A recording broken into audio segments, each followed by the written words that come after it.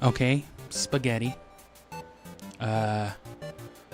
So we're in the middle of another playthrough, just started it again, but it's not going to take long to finish. We're not going to get into too much dialogue, only the stuff that's notable or likely to be different.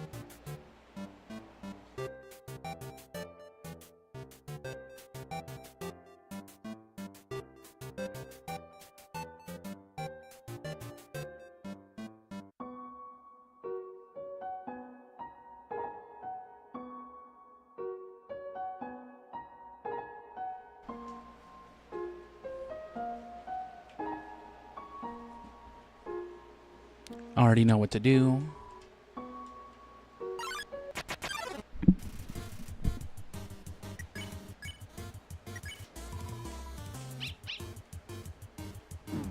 Oh.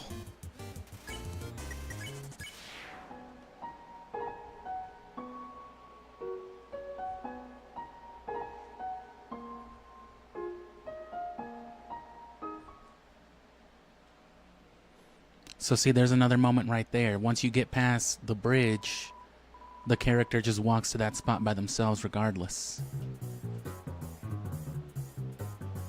It's just like with the lamp. You never actually do anything one way or the other. If you're killing everybody, they'll never play along. Just by default, they'll refuse.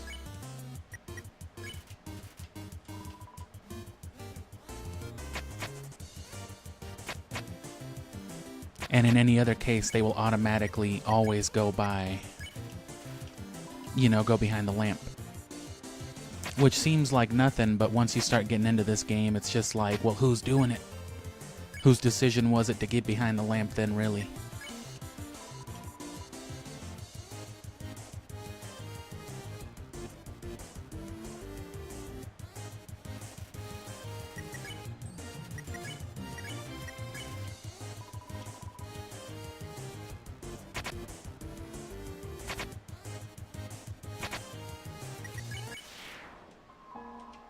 Dogs can pet other dogs?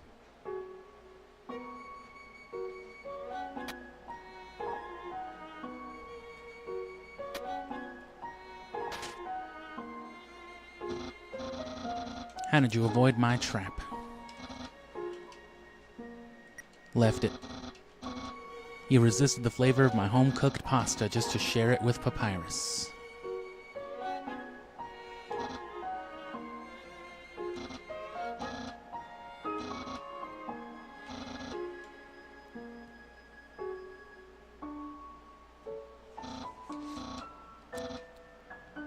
You're taking a long time to arrive. Rearranged it to look like my face, but he can't solve it. What a moron.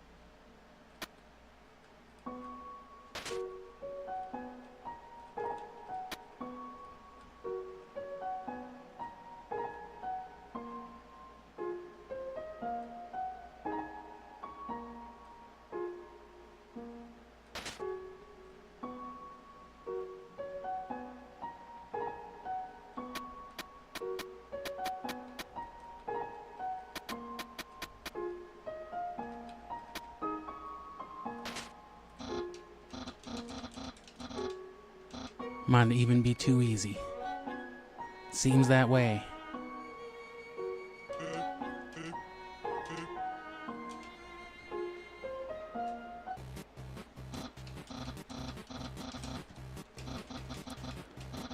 And we know how this is gonna go. Of course I understand.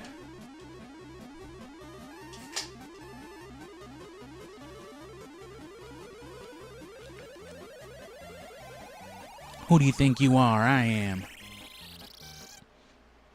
Oh, jeez. I'm getting the fuck out of here. I'm not dealing with that.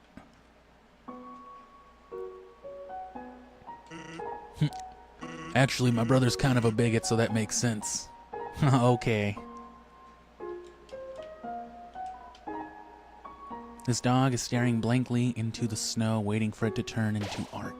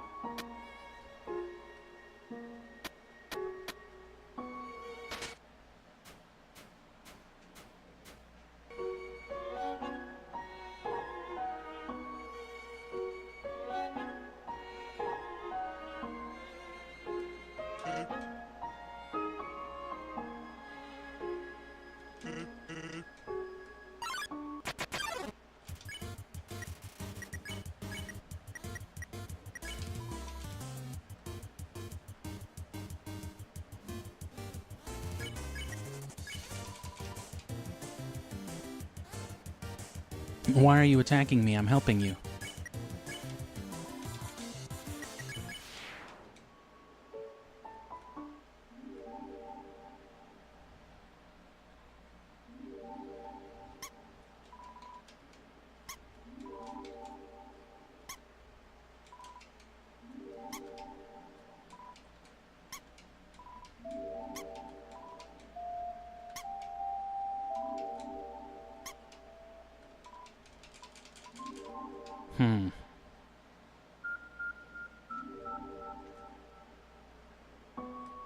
Spooky door.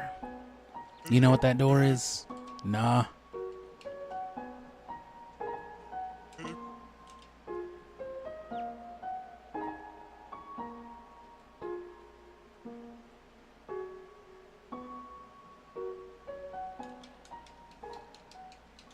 We know those are snow puffs already.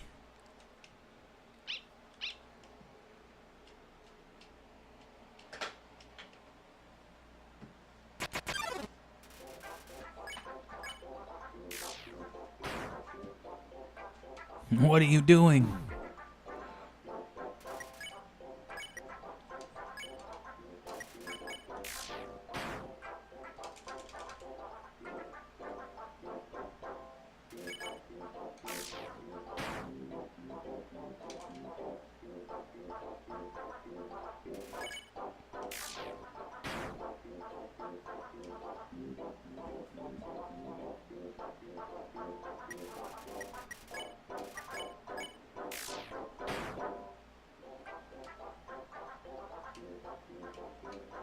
Greater Dog is wondering why you're beating it.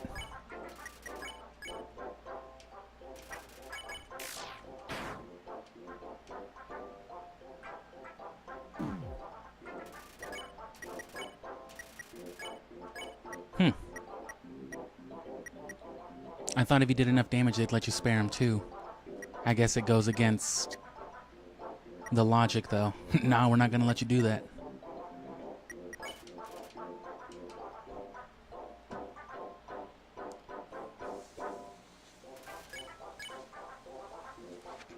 I think that's part of the reason.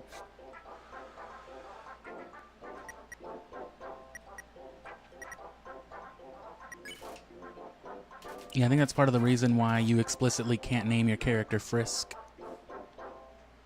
Since Frisk has to be part of the pacifist or whatever, they don't want you naming the character Frisk and then making Frisk effectively do terrible things.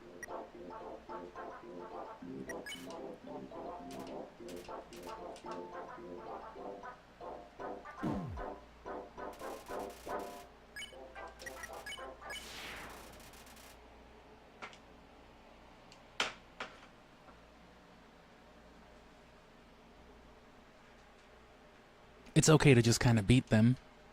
You can stab them a little bit as long as they don't die. Wow, you didn't kill a single person. You're a great human. Ain't I? Human, look at that face. When I say the word, it'll fully activate.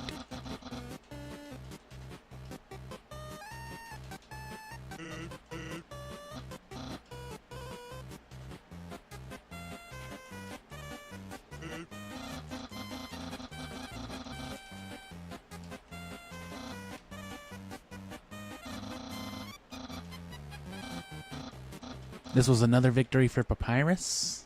I doubt it.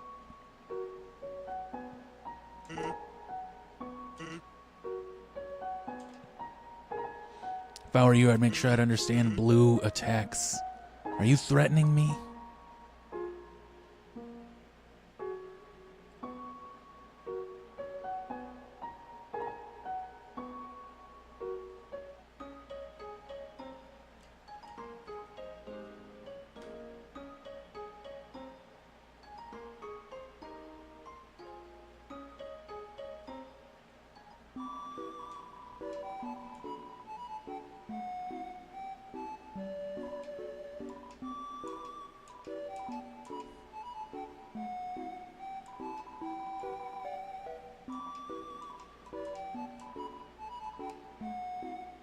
You wanna know what to do here? Go to Grillby's. Take a nap at the inn. There's two of them, brothers, I think. They just showed up one day and asserted themselves. The town has gotten a lot more interesting since then.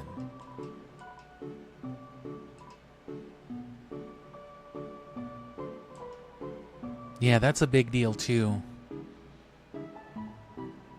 The fact that Papyrus and Sans just showed up one day. Everyone else has fairly clear origins. At least with their origins being here. So, it's just a strange thing.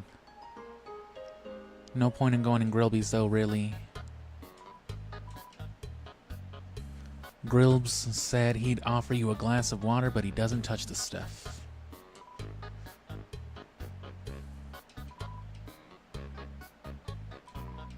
I don't want to see the erasure of our local culture, but I definitely want to see some city slickers slip onto their butts.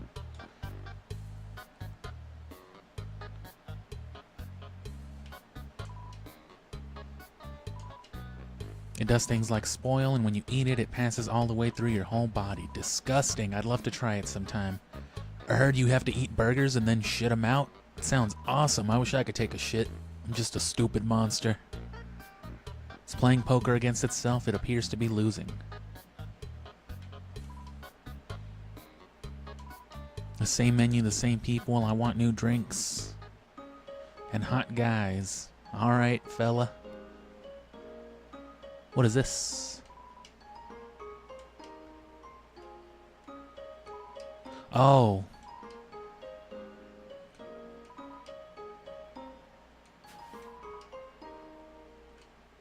They're rocks. Were those always here? And see, this time we didn't get the wrong number song. We did the first time, though.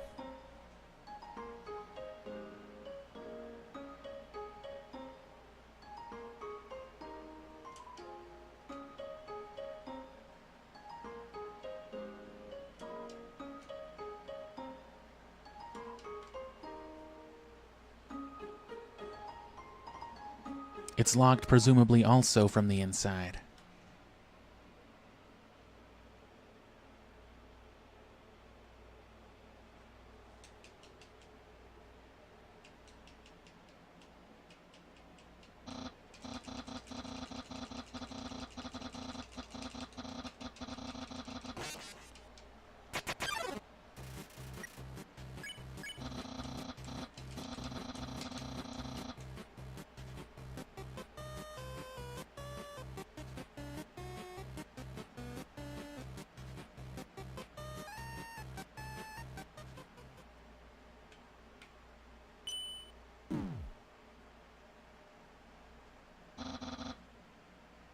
I'm blue.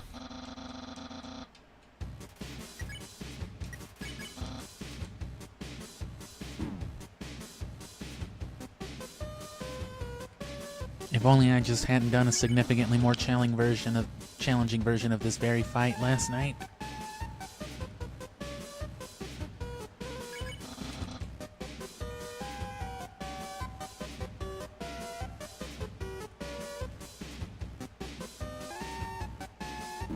Shit.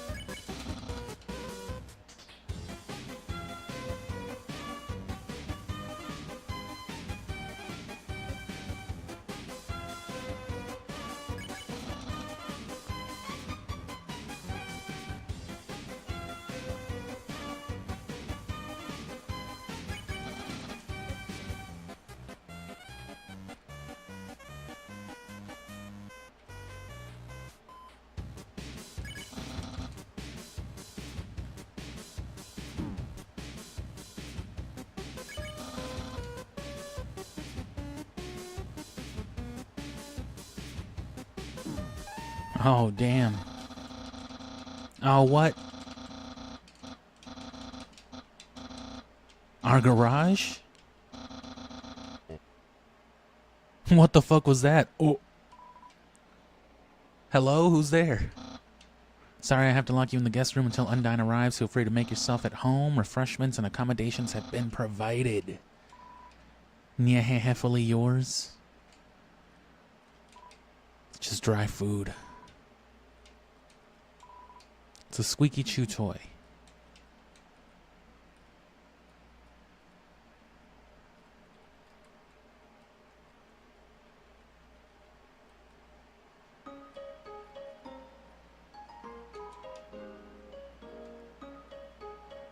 But that's not where I was.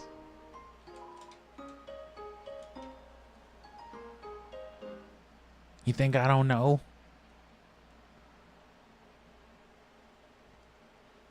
I forget exactly the path to get in there, but we kind of fucked all that up already, I think. Once you do the bad thing, it kind of sets aside a lot of stuff, because it's just like, nah, bro, you don't get to do that anymore. You did the bad thing.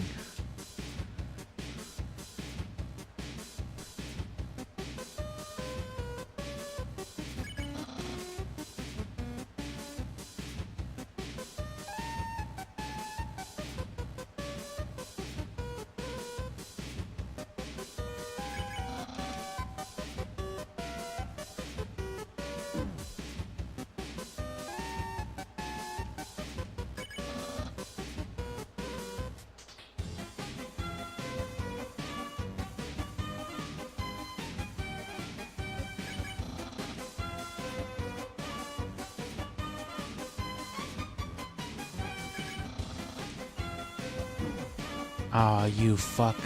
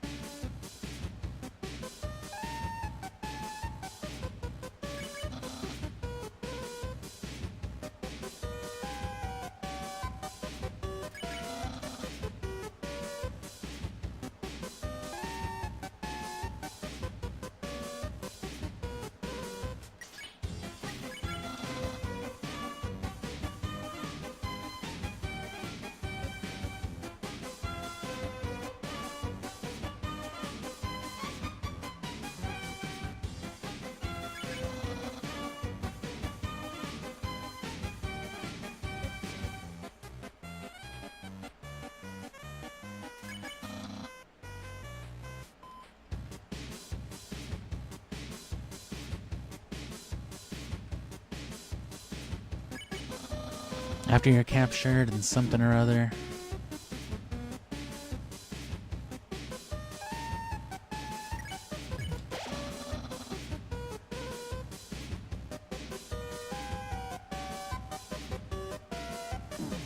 Oh.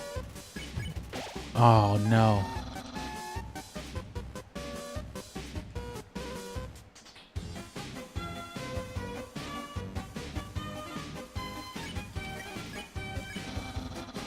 Very soon I will use my special attack.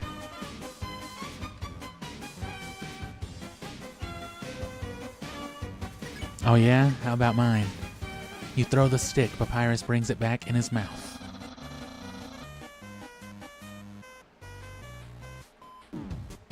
I thought that'd at least stop him from attacking.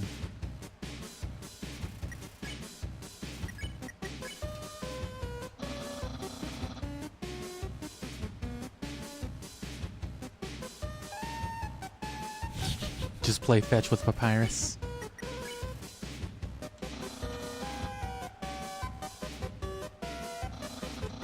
What the fuck?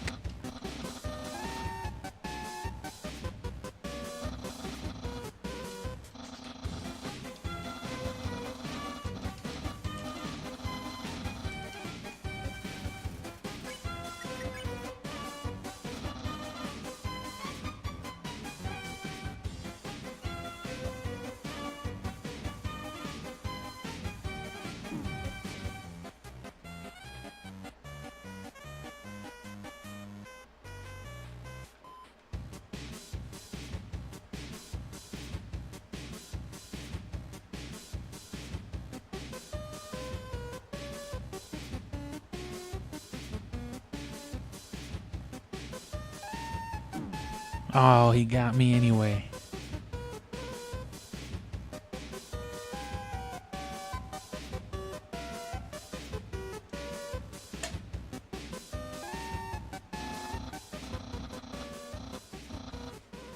It's clear you can't out-huff me. Nobody huffs more than Papyrus.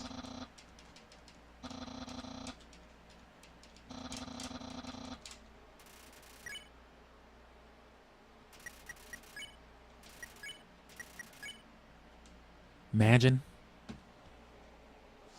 Oh! Undyne's going to be so disappointed. What a loser. Huh? How'd you berate yourself so loudly?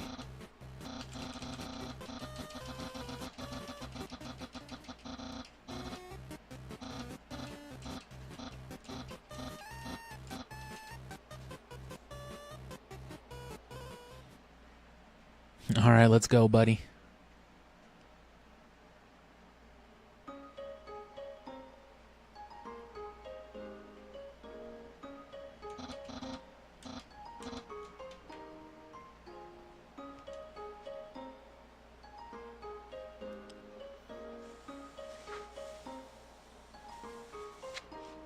It's necessary.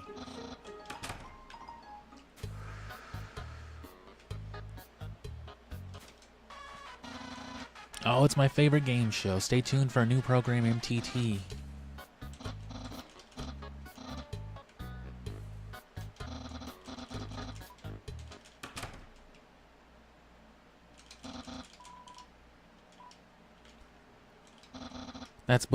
That book's one of my favorites. Advanced something or other. That next book's one of my favorites. Peekaboo with Fluffy Bunny. The ending always gets me. Action figures. A great reference for the... What? Oh, a great reference for theoretical battle scenarios. They're from a chubby, smiling man who loves to surprise people. Santa. I wonder if he means Asgore. Asgore just buys him action figures.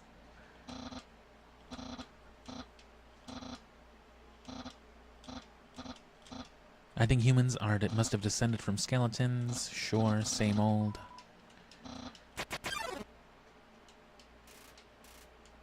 Hangout start.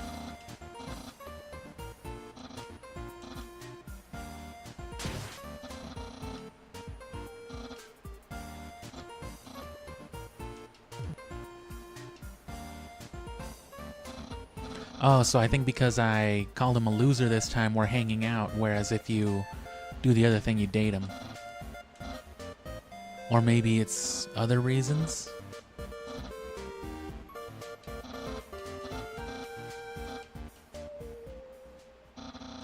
Wait a second. Wear clothing, that bandage hanging off of you. You're wearing clothing right now. Earlier today, you were also wearing clothing. Could it be? You wanted to hang out with me from the very beginning? Yes. Oh, no. Is it possible you knew these events prior to them happening? Almost definitely. I too can wear clothing. Jog boy. I hate it. Your honesty, it shows how much you really care. You literally cannot go wrong with Papyrus. You don't truly understand the hidden power of this outfit. You don't even know what my IVs are. What you just said is invalid. Your mama's invalid. This hangout won't escalate any further unless you find my secret. My hat, my hat, my hat.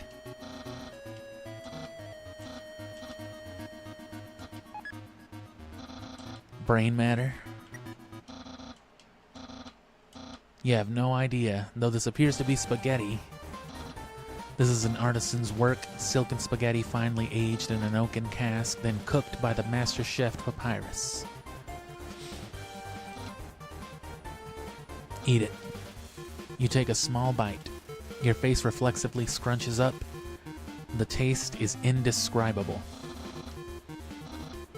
You must really love my cooking. You're gonna love my crunchy ass spaghetti.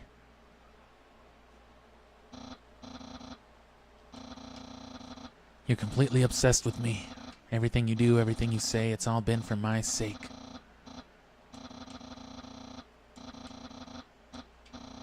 I, Papyrus. I'm flattered you care so much, but maybe cool it a little bit. You are a very nice person. I'm glad we're friends, but I think you can reach your max potential if you live more for your own sake rather than just for mine. Okay. Hang out with Undyne. So they set you up for that pretty quick too. You'll have a more healthy lifestyle.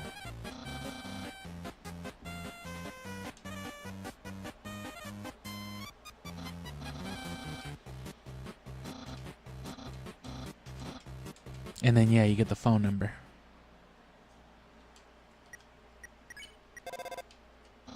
Wow, it only took you 4 seconds to call me. You must be very desperate for my help. Do not fear, this is Papyrus's helpful hotline, or hotful.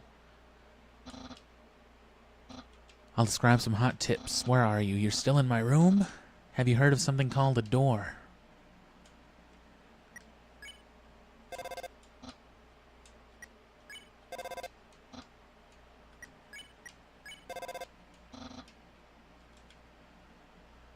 I wonder if he'll actually get back to me. I have to know.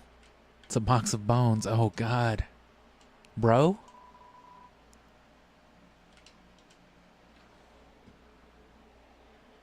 How do we know the skeletons aren't just ghosts?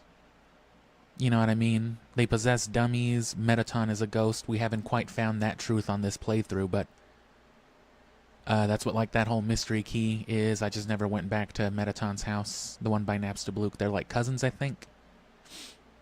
But they also can't really die, not unless they're fully corporeal. God damn it.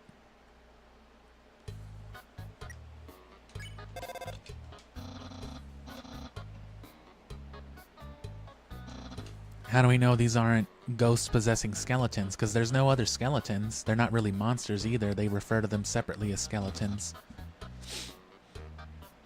Although the ghosts also turn to dust whenever you kill them, whatever they're corporeal to. His room is like... Yeah, his room is... It's like another world. A world where they don't know how to vacuum. A world full of dust? Or that just might be a little too speculative.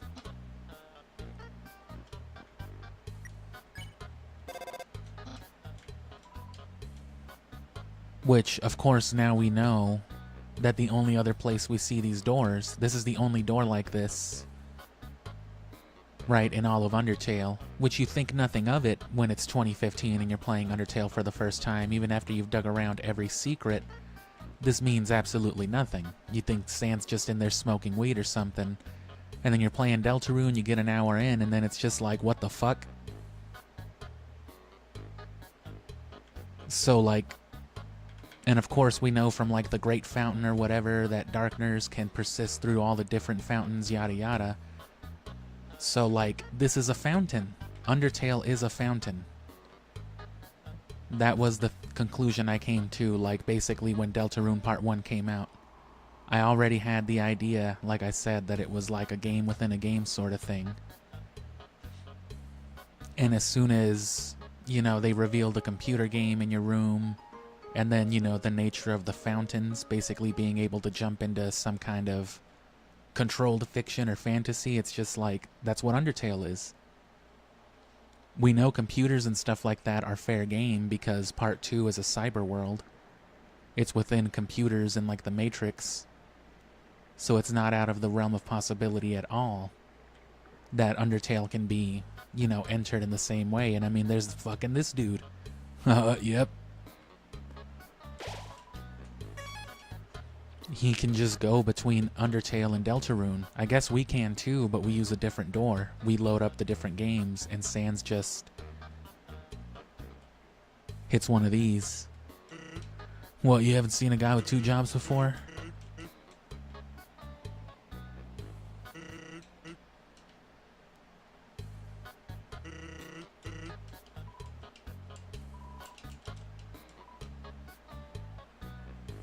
Weren't you just here for breakfast a few minutes ago?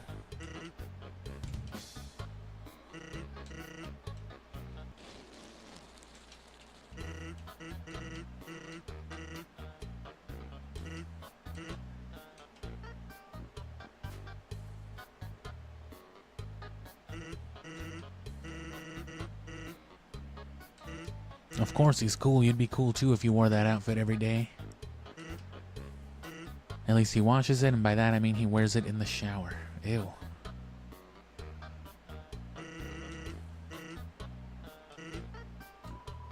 You tip the ketchup, the cap falls off, and all the ketchup in the bottle pours onto your food. Forget about it. He got you one. He got one specifically just to fucking joink you. Anyway, cool or not, you have to agree Papyrus tries real hard, like how he keeps trying to be part of the Royal Guard. One day, he went to the house of the head of the Royal Guard and begged her to let him be in it. Nothing different. Seeing his dedication, decided to give him warrior training. Still a work in progress. Oh yeah. Talking flower, yes. They're all over the marsh. Papyrus told me something interesting the other day. Sometimes when no one else is around, a flower appears and whispers things to him. Flattery, advice, encouragement, predictions.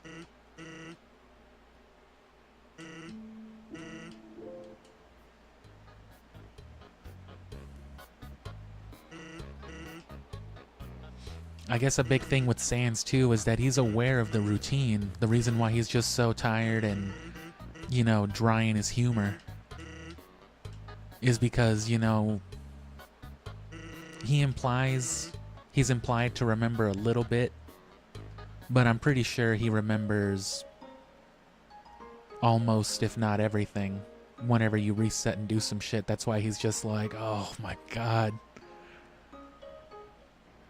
It's this fucking dude again.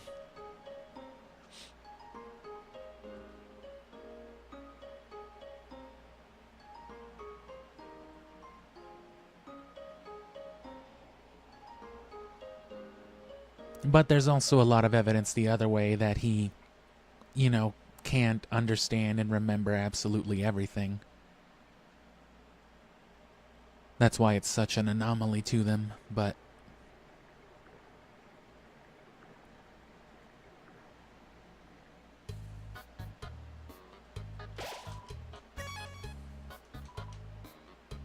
all that gives my life validation is explaining the echo flower. No one can know. Never trust a flower, that's one of the constants of this world.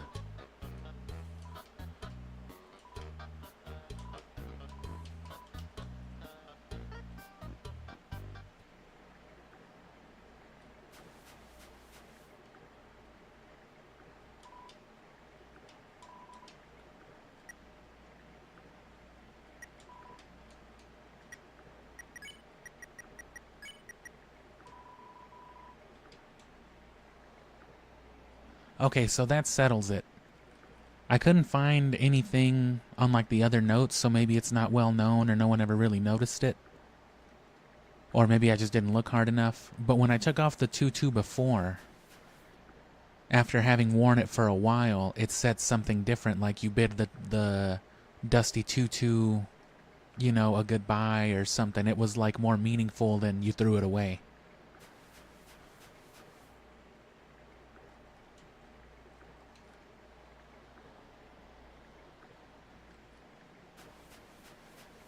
So I'm wondering if you spend a good time wearing a piece of armor and then discard it, it's just like...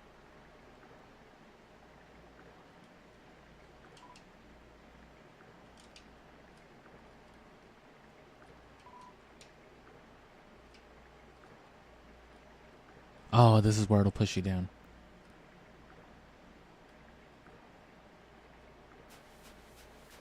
Yeah, but I wonder if that triggers some kind of dialogue because you're parting ways with it after a while. Because that time it did just say threw it away, so... Right now I still have the bandage on, though. Regarding that human I called you earlier about, did you fight them? Fought valiantly. Did I capture them? No. Ocelot phone call conversation. You're gonna take the human soul yourself. You don't have to destroy them, you see.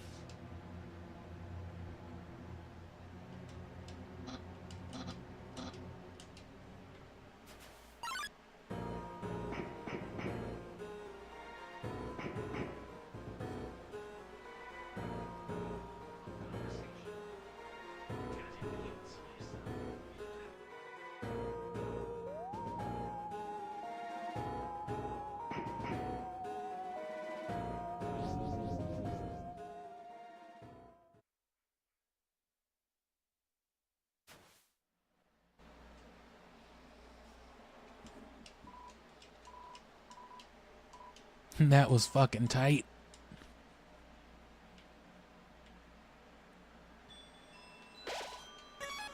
But yeah, this is why people go crazy about Undertale, because it's just... Nothing, even now, is ever like 100% confirmed. Very much on purpose, but that's part of the nature of it. That's part of the thing that makes you wanna... you know, play again just for menial shit like that. What happens if I wear the cowboy hat for as long as possible? Like, damn, bro, you're really gonna do another playthrough just for that? You're gonna kill Toriel again? Just to kill her wearing a different pair of shoes?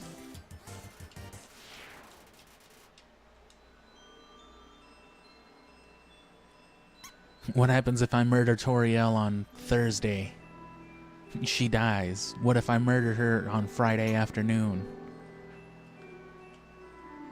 She dies. What if... oh, God.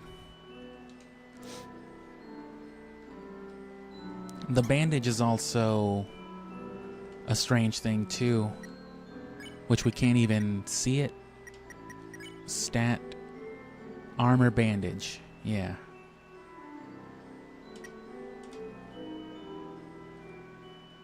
As you would have seen before, right?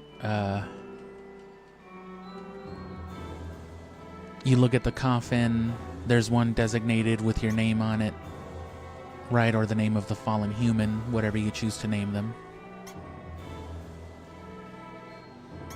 And once you do a good ending, a happy ending, as Flowey refers to it at least, oh, that resets it.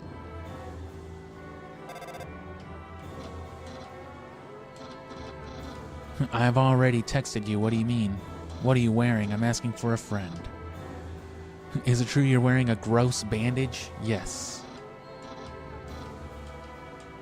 And then no matter what you do, Papyrus always correlates to it. If you change or if you just take it off, it's always just like, yeah, I told him you were wearing it because I was sure you'd take it off. And then if you take it off, and it's just like, I told him you took it off because I'm sure that's what you'd think. And then you kept it on. Like, God damn it.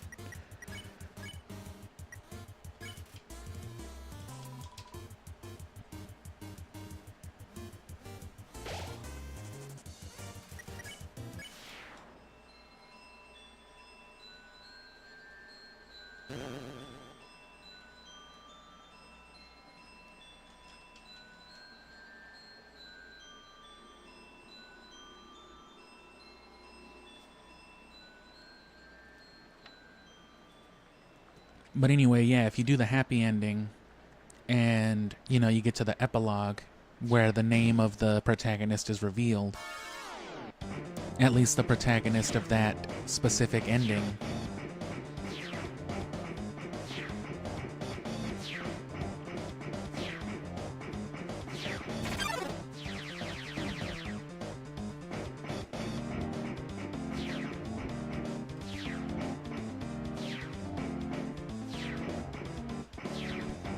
right, then that coffin doesn't pertain to you anymore then.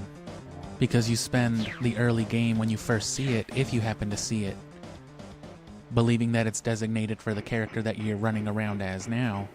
But that's not the case if you do the happy ending and are effectively playing as Frisk. So then instead of saying your name on it, or the fallen human's name, as it would have before, once Frisk's name is revealed, it just says it's empty. And then it says that you didn't notice before, but there's like mummy wrappings or whatever. Which you start the game every time from the very beginning with a bandage. Right, at first it's just described as a gooey bandage, which, you know, you think it's just a kid with a dirty band-aid. But then with the context of the mummy wrapping and the body and Frisk and Kara and everything else, it's just like, right, this is literally that gooey, rotting body.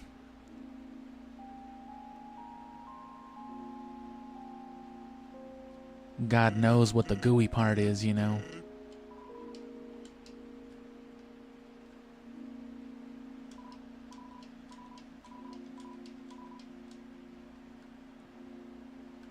Am I a star? You're goddamn right.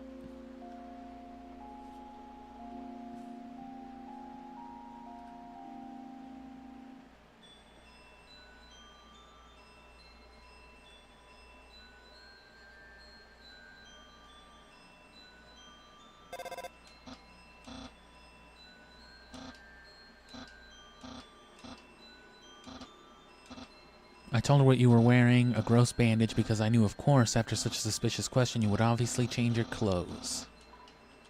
Clearly.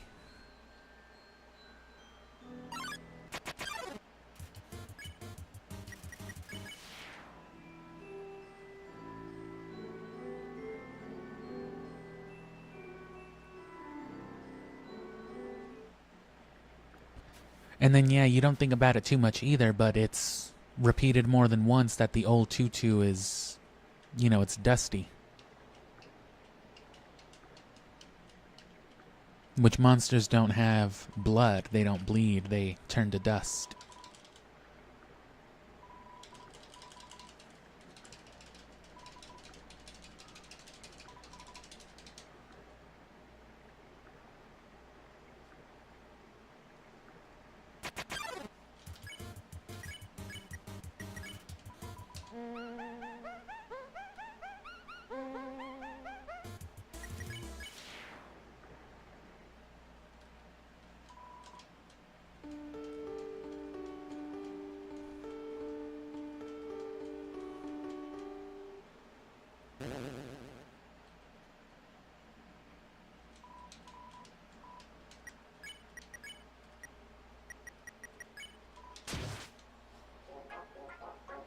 Gotta do it. And again, God only knows.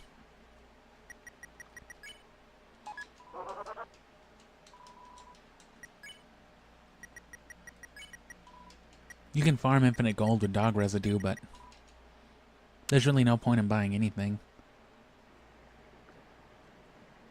Outside of like consumables, which you shouldn't need the dog farming for.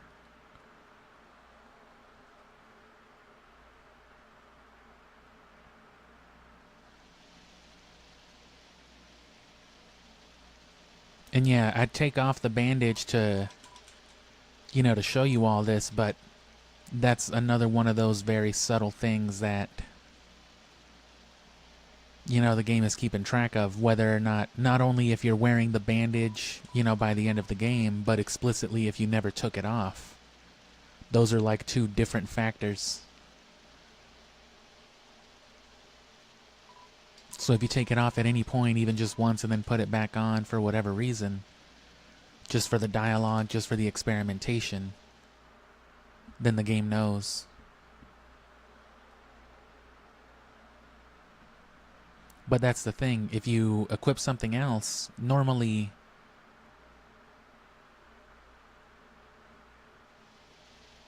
Oh no, yeah, you can re-equip anything, I guess, but...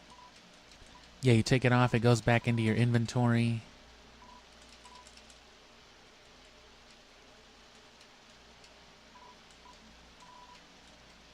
And then you can check it, and if you check the bandage, what it says is that it's been used many times, which that's a very specific thing. Again, without the context of the mummy bandages and the wrappings, it gives the impression of just like an old dirty band-aid being taken off and put back on. But band-aids lose their adhesive real quick if you know, keep taking them on and off.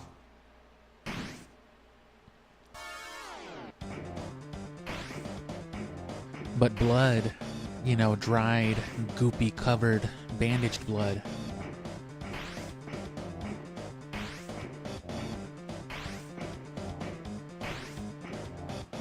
that does stay goopy.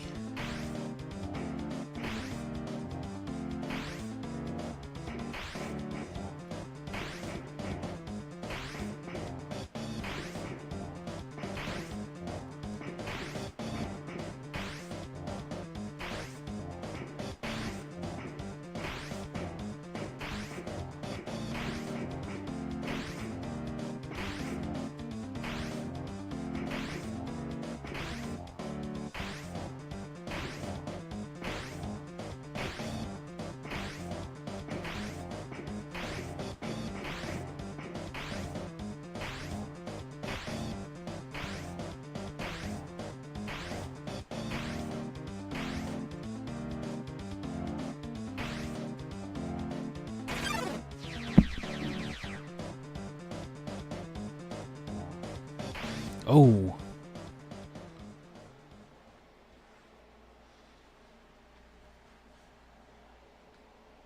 Oh damn. Welcome to the stream. No real need for a spoiler warning anymore. We're already into some playthroughs, so. Which the whole spoiler thing was really for viewer benefit, anybody who might not have known anything about it, but at this point, you know, if you've watched me do this shit, you're plenty spoiled. Sully, huh? That's a nice name. That's a stupid name.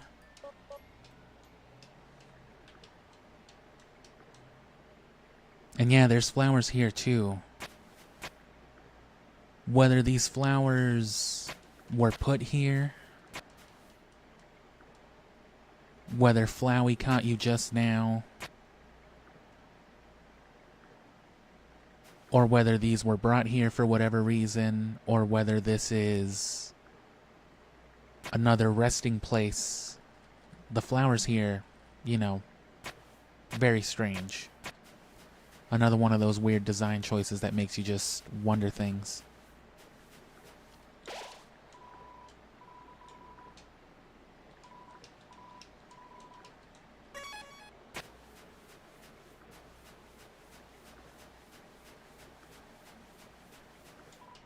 It's a beat-up desktop.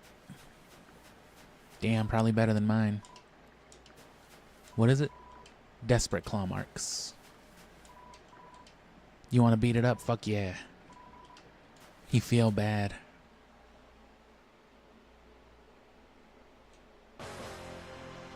Milkshake type name. I do like milkshakes. Fool.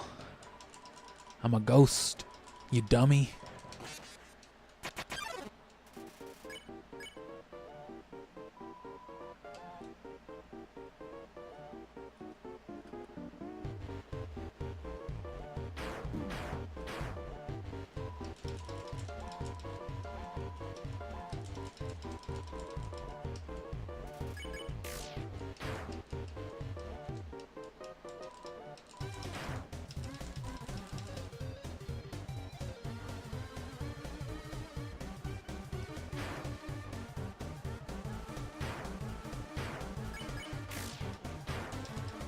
Fun enough fight.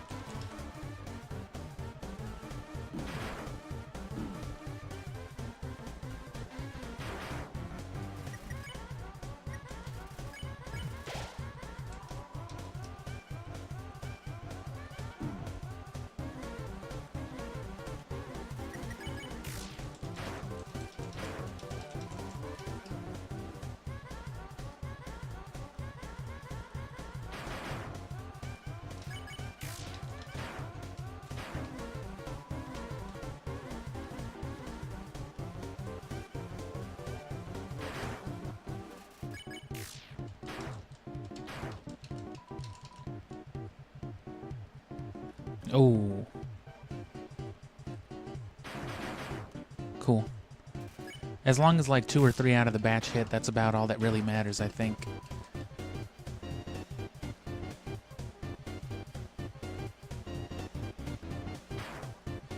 Sure.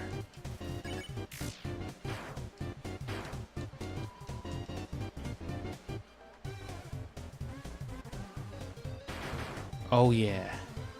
Hey guys.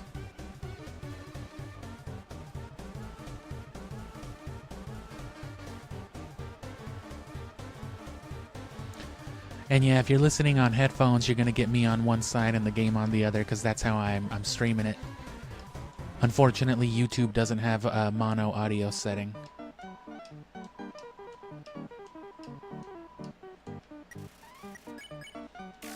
And slow mode is on because, as you can see, I can't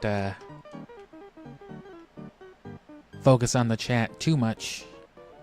You know, I like to keep the gameplay going for footage sake, but I want to still be able to check in and keep up.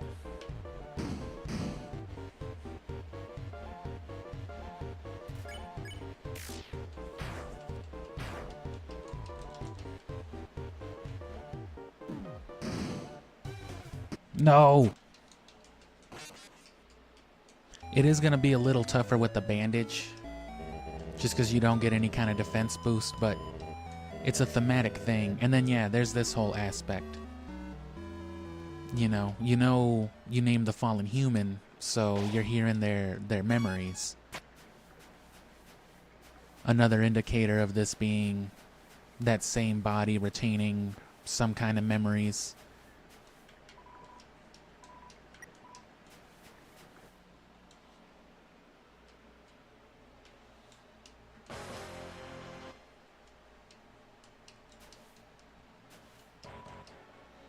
Too intimidated to fight me, huh? I just wanted to get the other dialogue option, man.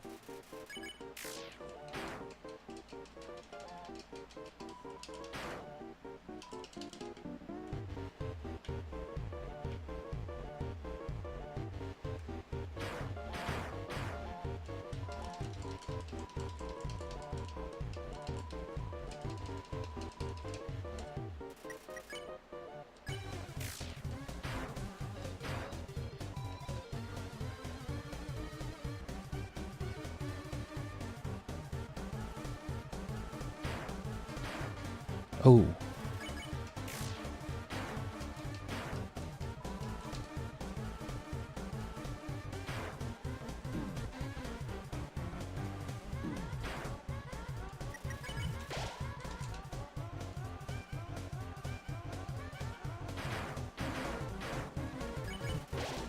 Oh, didn't mean to do that.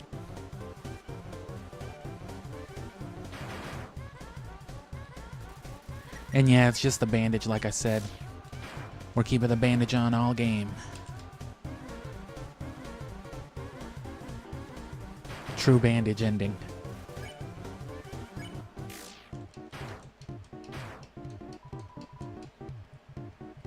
And see, it's mostly like a joke, but the human is alluded to being kind of gross, kind of disgusting, right?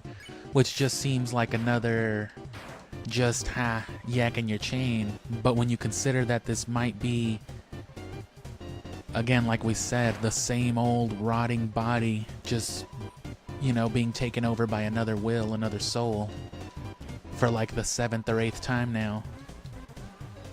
That would be a pretty disgusting thing walking around, huh?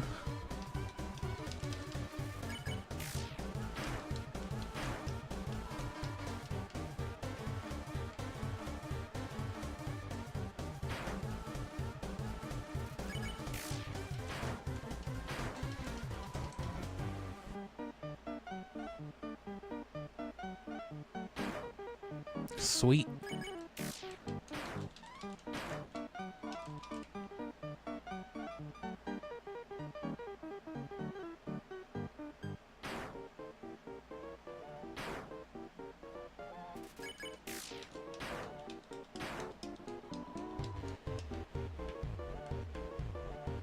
Yeah, if I can ever get a better computer, it'll be able to handle... Shit, no. It'll be able to handle recording separately, you know, simultaneously with streaming. Otherwise, I'd be doing that. I'd be streaming a clean stereo audio. And then I'd just be recording my audio video onto my drive directly, but for now, I'm technically limited. I can't even stream in full HD. You don't notice as much with a game like Undertale, but it's why I don't stream things like Armored Core. I love playing that game, but it looks like dog ass when I stream it.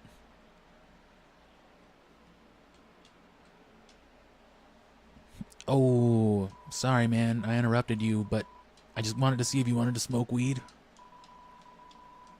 Oh, you know it. What up, Bluke?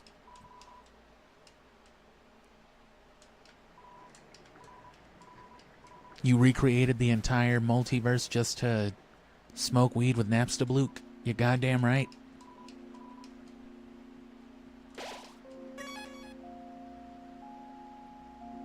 I don't understand your goals anymore.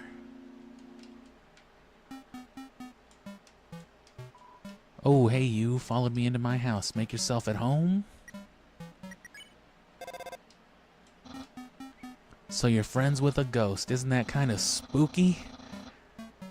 I think you'd like your friends warm and cuddly, like skeletons. I'm working on a mix CD. Make yourself at home. Very soft and full of calcium.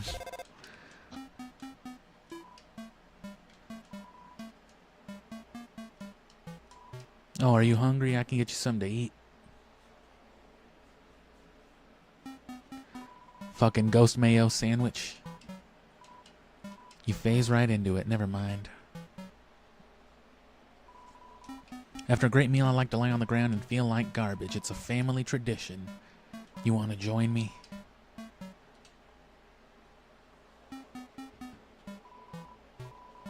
Here we go. You'll lie down as long as you don't move. The true ending. The only acceptable happy ending for Undertale.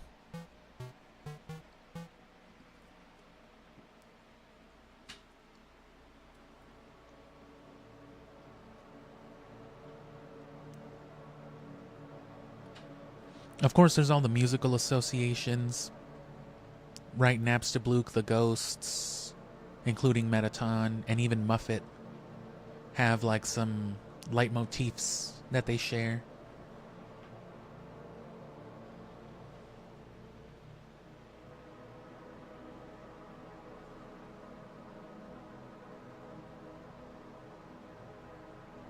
Of course, there's a lot of correlations with like Flowey and all the, you know, evil characters and things like that.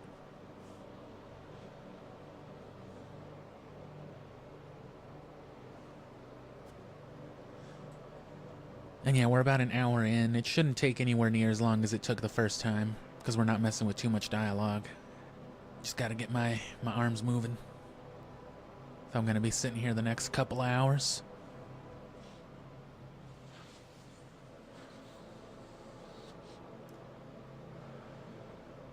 And at this point, I'm tempted to just play Deltarune Part 1 and 2 again.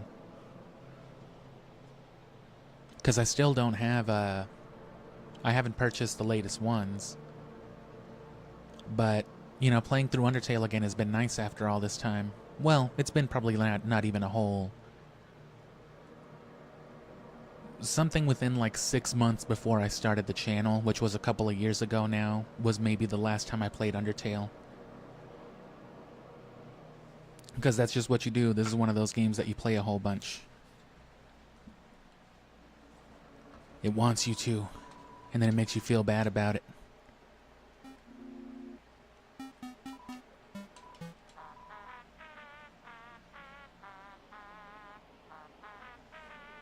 Check out his SoundCloud account real quick.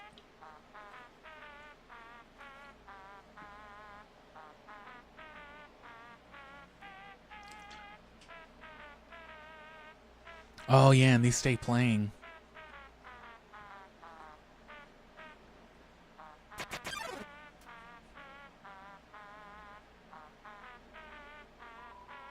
What the fuck?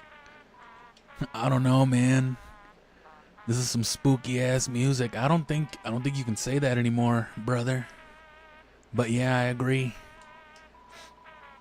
No way, Shine is way less scary than this. If you're so scared, why do you keep winking? These are winks of fear. Forget it, this beat is too filthy. This shit is gross. I'm getting out of here. Is this creepy music my punishment for being creepy?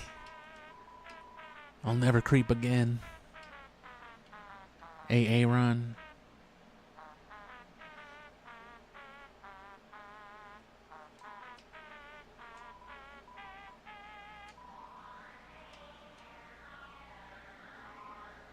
Will this do anything different?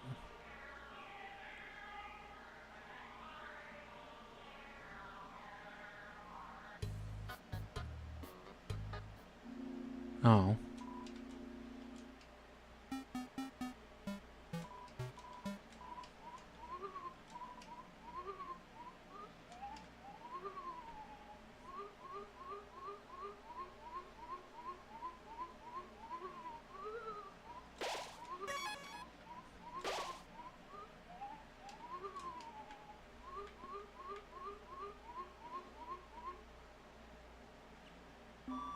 What up, Gherkin?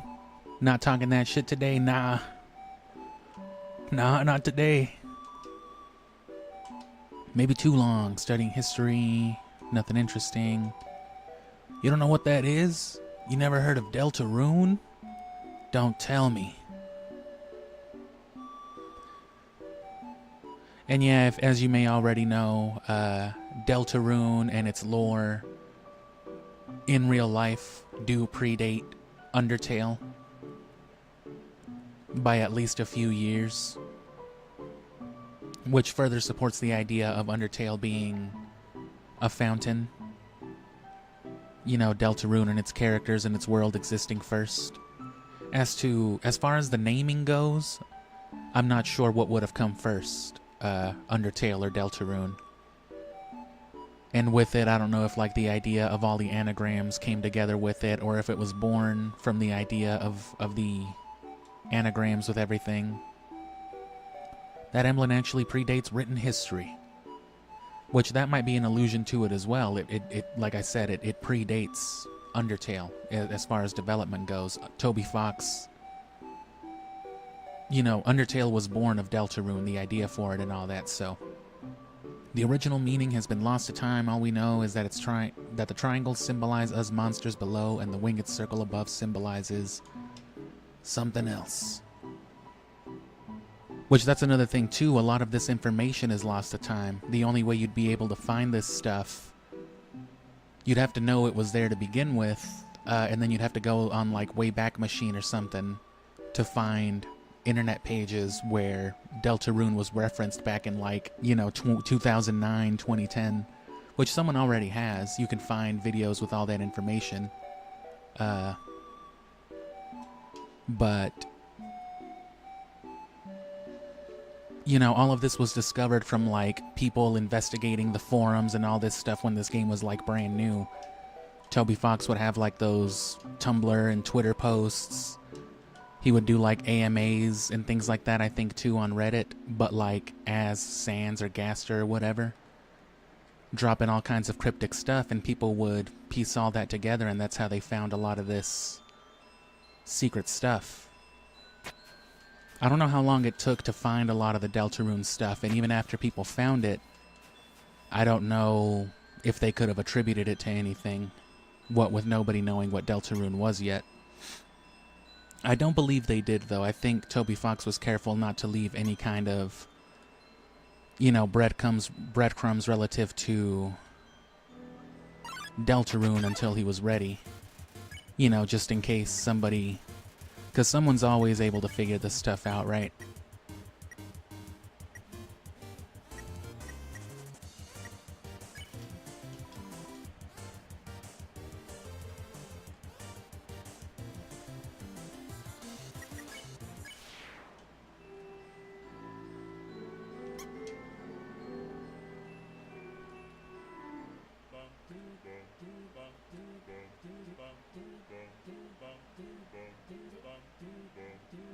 And then this guy.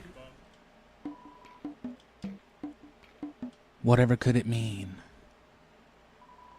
It symbolizes my inner torment trapped here by my... I forgot to look up that word. My struggle to pull away, my struggle to escape, but alas to no avail. When they get all serious like that too, it makes you wonder if it's like... What exactly is this character talking about? If only I could see the world above. But even if the barrier was open, how would I leave? Oh, because it's a mushroom, it's just stuck here. That's what it's grieving about.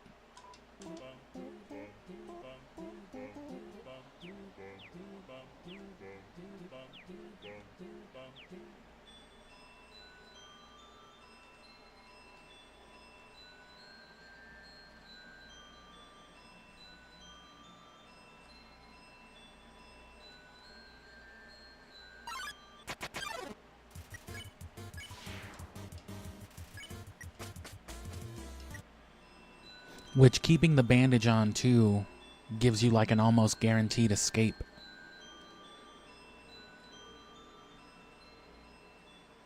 Like 99% of the time, you'll just run away.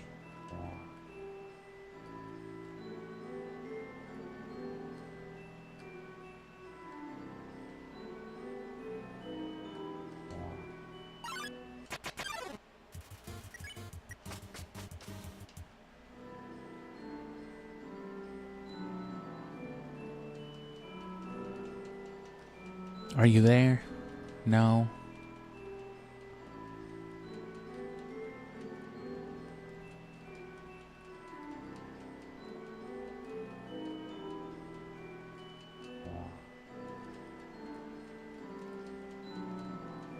Nothing.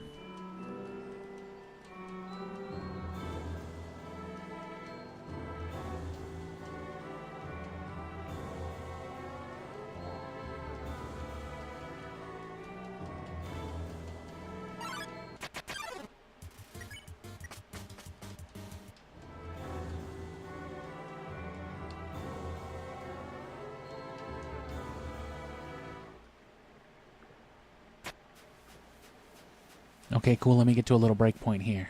This little interaction. Not really a break point. I just gotta go get my drink.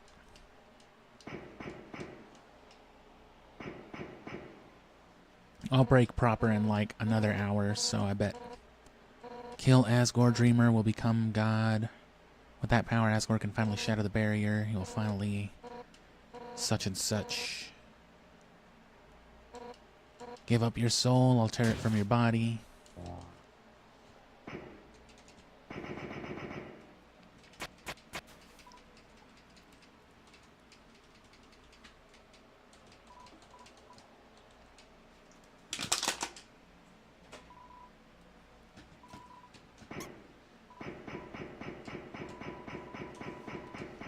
You're not gonna tell my folks, are you?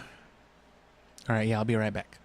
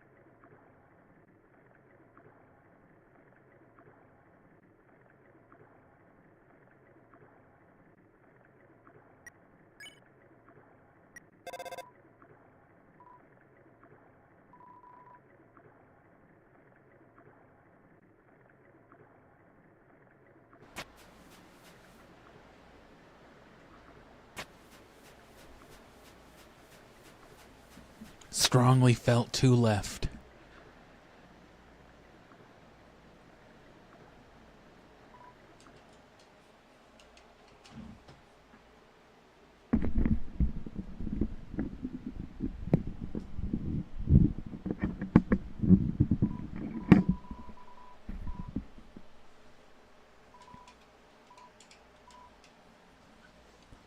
Never had to ask anyone this before.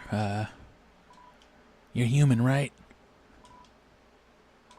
Stay away from the human. I guess that makes us enemies, but I stink at that. Yo, I hate your guts. Wow, I hope you fall off a cliff. Yo, what?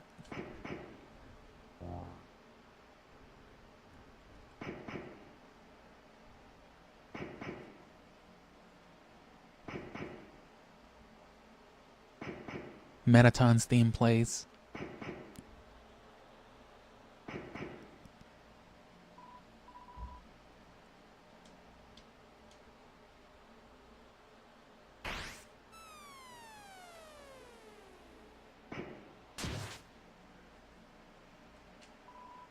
Undyne, you saved me? I thought I was a goner. Who now? Looks like you fell pretty hard. This is my fault. Should have stayed away from them like you said.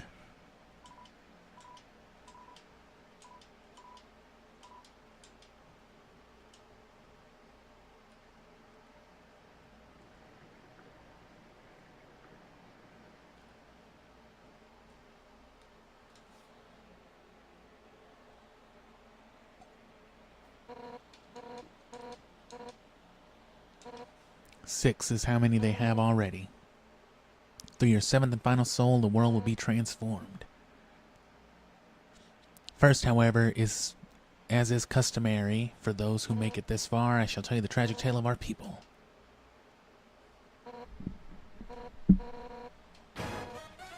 Screwed.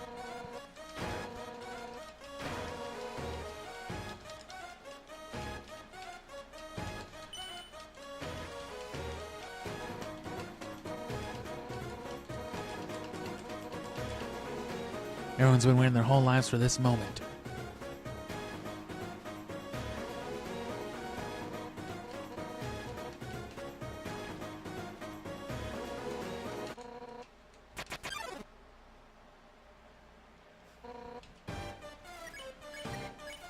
You tell Undyne her attacks are too easy and the bullets get faster.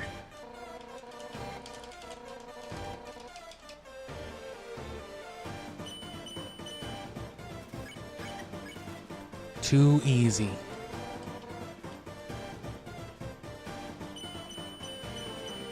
And you can see the difference in pace. It starts to build up to Undyne the Undying.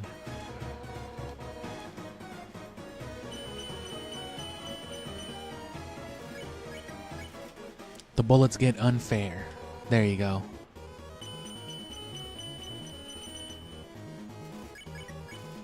She doesn't care.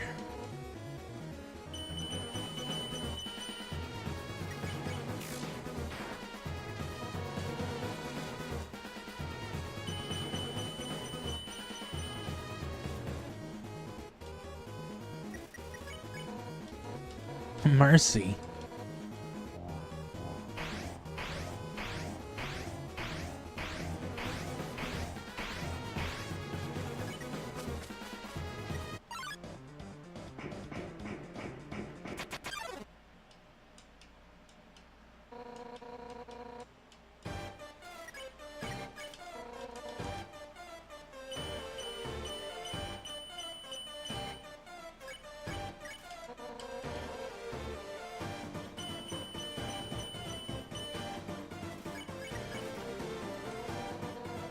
Killing you now is an act of mercy.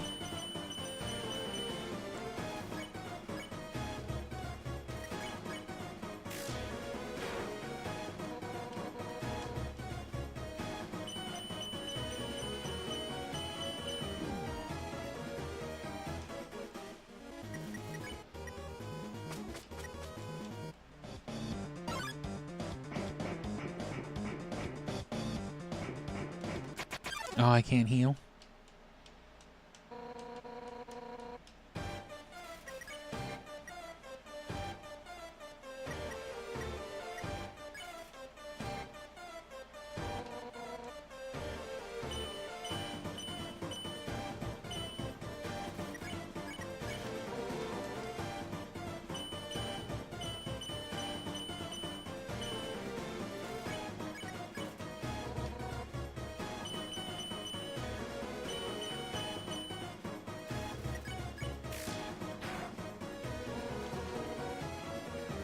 Determined.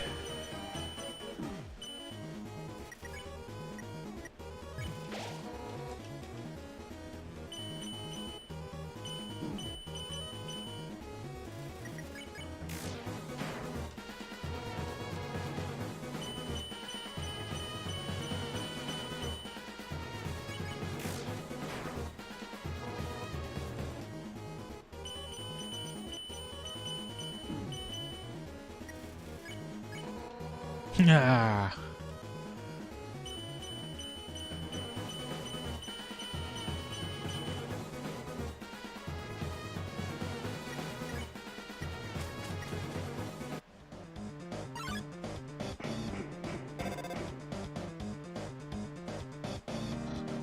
Yo, what it is? I was just thinking, you, me, and Undyne should all hang out sometime.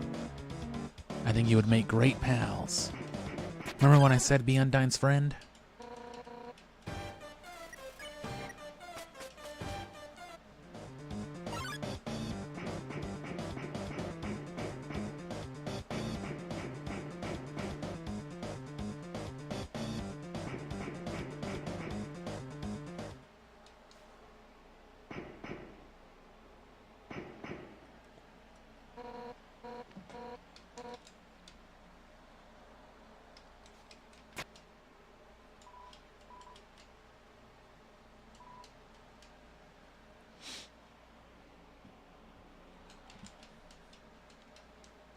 Such profound kindness.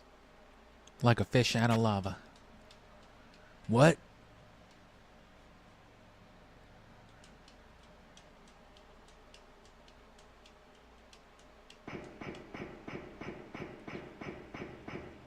Is this carbonated water? Why is it perpetually bubbling? That's not normal.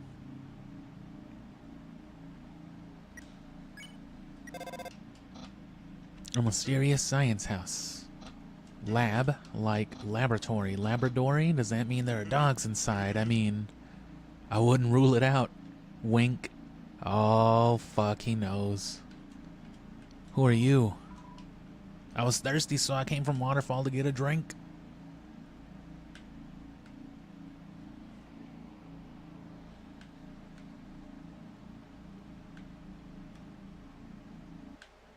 You know what?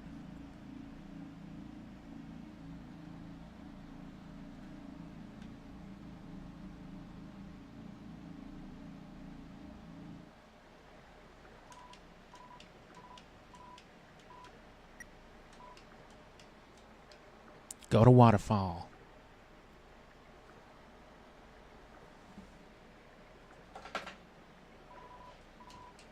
I heard spiders have a favorite food. It's spiders.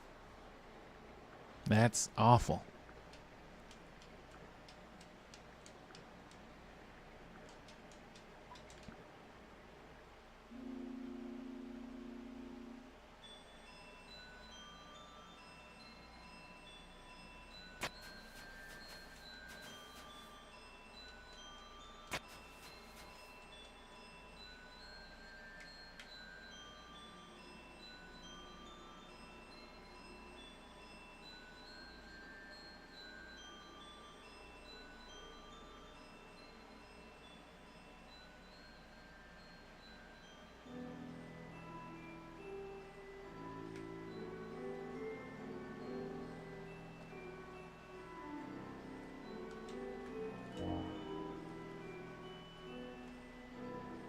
Yeah, it's about as long one way or the other, I guess.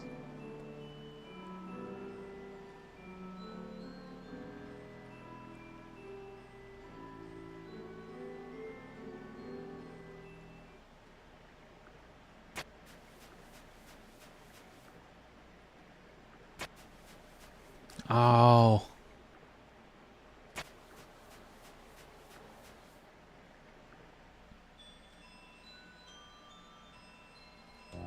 It's not a very big world, but still a little confusing sometimes. No proper map function or nothing either.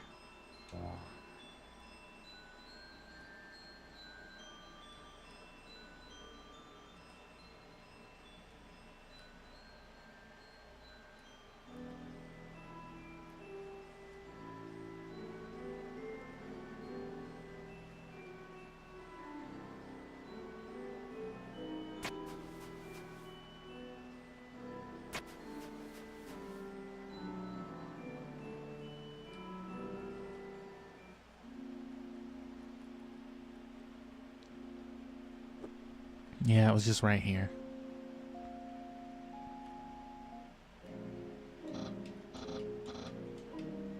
Will you hang out with Undyne? Fuck yeah.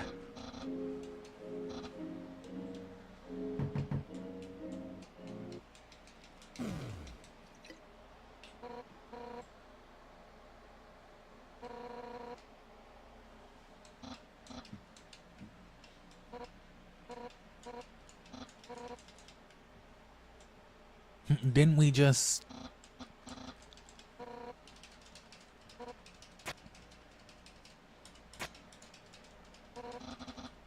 I've got no time for this nonsense.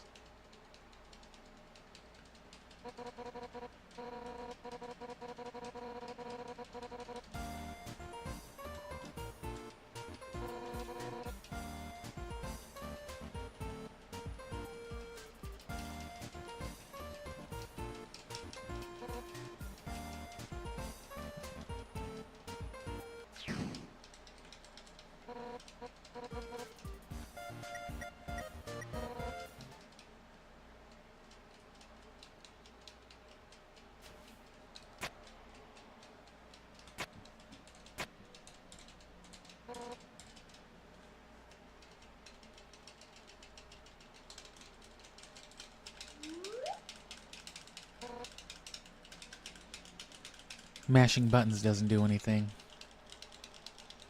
Half expect her to be like, hey, will you shut the fuck up over there? The only character that seems to respond to your button inputs directly is Sans. And even then, that's only whenever you try to skip his dialogue the first couple times that he still tries to give it to you. He cuts himself off and just goes straight into the attack.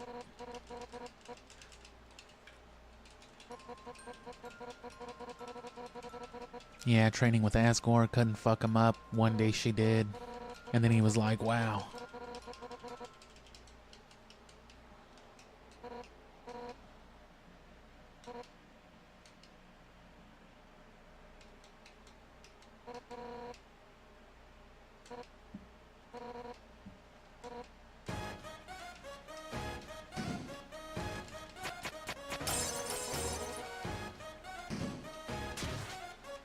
No.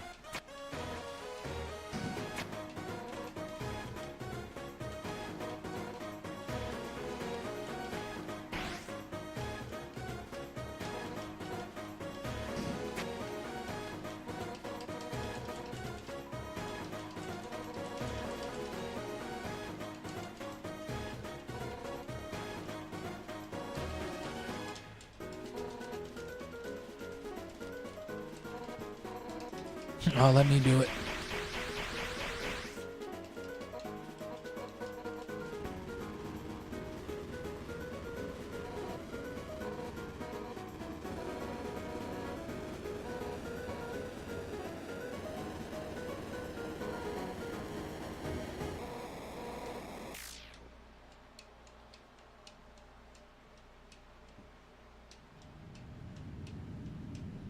I think last time, because I turned it all the way left and then prompted another dialogue box, it skipped all the other stuff. She was just, because she's just like, here, I'll do it.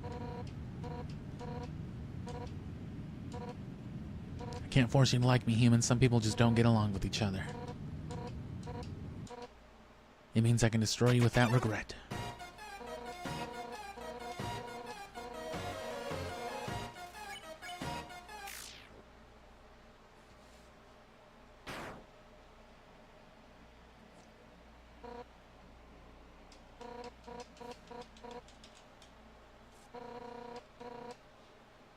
At first, I hated your stupid shtick. But now I know you aren't just some wimpy loser. Eventually, some mean human will fall down here, take your soul, blah blah.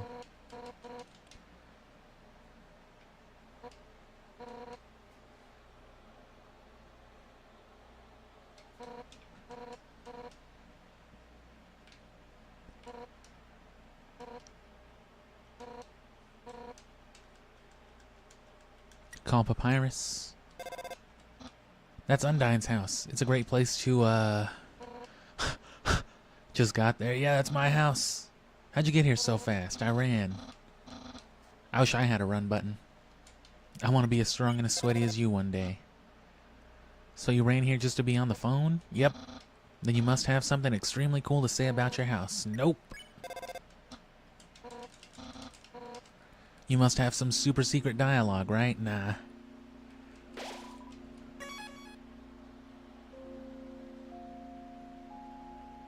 Well, cool.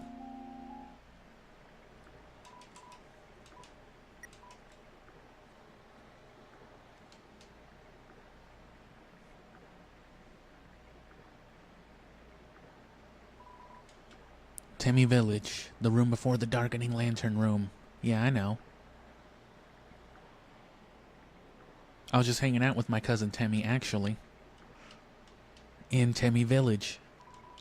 Oh, damn. Whoever the mystery hooded person is. Another one of those strange, ambiguous characters.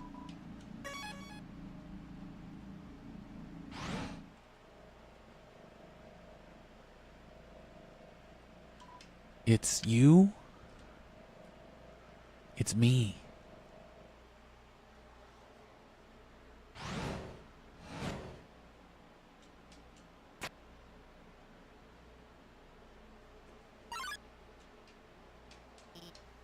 Oh my god. I haven't showered, I'm barely dressed, and it's all messy.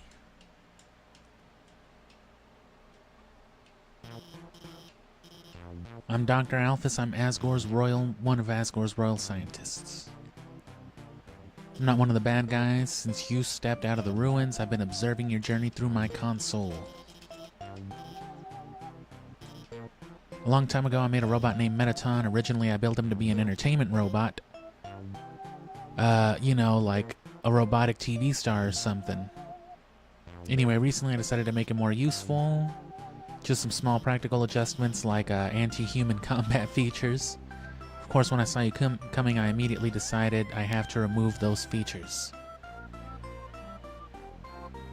So that's... Alphys is constantly lying to you, actually.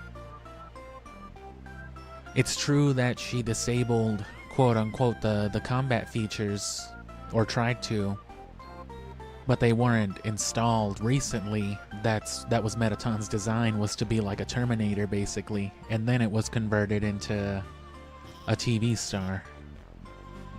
Now he's an unstoppable killing machine with a thirst for human blood. Hopefully we won't run into him.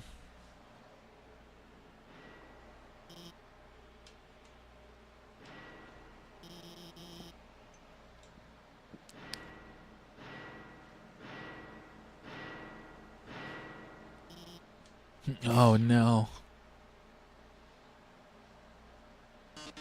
Oh yes.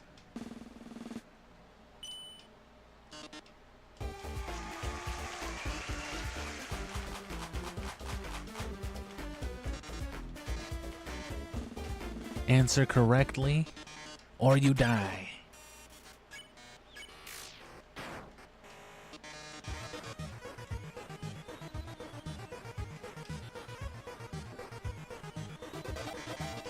More questions. I remember that one.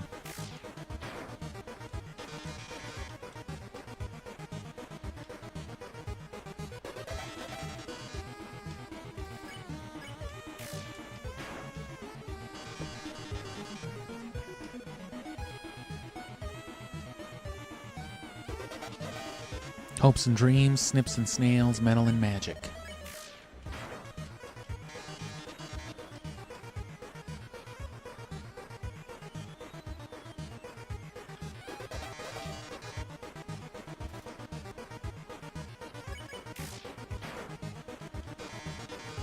Don't count on your victory.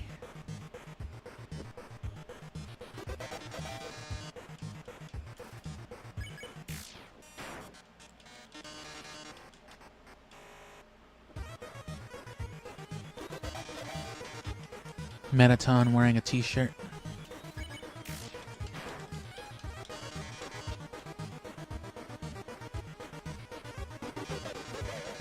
Heck yeah.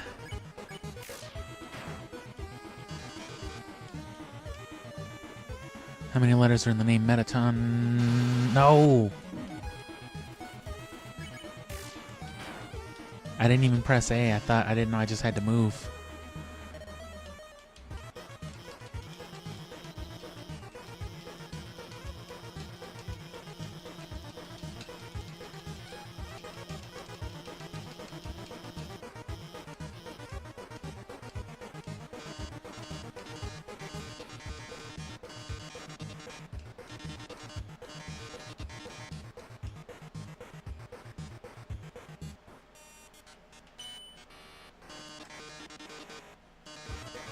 Even the human figured it out.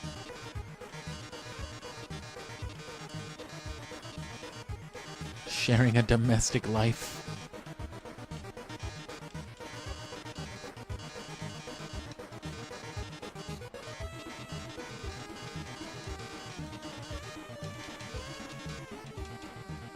The Metaton segments do take a while, though. It is like the longest individual segment of the game.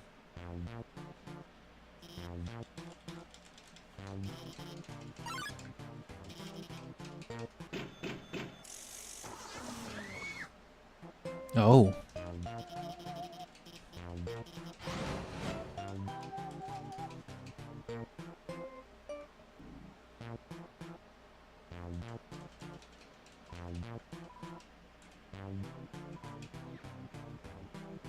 The space behind the wall is only a few feet wide.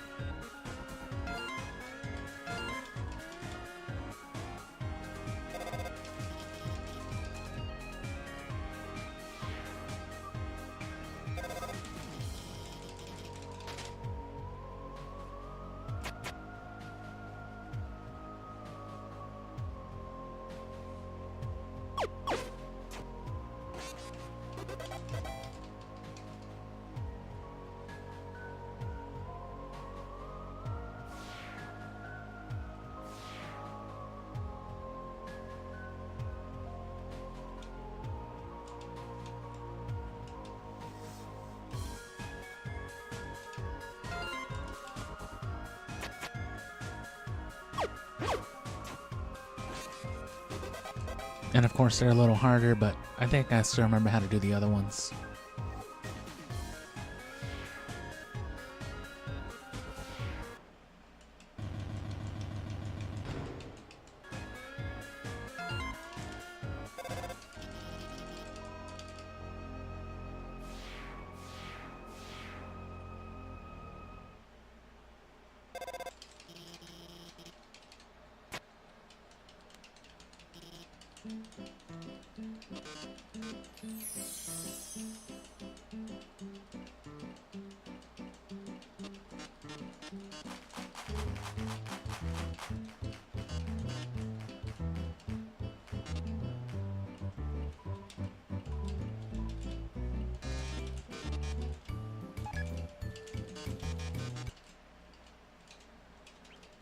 Meat sauce.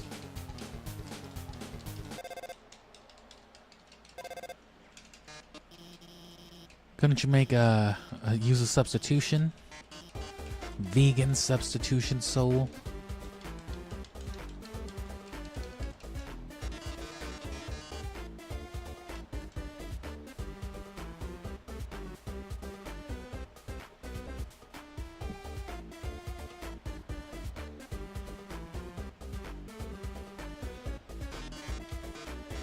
These monsters ain't mubber, they're dust.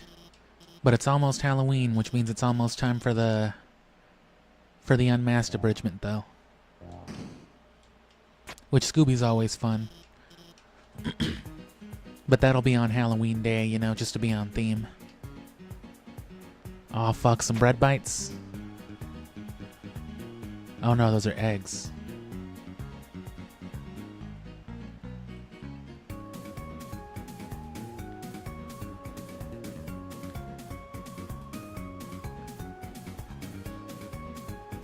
I wouldn't be surprised if the game was originally intended to be more sequences like this, but it was probably simpler and more practical to incorporate it all into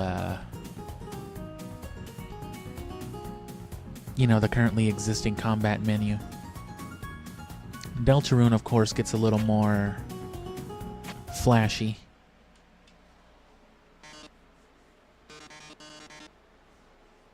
Mubber. Oh, I loathe to think what would have happened without her. About the substitution. Oh yeah, that's right. Mubber. Mubber soy based. That's right. Haven't you ever seen a cooking show before?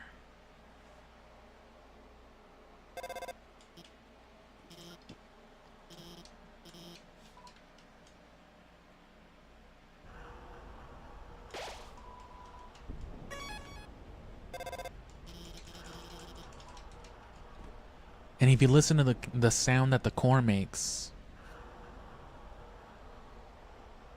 it's not unlike the back sound of the But Nobody Came track, which, is, if you don't already know, is just Your Best Friend. It's that part of Flowey's theme just slowed down by like 30 or 60 something times.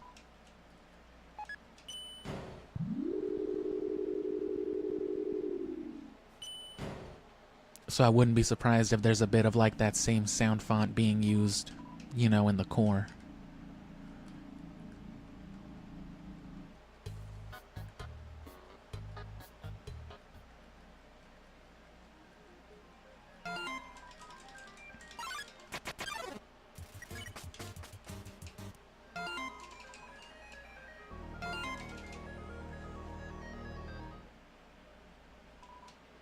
Art Club, meet here. Next meeting, October 10th. Fuck, I missed it. You can change the calendar, but I could have actually done that a week ago if I remembered that it was an October thing. Damn, y'all should have told me. Nah, it's just what the fuck's his face, though. So sorry or whatever. Hell yeah. It seems to have already rejected itself. There's the apron. Stained apron.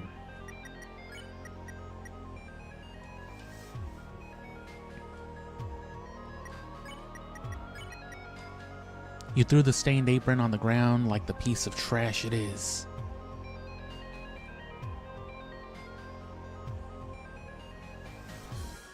And see, sometimes it says that.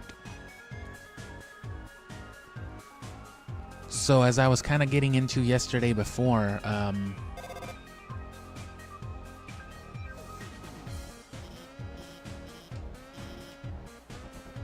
right, my working theory is when you're playing Undertale, right,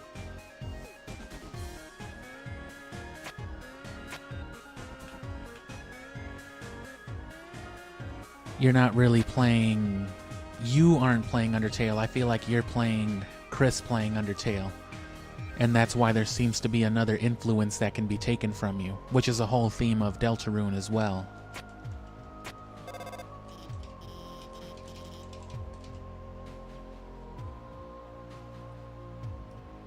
But then you know, that's part of it too. Sometimes you just drop stuff, sometimes you throw it on the ground like the piece of trash it is, and sometimes you say, you know, a wholesome little thing about it, yeah. And it's very strange, you know.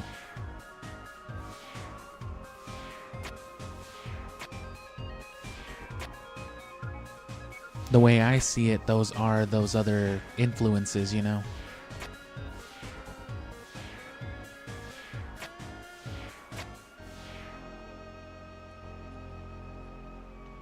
But then there still begs the question why this time when I threw away the tutu, it just said I threw it away, and the last time when I threw it away, it said something about I bid it adieu, you know, something more sentimental. I don't know if that's just one of those random fun value things that triggers it, or if there's some kind of influence you can have, some subtle influence. It's hard to really know.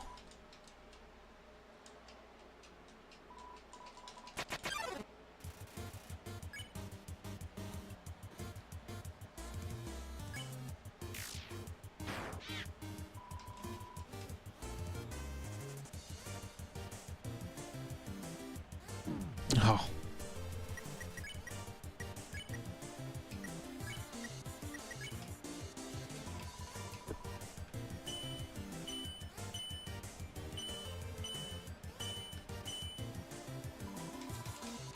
And that's all you gotta do. And then whisper to the first one.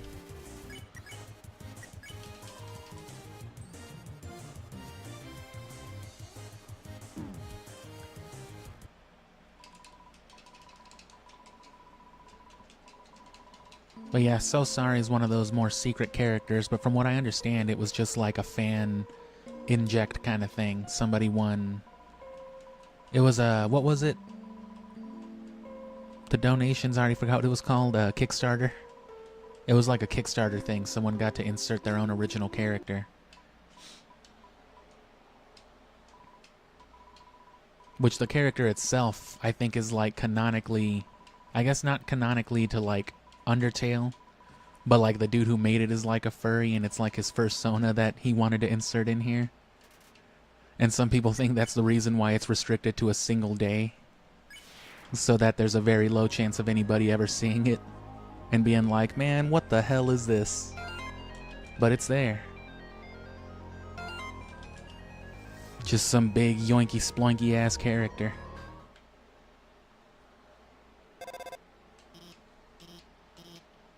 Otherwise, that one other monster has a chance to appear, Griffin or whatever.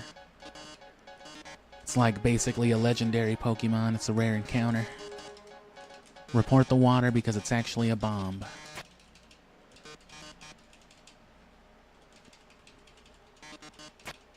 The dog is a bomb. Oh no.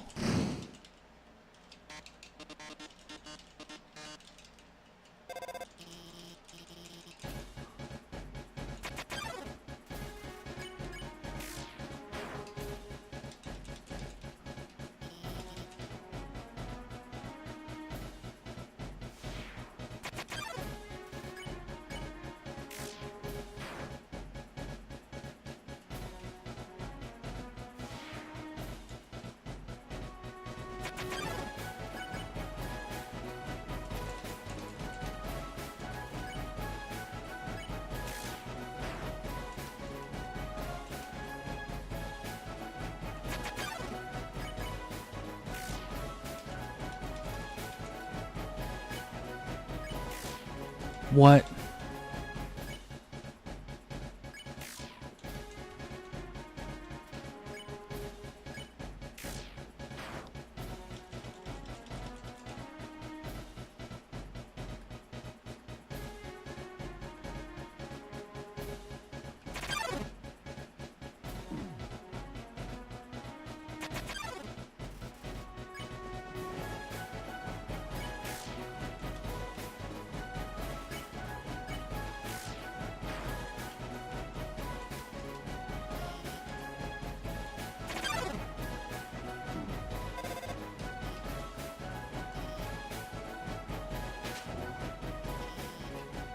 I'm sorry, it's my fault you got hurt. I didn't explain the lasers well enough. I can't stand to watch.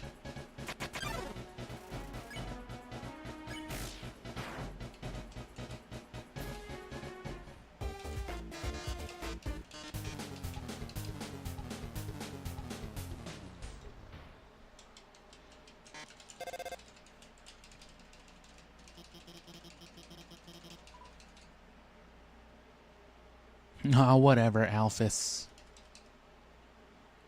Alphys. Yeah, see, listen to it.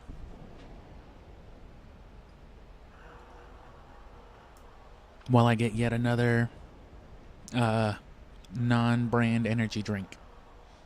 Because nobody pays me to promote any brand around here.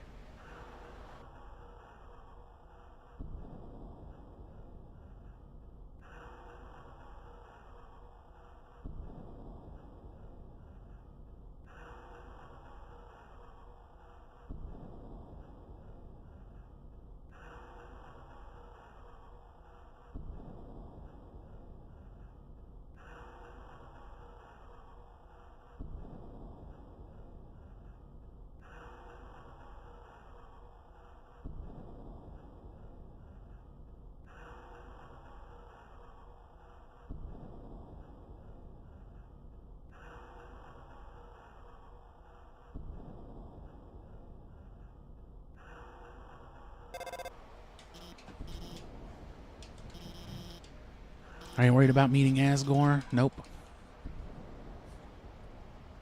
Are you worried about the Gorat?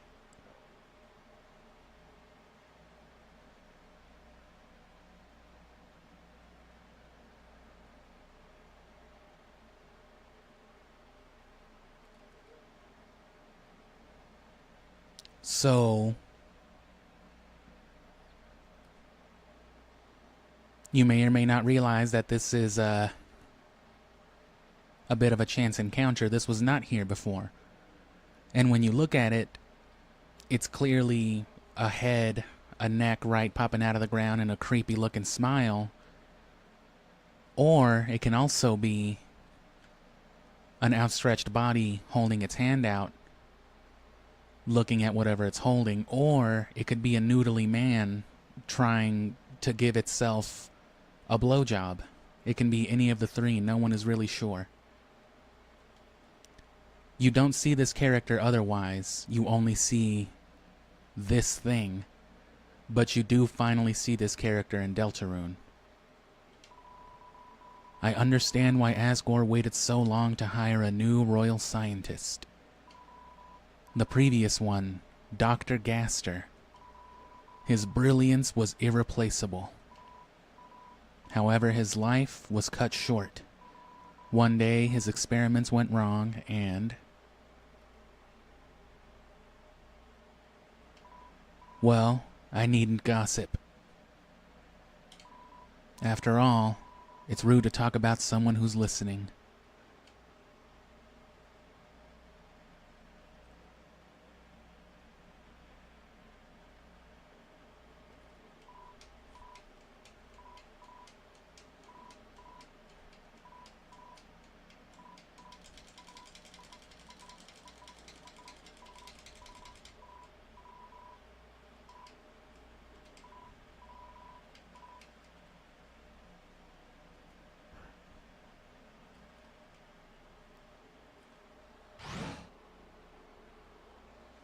Spooky shit. And outside of Alphys name-dropping Gaster in like that introductory dialogue, that's like the only time you get any direct reference to Dr. Gaster. Any other time, it's strange and out of place, just like that. Welcome to our parlor, dearie. Interested in some spider pastries? Nah.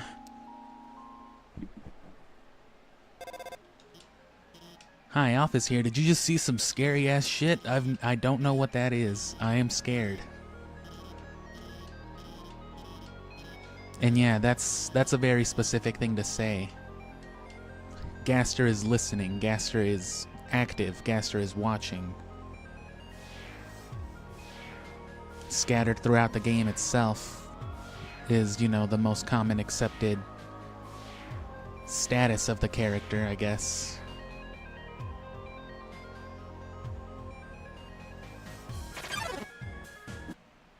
Oh.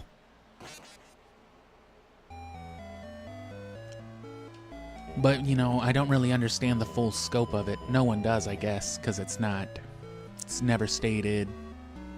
There's nothing really to draw on. You can only hypothesize, you can only theorize.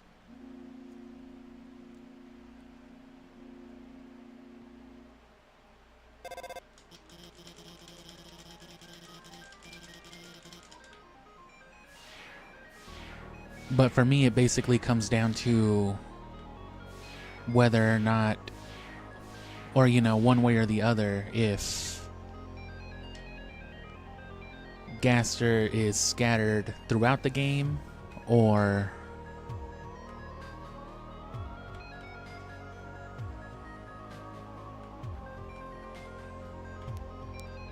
if he's just a flat part of the game now. He's just actively part of the game itself.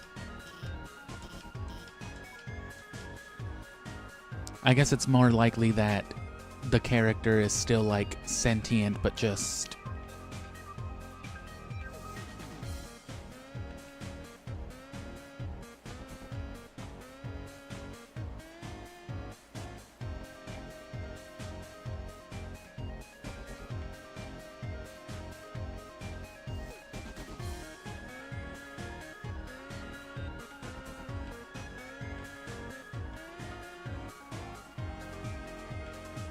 there we go.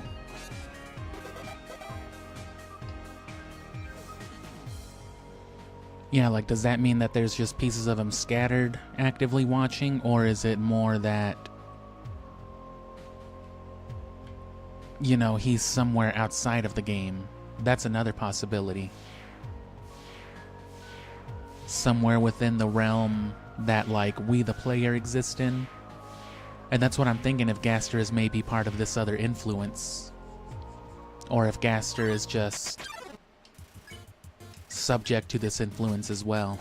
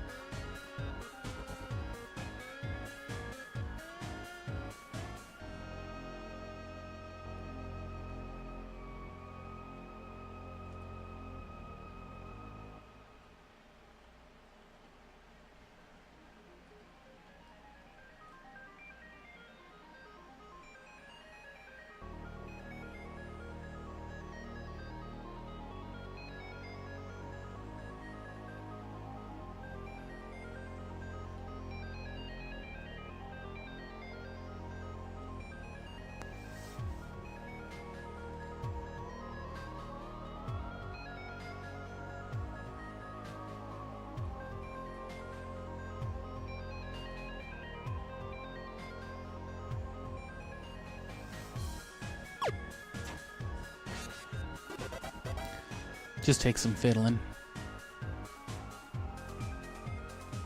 Well, I mean, one of the other goners, they're called, those grayed out NPCs, they do blatantly refer to them being scattered, you know, across the world, right? The game itself, presumably. But again, it's like, I'm not sure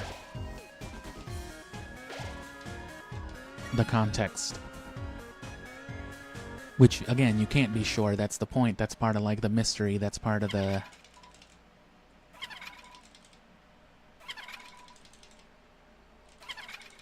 deeper mechanisms.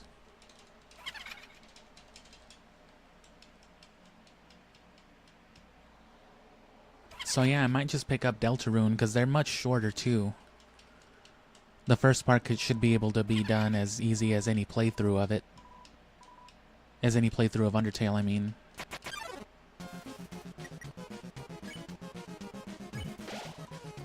Huh? Where did you get that? Did you steal it?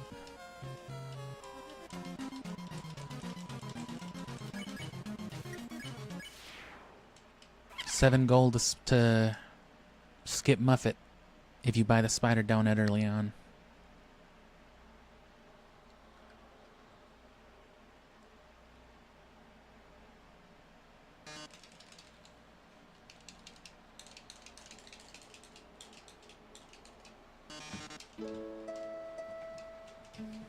And you gotta sit through this.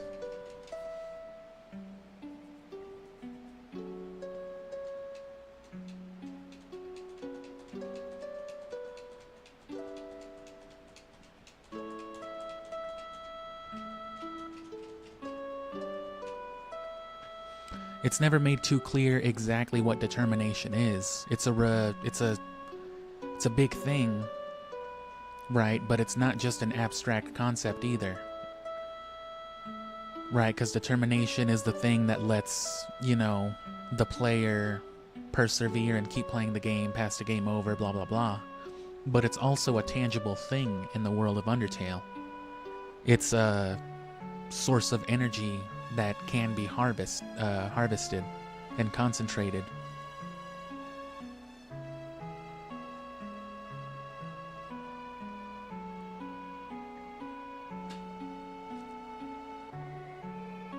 Because that's how flowey happens.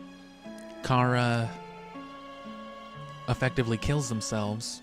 They intentionally, well, I guess you can't accidentally commit suicide, right? But they kill themselves so that their soul, you know, will be absorbed by Azrael. And then Azrael, you know, gets covered in those sticky seeds, dies, falls, you know, in the ruins. And then, you know, those flowers are born basically of their combined essences.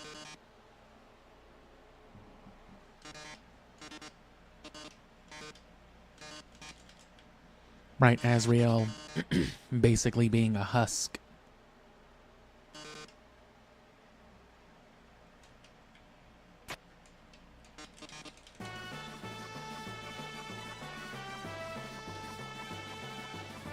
I'm just gonna keep it here, because this is what happens anyway. But yeah, that seems to be... Or that is what happens then, yeah. That's how flowey comes to be. The flowers themselves are born of, like, the nutrients that fed them, right, because they got covered in those sticky flowers, Azrael after absorbing Kara. As they were struggling for control over that body, because that's how it works too. They didn't fuse into like a single perfect entity.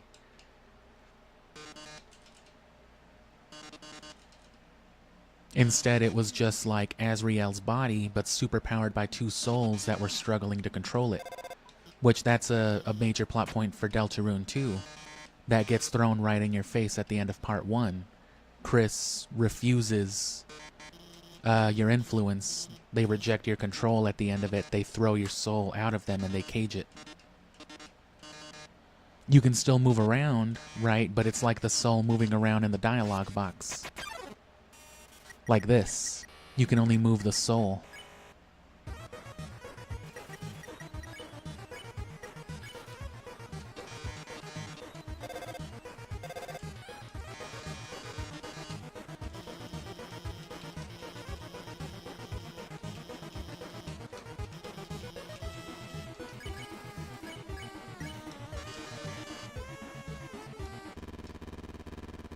The soul modes are also weird too, because they're respective to other characters.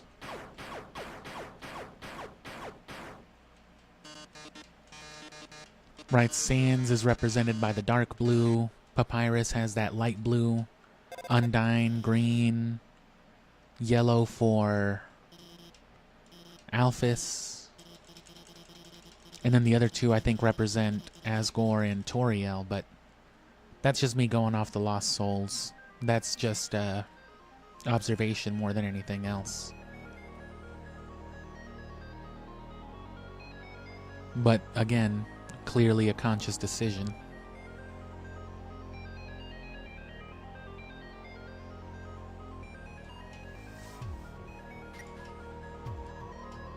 How could I be so easily defeated?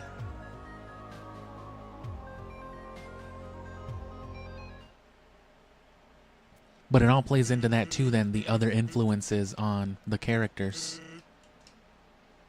Gaster, Mystery Man, the game itself, whatever, seems to be its own influence, but then so is Kara. And then with Frisk seems to be another interpretation. I think Chris and Kara are both different interpretations of like Chris's influence. That's why they're the only true playthroughs. They're the only ones that result in the underground going empty. But Frisk is a passive influence. Frisk has to be completely enabled. It has to be realized by performing certain actions, just like Kara. But you'll notice by the end of the Genocide run, Kara makes a point of habitually, you know, taking control, skipping parts of dialogue, walking by themselves. They kill Flowey by themselves. You never kill Flowey. Kara does it. And then they separate themselves from you, right? Presumably, you're in just the black space with the souls, with the influence, and you're looking that other influence in the face. Right? The game is gone, the fountain is closed, the world is deleted, erased, whatever. And that's why Kara can make it again. Because Chris, as we see, with his glowing red eye and his knife, or with, there. Because while, that's another point too. From what I understand, it's not a major plot point, you know, relative to the story itself. But it is worth noting that pretty much every other character in the series is gendered, except for Frisk, Kara, and Chris. Everybody else is always pretty blatantly he or she, but they avoid it with, you know, the protagonist. Which isn't uncommon for a video game to do, right? RPGs especially, because they want you to be able to... They wanted, you know, both boys and girls playing games as kids, right, to be able to associate with the characters. So that's a pretty standard trope, right?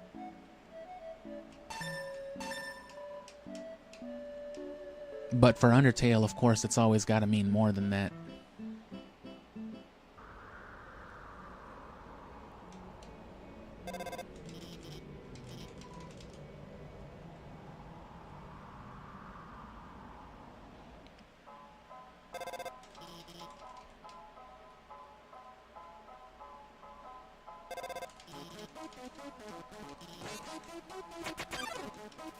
Because emptiness and, you know, control, those are like...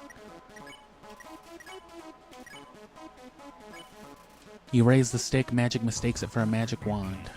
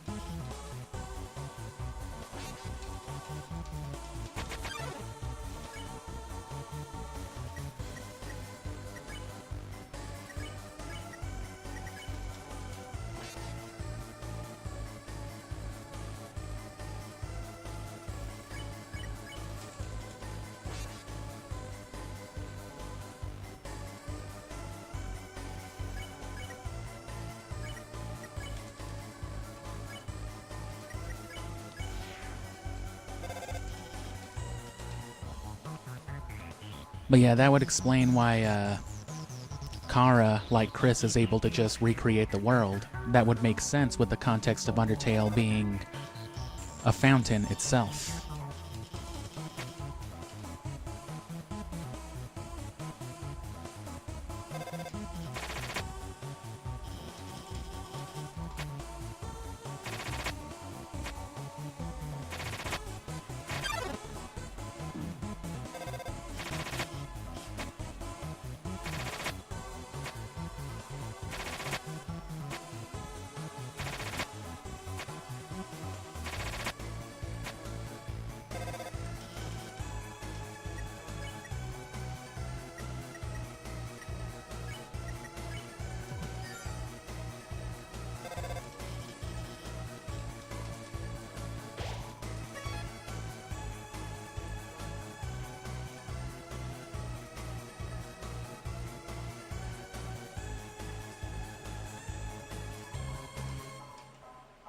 $100 just in the trash.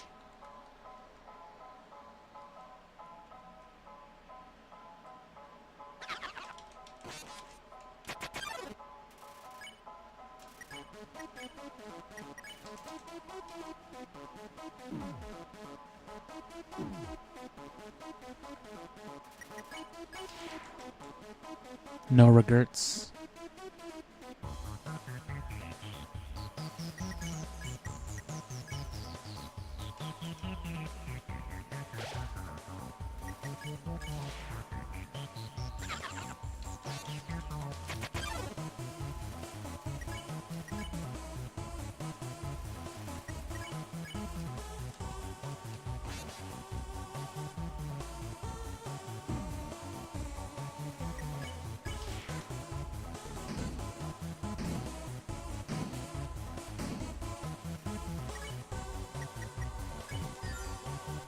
Adieu.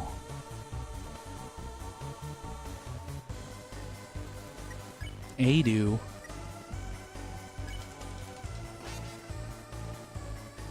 But yeah, going back to Frisk being a passive influence, another thing too that you'll notice is that the only way to truly reset, or at least to change the fallen human and effectively, right, do like a hard reset of the timeline, not just a soft reset, I guess,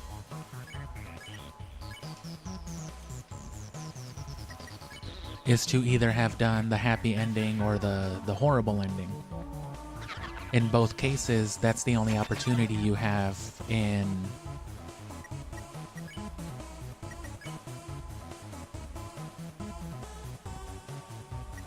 Frog gets the worst one. That's the only opportunities that you have to rename yourself. Is if you, right, realize Frisk, and then Frisk just passively allows you to restart the world if you want. They willingly give you back control of it. Whereas Kara destroys the world and then only allows you to, you know, bring it back on the condition that you give them your soul.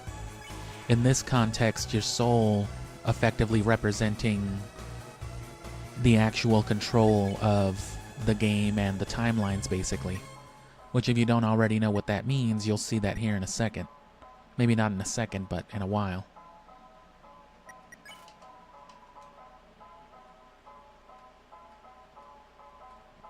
But basically, you know, you make a deal with the devil is how it turns out, and you seal the fate of the world. It solidifies what you've done.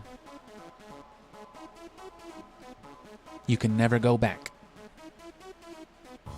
Once you've done the bad thing, you've always done the bad thing.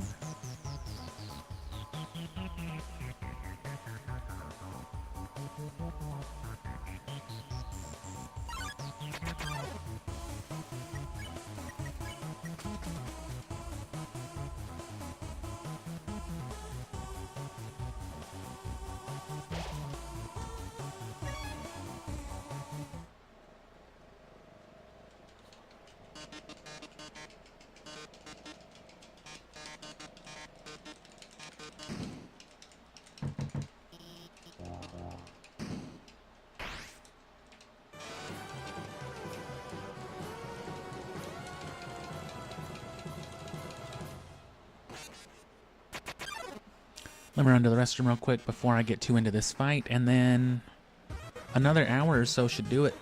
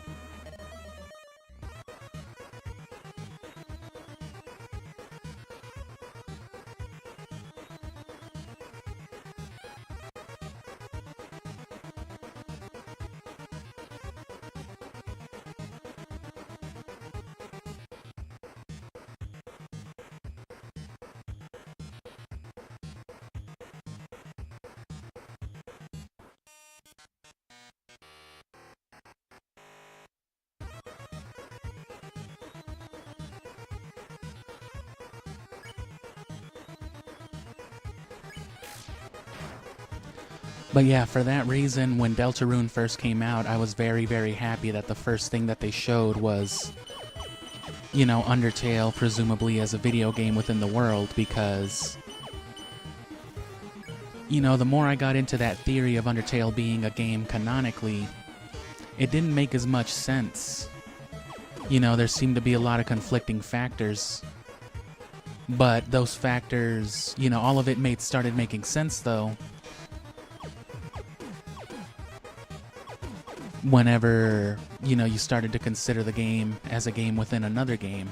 The problem before Deltarune was a thing officially, though, is that, you know, we didn't know what that other game was. And then once, you know, Deltarune was, like, revealed, you know, well, that for me was just like, okay, so Deltarune must be that game, but who knows? But given that that was one of the first things you see, I feel like that's a very strong point made, especially given the flow of progression for Deltarune and the fountains.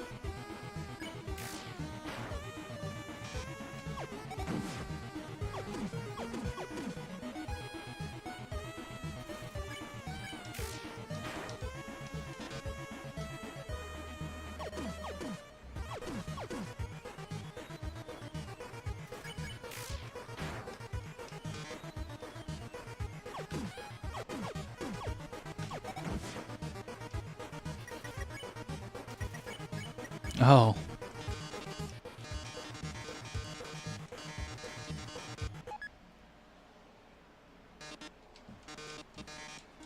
Almost forgot.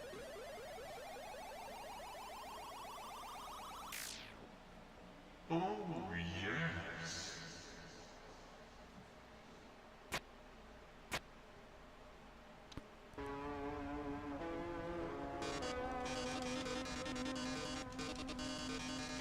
And see, here's the thing, this ambiguous other influence then, that seems to be another aspect of Deltarune too. Whether or not that pertains to whatever the night is, or if it pertains to, you know, whatever those gods or titans were.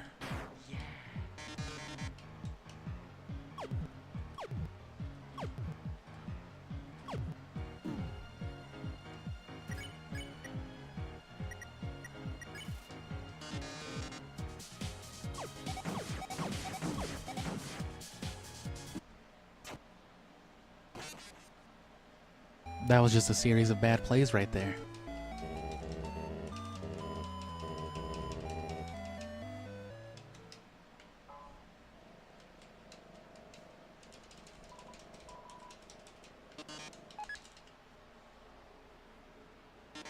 Also, the different types of saving. There's clearly an inherent auto-save running in the background.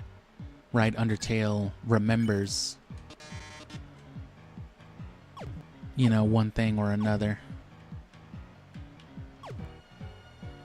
It retained my status, right, my items and everything else.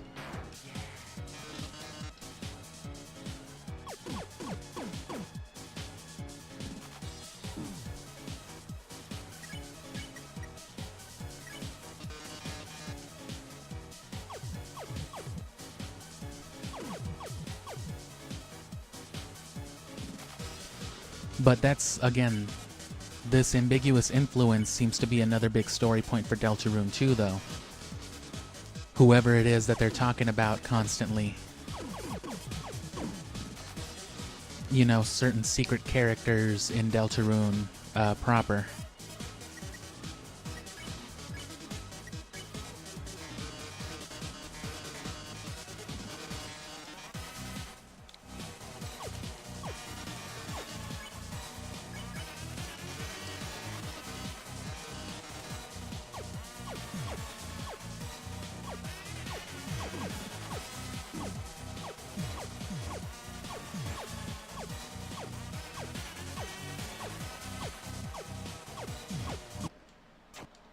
Damn.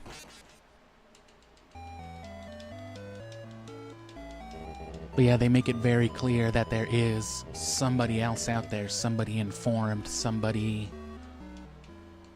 you know, influential Which again, you know, the obvious answer, or not so obvious answer, would be Gaster. Mystery Man, you know, the Eggman. Now, because he gives you the egg behind a tree, presumably. Whoever the fuck that is, right?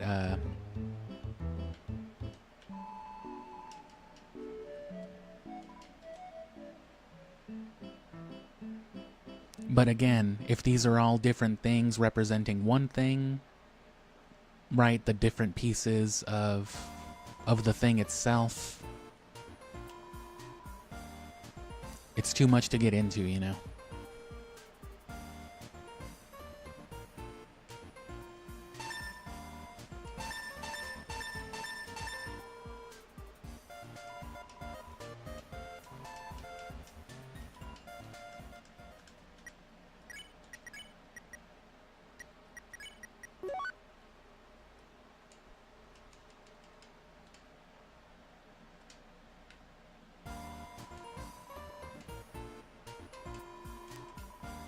Thanks, but we, like, don't really need anything.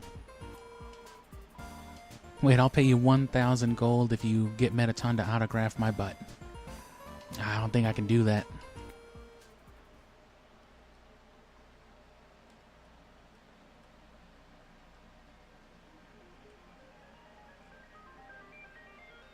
Damn, I need a little gold. I can come back for it.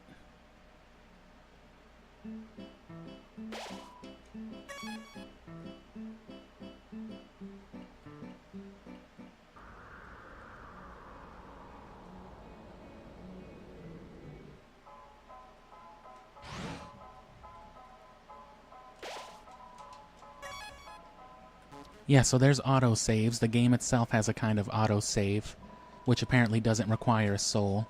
Hard saving, controlled saving, via save point is the power of one soul. And you'll notice that when Flowey absorbs the 6 souls, he's able to use whole-ass save states.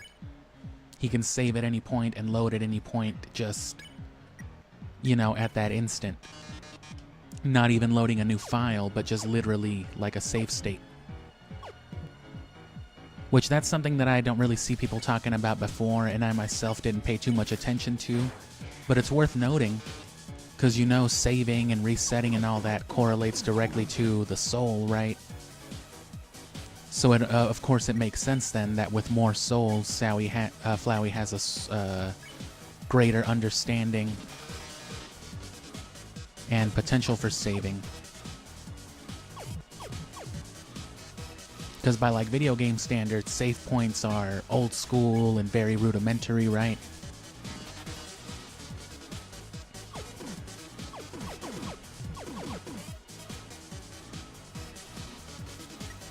Very weak by comparison.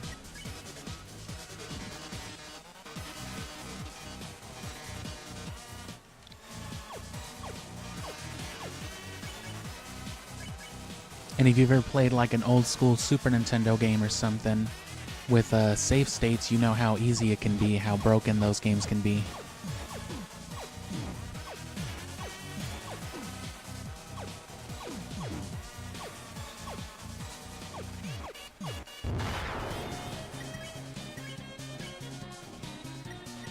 Oh, I didn't bring my items. I forgot to get them off my phone. You get a pretty good pop for eating trash.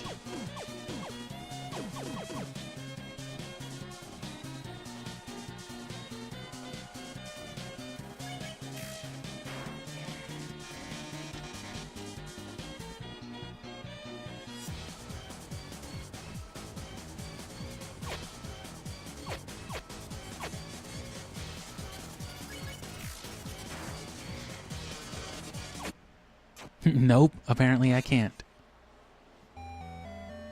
Can you keep up the pace? Dies.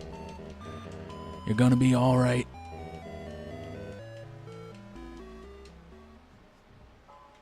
The 6 souls are the thing that confuse me the most. Because again,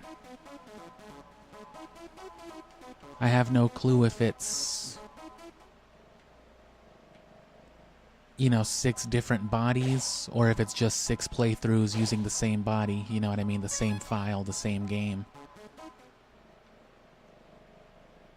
Because, you know, somebody's been playing the game before that, at least 7 other people, right? Quote unquote. And then Flowey, too. But because Flowey never had a soul to begin with, that's why Flowey leaves like no evidence. Whenever we load into Undertale, whenever you start a file, you presumably, you know, take over at the same point that Flowey is like created, right after that. Because that seems to be his birth. So for Flowey, Undertale starts right when he's born. You know, when Alphys injects the flower with determination and effectively brings Azrael back to life.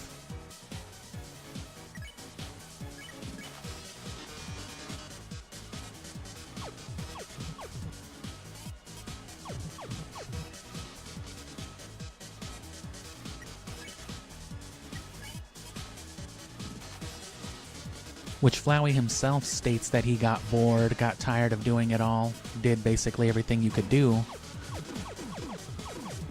So it's unclear how long...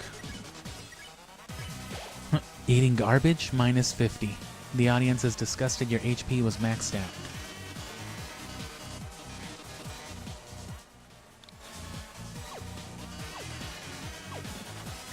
So I'm wondering if the way it works out is you start a new Undertale file, and then it's literally happening right after Flowey's born.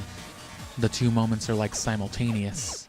Flowey can of course remember that. He has enough like soul power, I guess, left over from Kara, even in his flower form, that you know, he remembers he can save and do all that, but not while there's an actual human with a soul.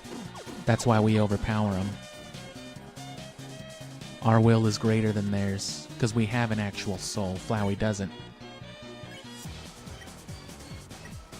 It's just, Flowey just has remnants of Kara's soul.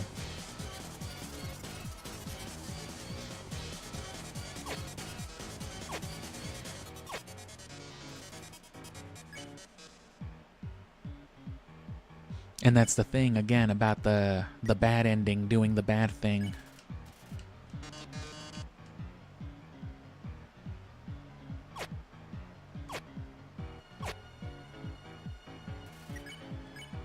Because to remake this world, remember, we had to give Kara our soul, so...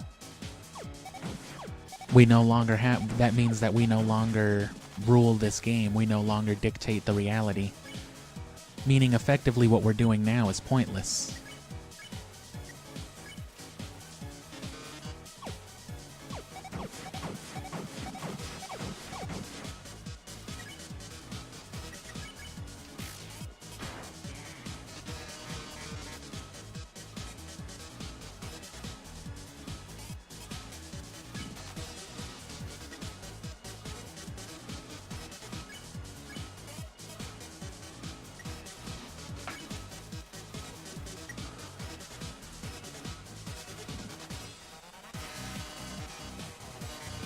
How about another heart-to-heart?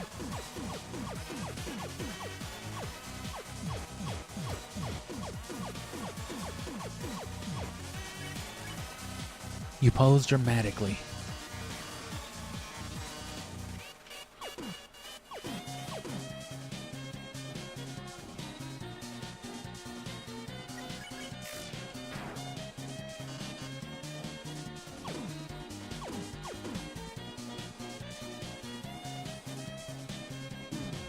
Oh.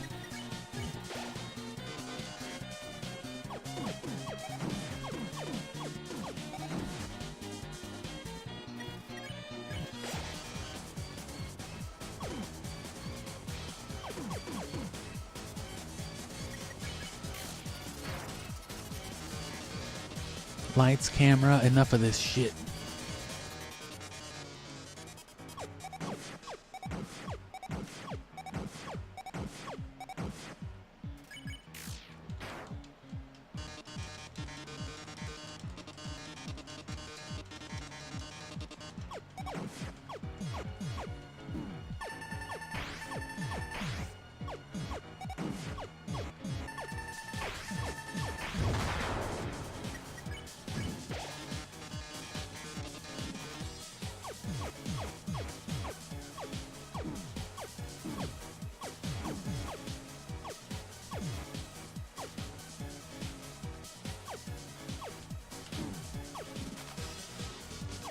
Bro, stop it.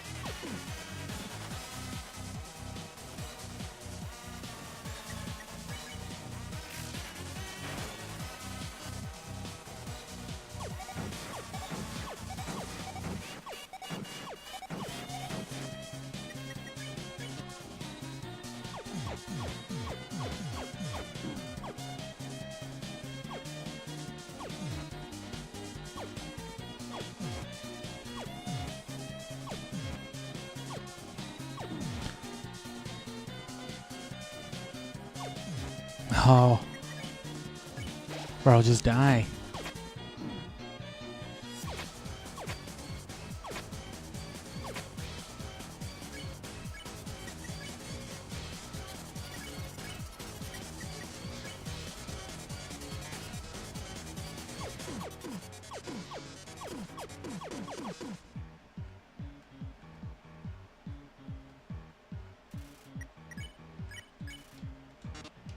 Oh, I forgot to get the ratings up, that's why. We've reached a viewer call-in milestone.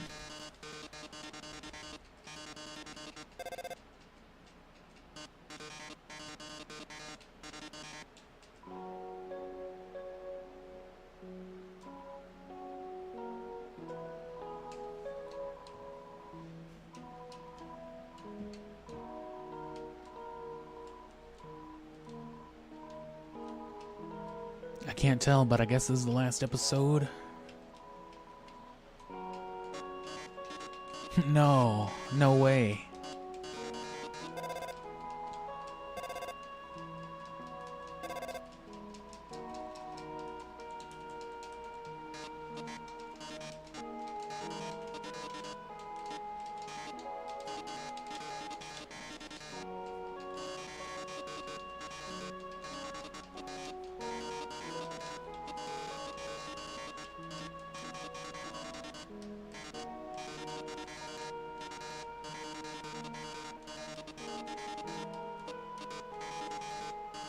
There's also the whole thing with the neutral endings.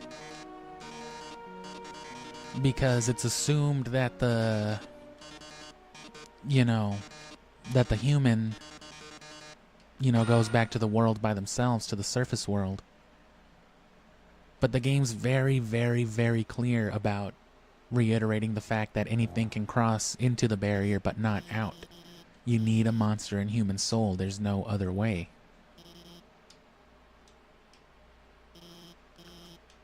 Azrael, with Kara's soul, was able to leave because it was both souls. But by that point, Kara had effectively, faded or died. Azrael took full control and went back in. And then Azrael died with both souls.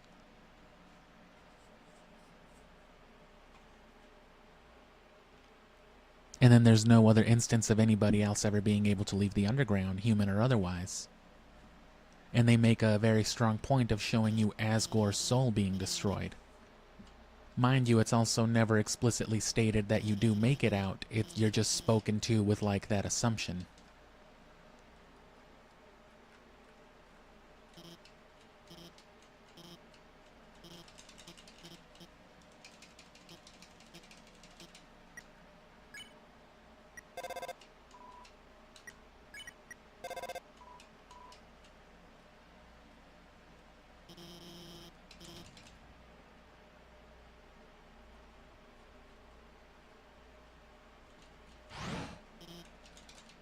Wait.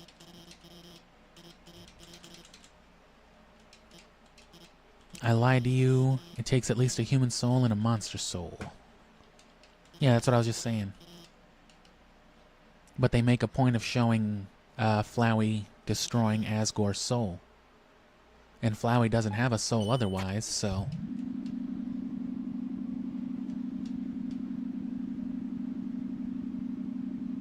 I feel like leaving the barrier or trying to leave, you know, reaching the end of Undertale,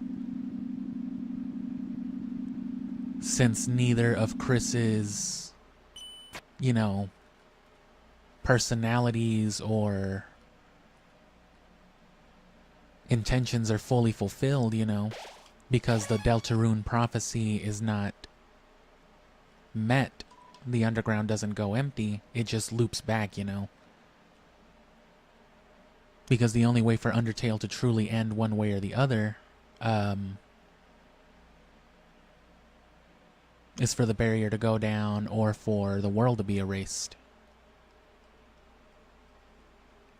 And again, as far as we can see, the only ones who can do that are, you know, like Chris, and I guess Susie can too. But you notice there's no, again, this is one of those things that you could have never picked up on otherwise, right? Because Undertale came out a couple years before the first Deltarune part. But we know already that Deltarune and its characters and a lot of its base lore, pretty much all of it, predates Undertale again. Which means Susie was already a character. Just as well as Frisk, just as well as Azrael, right? So where the fuck is Susie? That's kind of a scary thing to think about too.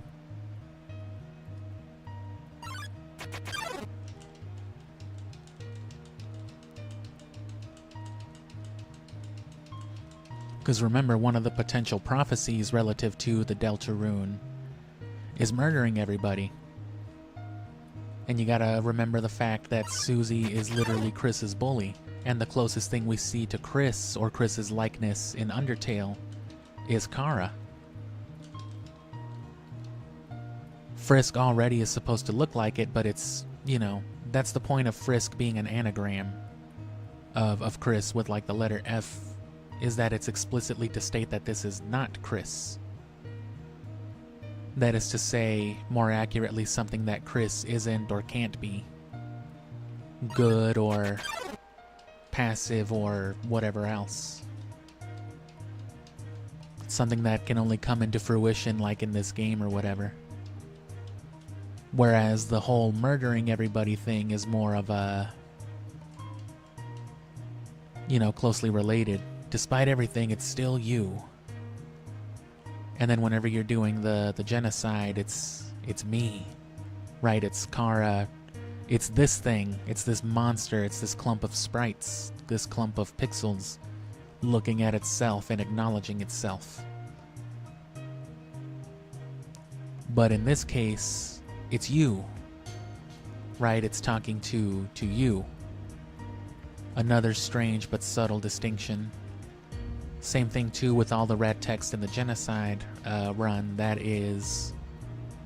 That's Kara's influence again taking over, as opposed to, right, you unlocked the chain, I unlocked the chain.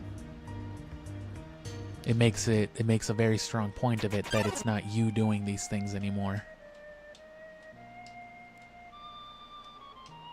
With Frisk, you're technically always controlling them, but that's, again, because Frisk is a passive influence. They have to be fully realized. They'll never take the control from you, but if you walk their path, you make Frisk, you know what I'm saying? You have to embody them. That's the only way Frisk exists. By their passive nature. That's the only way they can exist. Whereas Kara kind of comes into fruition in the same way. They're resurrected by your actions. But once they're strong enough, they're just like, cool, go fuck yourself. And they just take over. And past that point, the only way they let you play Undertale again is if you agree to have them maintain control. You have to give up your soul. Again, you can never go back. This world is effectively damned. And it's your fault. You do it.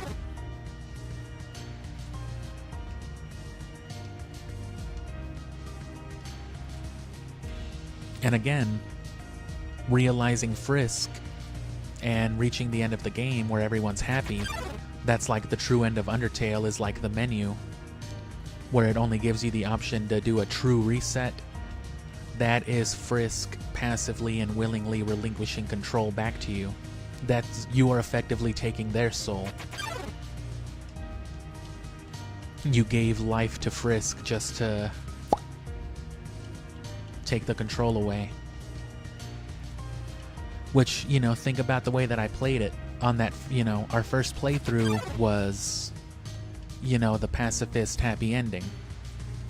We did it all good. We realized Frisk. I did that, again, with all of this knowledge in mind, specifically then to, I guess you could say, breathe life into the game. And then I immediately, after doing that, took it away with a true reset, went out of my way to name the character Kara, and then did the whole murder thing. Because the way I do it, it's not enough to just go on a murdering spree. I have to, you know what I'm saying? I have to create the happy world first so that I can take it away. Which characters like Sans are implied to, you know, recall, at least at an emotional level. Flowey is a little more blatant. Flowey understands what you've done, and that's why Flowey doesn't show up again, because Flowey's terrified of you. They only show up as per their prompt. They show up as part of the routine because they know they have to. They're like at the mercy. But any other thing, you'll notice that Flowey stops like showing up to talk shit to you because, yeah, they're scared. They're terrified of you. They're not gonna fuck with you anymore. And they realize what you are. They remember everything. So Flowey remembers me doing the first run, erasing it, killing everybody, killing them, and then like at some point they just woke up like, oh fuck, we're here again. Sans can't explicitly remember like in detail, but like he can remember it at the emotional level. So he doesn't remember the specifics of what happened, but like, you know, he knows you're doing this shit again, but he can't distrust you because you've done nothing untrustworthy in this timeline, even though he can feel probably that you are a piece of shit. He knows, but he can't act otherwise.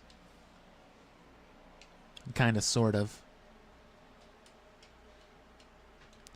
Characters like Gerson, I don't know if... I don't think he's too aware. He's not aware like in the interpersonal sense. I don't think he can like feel the timelines moving any more than any of the other monsters can, who aren't explicitly, you know, hip to things. Alphys is a little more secretive, but Alphys also at least seems to be aware of like time fluctuations, even if they're not as aware of them, if she's not as aware as Sans is. Gerson is very wise though, so he understands a lot about like the video game existence.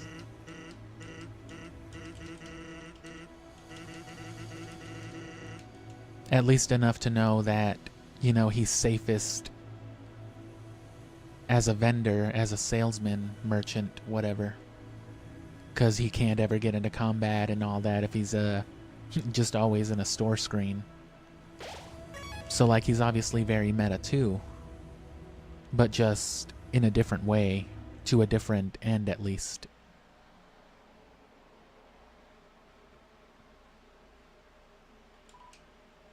There's a name engraved on it, Sully. It's empty.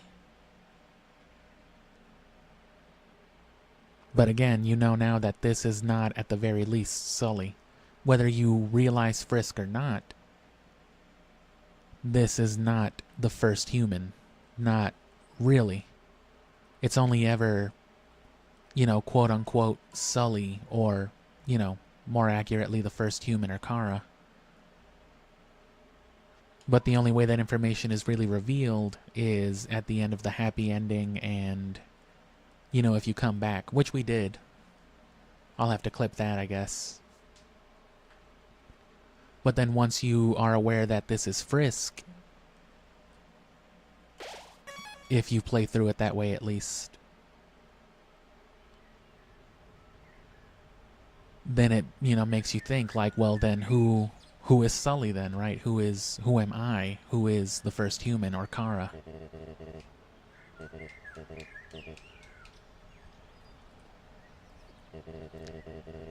And again, going back to the bandage, there's some people who are already, kind of in agreement with that same theory, that at the very least, the first human and this human, the protagonist, the first and eighth, a lot of people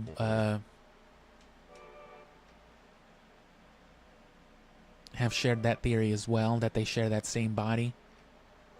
For me, that's basically definitive. I don't think you can deny it. I think you gotta try real hard to deny it, because it seems blatant and stressed that is in fact the case. Those characters are born of influence. It's either the nameless protagonist, presumably you, and then on one end of the prophecy it's Frisk, and at the other end of the prophecy it's Kara.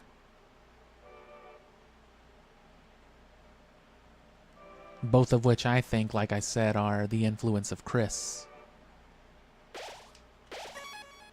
It could be that Frisk is something else, though. But it's just, the names are too closely associated.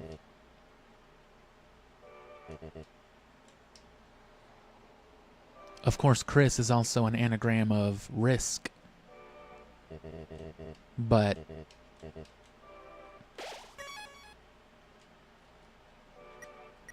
it's hard to attribute that to anything either. Go get some junk food. I didn't get any more gold from Metaton.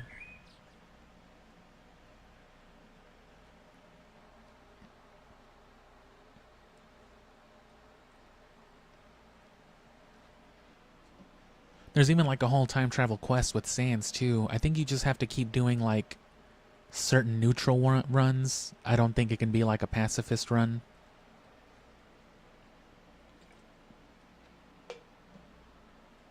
At least not entirely.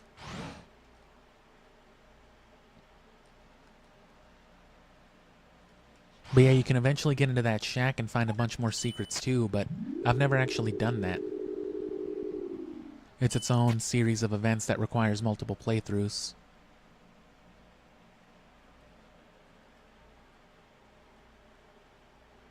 But I don't do this for the discovery factor of it anymore. Wait. Oh no, yeah. I just do it just to do it to these people.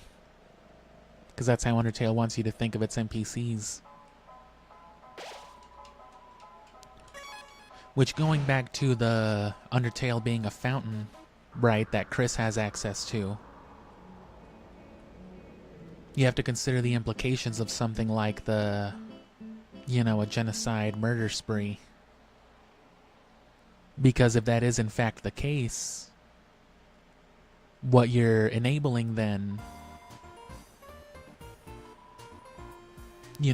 Toriel is Chris's adoptive mother, you know what I'm saying? Toriel and Asgore are the adoptive parents, Azrael is the adoptive brother. And every other character, Caddy, Bratty, Alphys, everybody else, they're people in Chris's real life, presumably that Azrael, modeled these characters after. And even the fact that, it makes sense then too, because Azrael, went away to college or whatever. And it would make sense then that characters would be designed off of like slightly younger appearances, most notably with Frisk and Azrael themselves, both of which being younger than they would appear in Deltarune.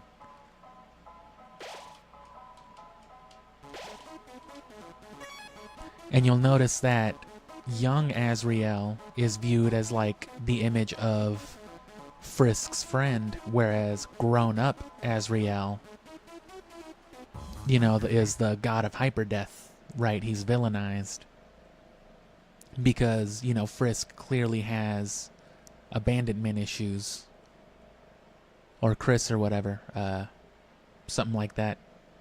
He's already, like an abandoned human. He's already had to have been adopted by monsters, which you could see as like part of the hating humanity thing.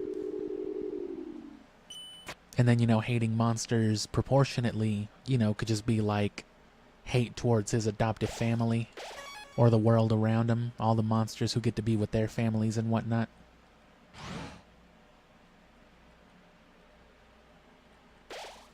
And that's what you're doing when you're playing Undertale. You are another presence in the fountain. I would guess the player is the knight, because the knight seems to be like the most ambiguous of the three.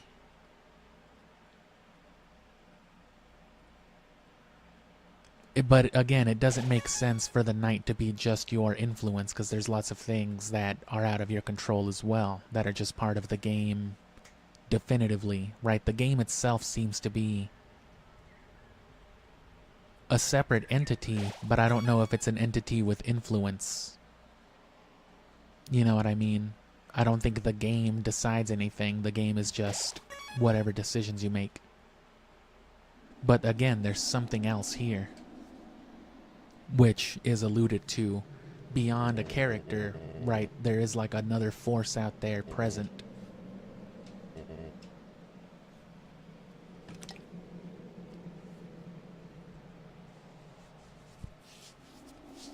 And see, the barrier is just a corridor. And there's like no going out. It's seemingly endless. It's just, it doesn't seem to be like a wall. It just seems to be like a void of space, like an infinite space. Literally the same kind of magic that Bowser used in Mario 64. Which sounds funny, right? But think about it. That's literally what he does. Because the superstars are sources of like incredible power. Mario just attaining them seems to be able to, right, in like the 2D platformers, it makes him like literally invincible for a short time. But in Mario 64, it seems to be relative to like his ability to persist beyond Bowser's just straight up magic. Because Bowser's kind of overrated. He's played off as just like this big monster, right? But he makes all the Koopas. He has the magical power to do that.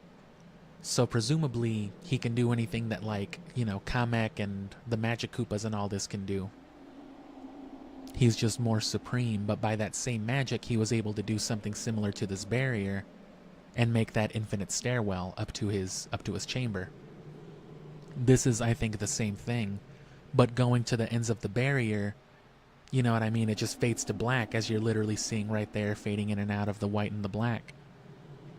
Whenever you cross that threshold, it just takes you back to the beginning of the time loop. But it probably only works with a human. Whether that's because you need a human soul to, right? Either a human soul resets it if it doesn't have a monster soul, or monsters, by way of being programmed game things, they just don't do it because that's part of the barrier, right? They can't, so they don't. Because, they're a game. But it's how much of that, plays off of itself. It's not too certain.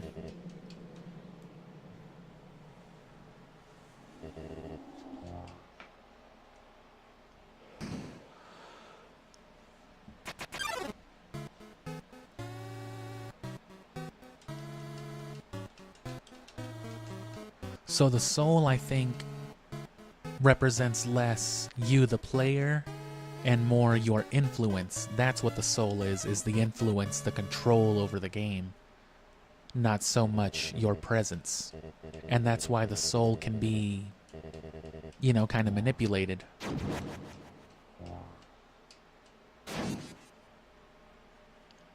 And in Deltarune, again, yeah, you literally struggle for control over the soul with Chris.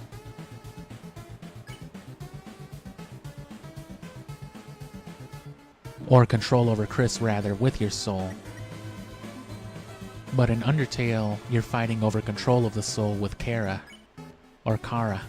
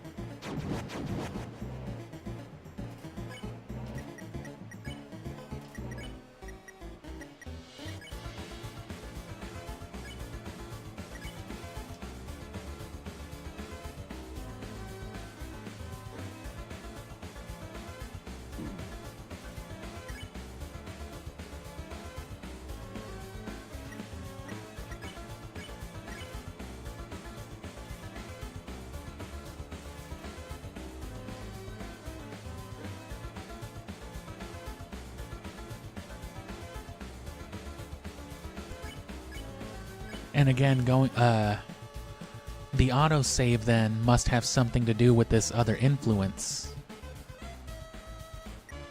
Because there is an inherent autosave. There's like the deeper save, right, in that Undertale remembers things even after you complete a certain playthrough or another. Right, that goes beyond just the surface level save data.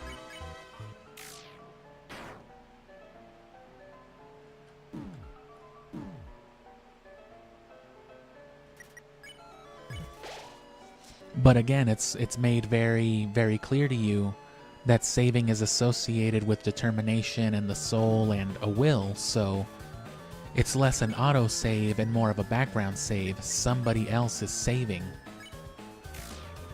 Right? Whenever you die in a boss fight and you respawn right outside of the door with the same conditions that you saved at the last save point at, even if that save point was a room or two before, that shouldn't happen, right? Because what's the point of a save point then? How did you reload somewhere else?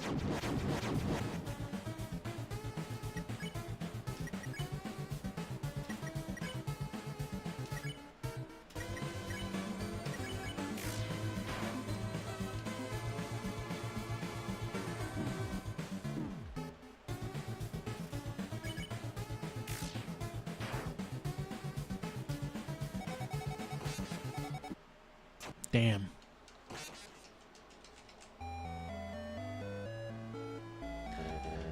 I need to get I should have gotten the butterscotch pie. I don't think I've used it, but I don't think I can access it from the dimensional boxes either.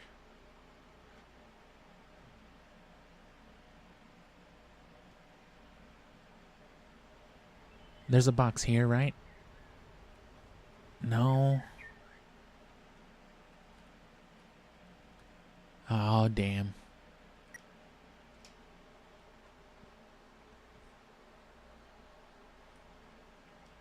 Oh, there's a box here, though. Cool.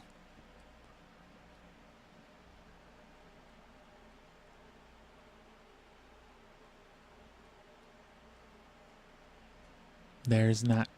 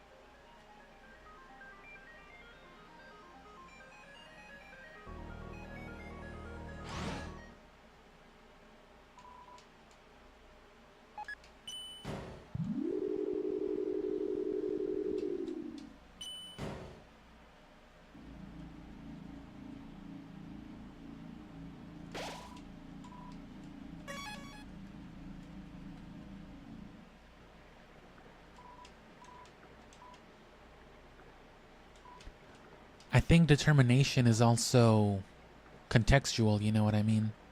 Because Undyne is determined to kill you. Don't snoop behind people's houses. You might be mistaken for a trash can. But yeah, that's how you get Undyne the Undying. Is through Undyne's sheer determination to transcend death. Which is effectively what you do every time you reload, every time you don't quit, every time you persist.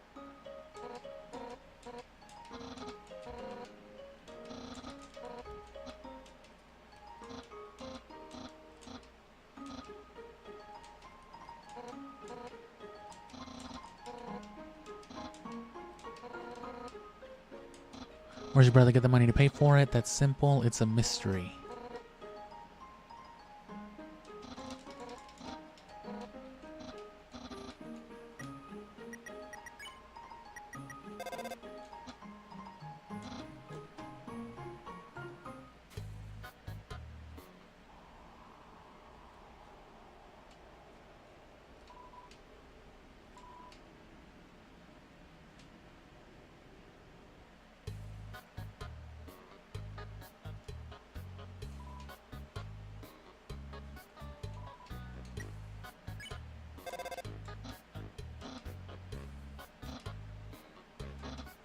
His room is like another world.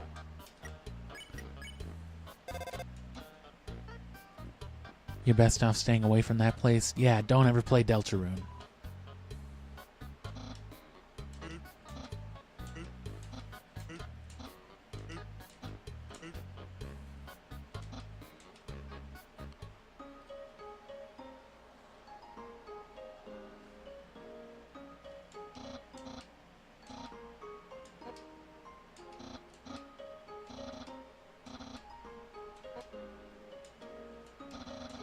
You should learn a privacy. No way.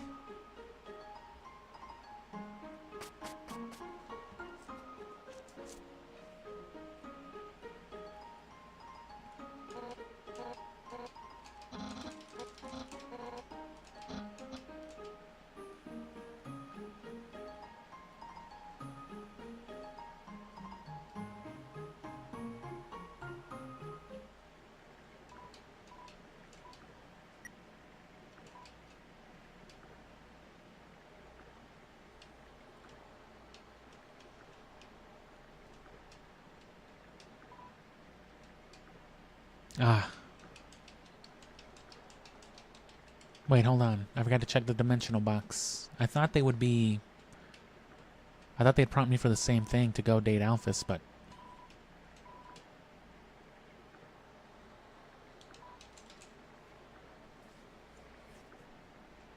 But yeah, if there's not a dimensional box here, then... Dancing on a boat is danger, but good exercise. Dancing on a boat. I'm not sure.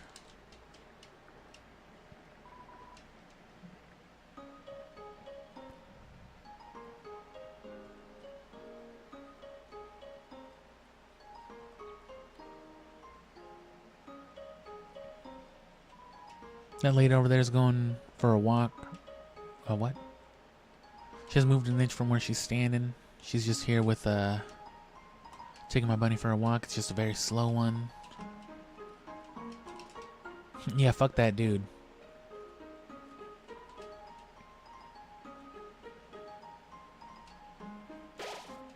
I guess I used the butterscotch.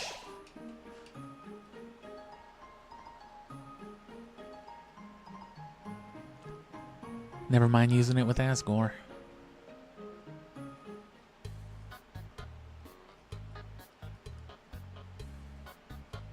Grillby is weird too. He's a very, you know, aloof. But then this whole ass building, you know, appears in Deltarune, and it's clearly Grillby's, but Sans, you know, scratches out the name and calls it Sans. And then that's the thing with Undertale too, is that they, you know, Sans acts real familiar with you, and he's the only one. Like, hey, good to see you again. Type shit, but then he's just like, what do you mean? What do you mean? I heard spiders have a favorite food. It's spiders.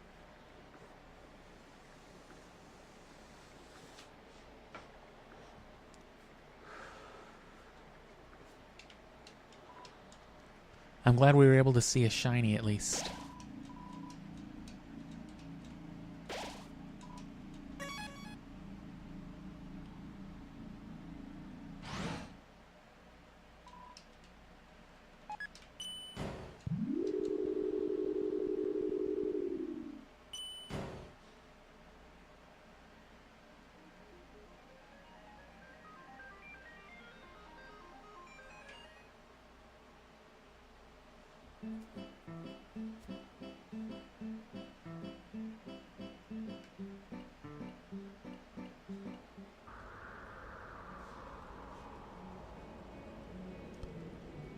So we'll go back after we're done with this. I must have used the butterscotch pie by accident and then like saved over it. Oh well. It's only a mild defense drop.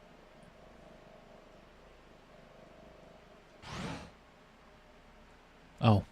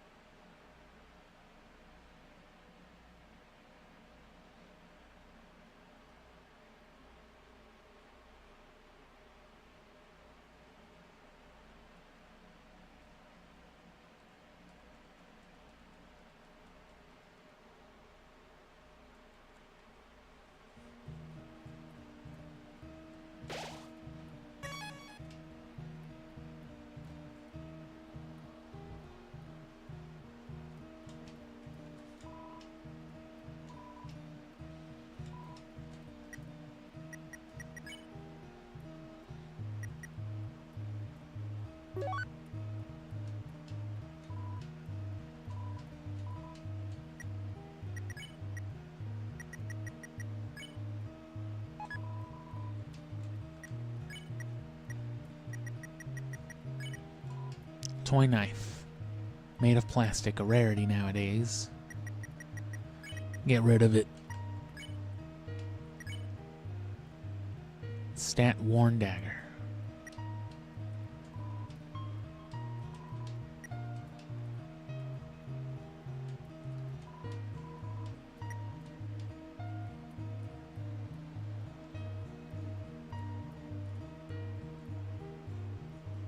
And so this is new home. This home was established after the first human dies. The first human in Azrael.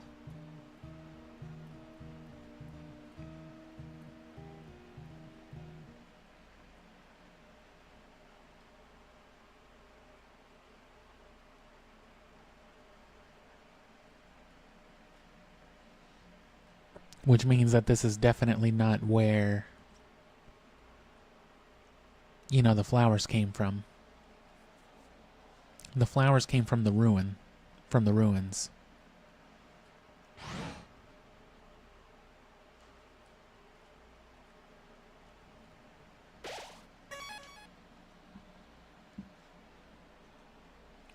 Presumably that's the spot where they were buried.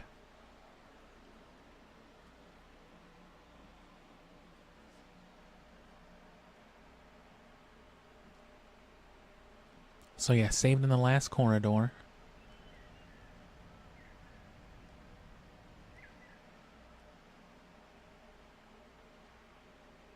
More and more places to save.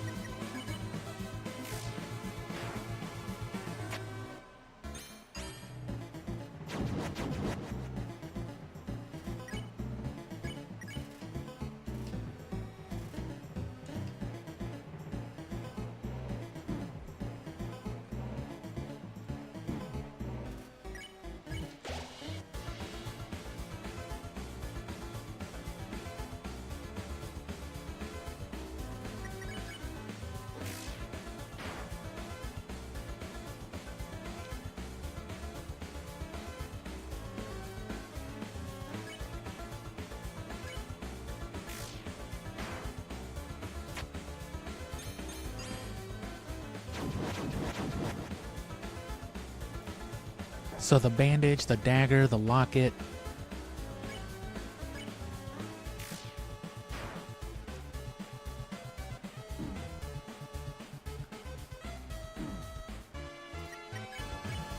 The difference in the way that they're referenced, playthrough to playthrough.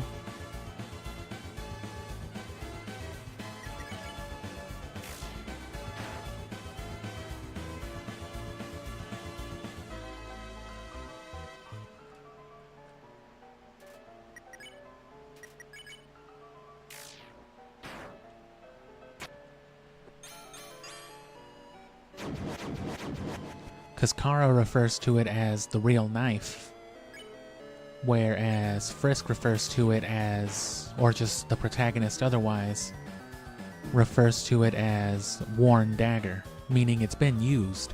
Someone was using it to kill.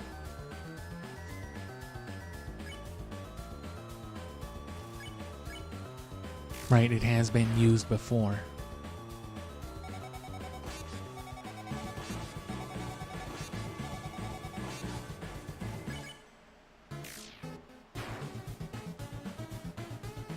What I'm thinking though then, right, the dagger being worn as well as the bandages being used multiple times, quote unquote, and, you know, being sticky and goopy.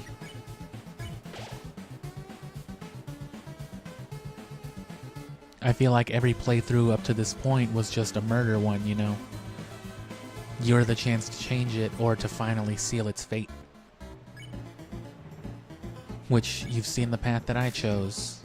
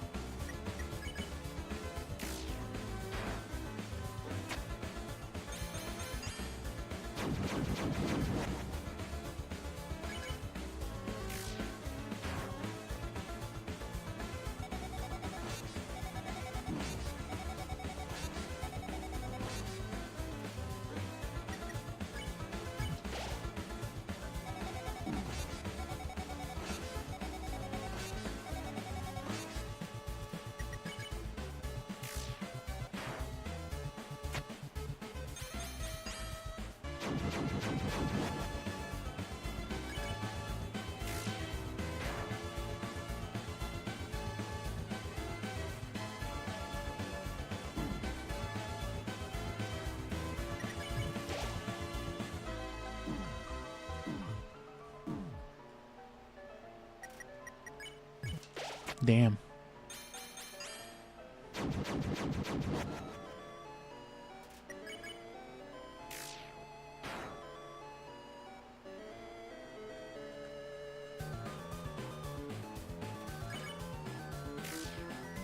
Yeah.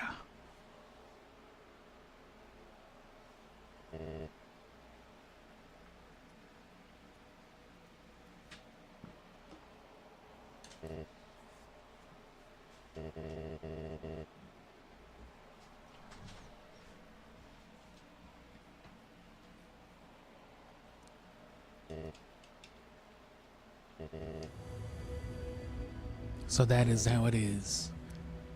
I remember the day my son died. The entire underground was devoid of hope. The future had once again been taken from us by the humans. In a fit of anger, I declared war. I said that I would destroy any human that came here. And all the boss monsters are like ageless, you know, which that's what Asgore, Toriel, and Azrael all are. They're boss monsters. So they don't age, and their origins are one with the game, you know. They've always existed.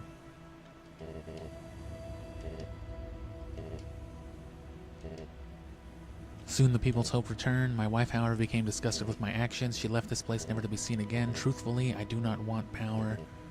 I do not want to hurt anyone. I just wanted everyone to have hope, but I cannot take this any longer. I just want to see my wife. I want to see my child. Please, young one, this one has gone on long enough. Take my soul and leave this cursed place. Nah, you can't. No matter what, Flowey destroys the soul. After everything I have done to hurt you, you would rather stay down here and suffer than live happily on the surface. For as long as you remain here, my wife and I will take care of you as best we can. We can sit in the living room telling stories, eating butterscotch pie. We could be like a family. Doesn't seem that way.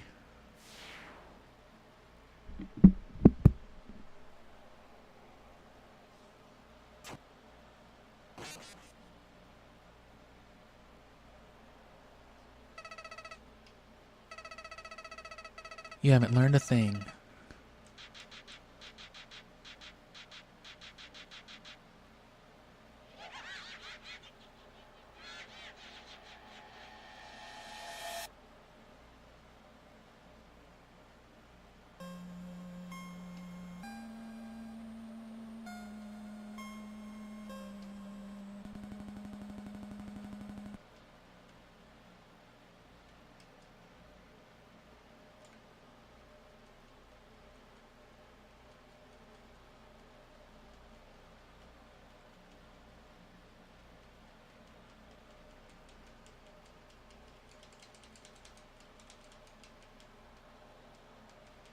There's got to be something down here, right?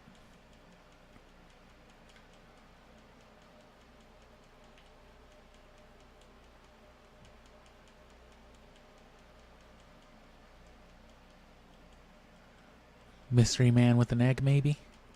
Yeah, you found me. Shiren?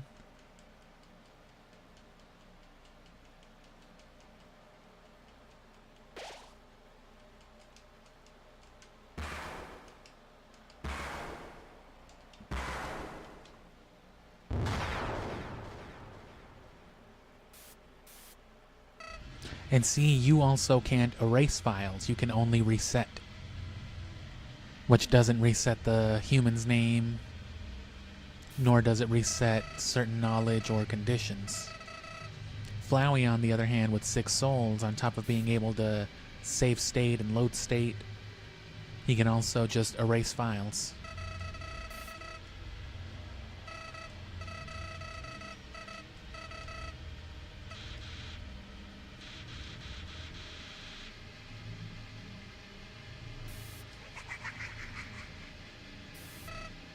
Oh yeah, Flowey could never get Asgore to show him the souls, though. Because there was no point. Asgore would never, reveal them.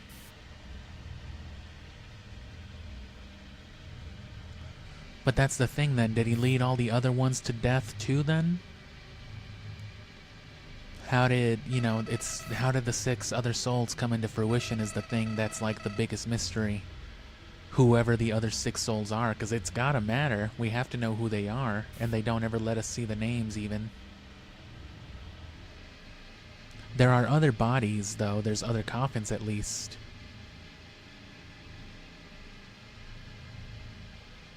Some people think that Toriel took the body, but maybe it, crawled out every time. Who knows?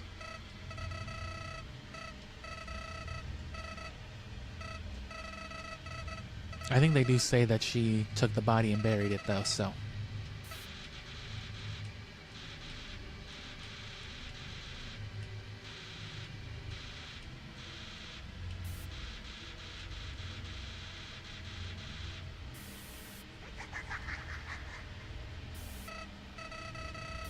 Oh, and forget about escaping to your old save file. It's gone forever.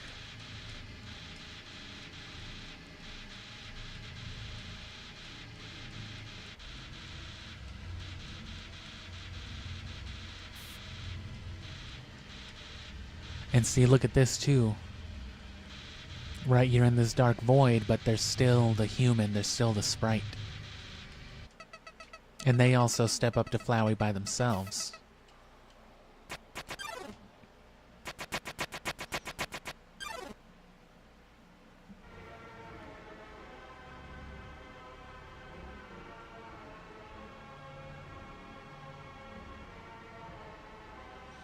And that's worth noting too, the way that the other souls spawn in the same way. They are something tangible and influential. But of course they just disappear.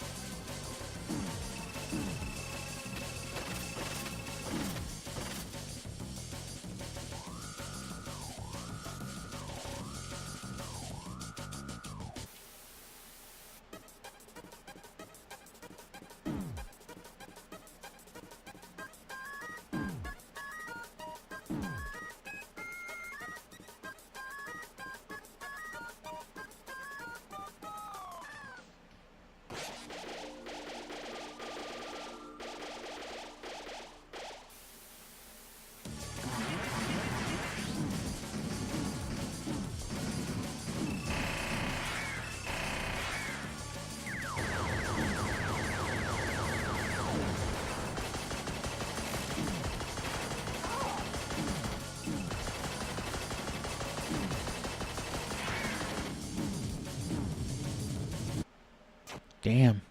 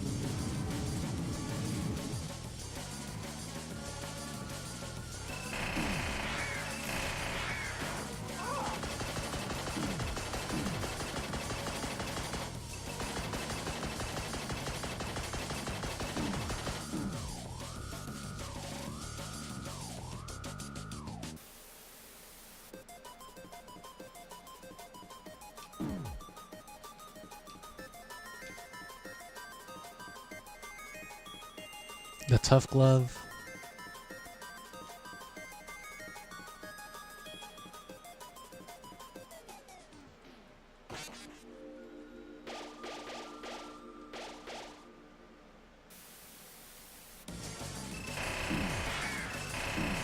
Or just hands.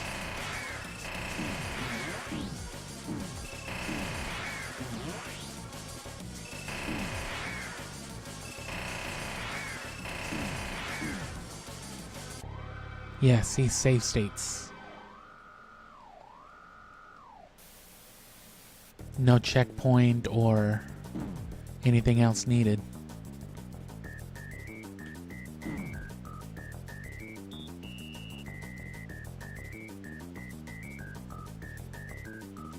The dark blue soul is the ballet shoes and the tutu.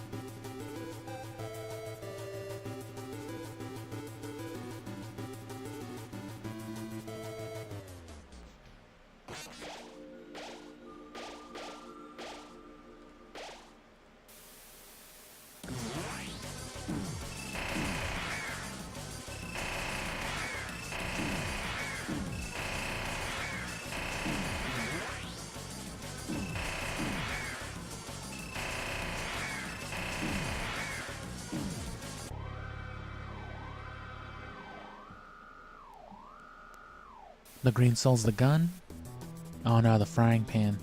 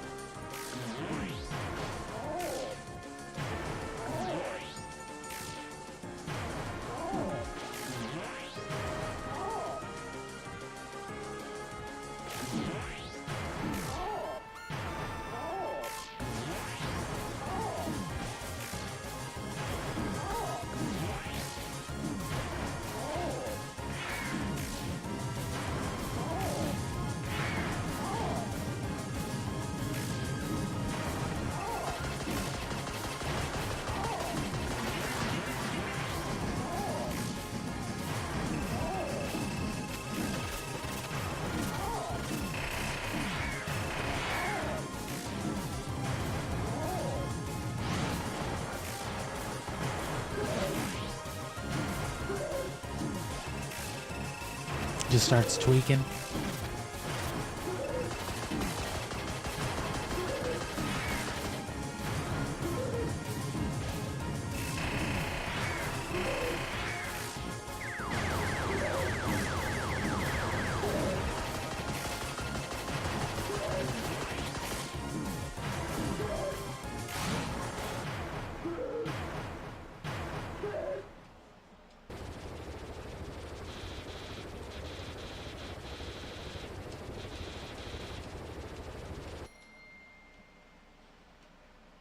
And multiple files. Probably one for each soul, right?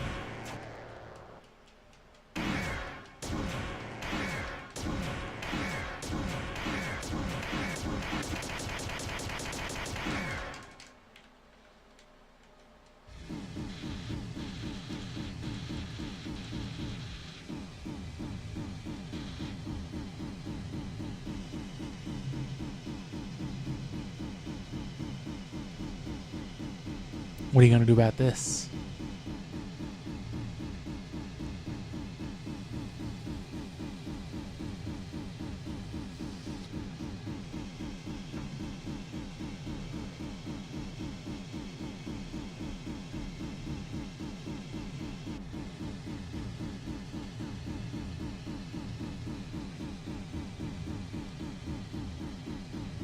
Nothing, huh?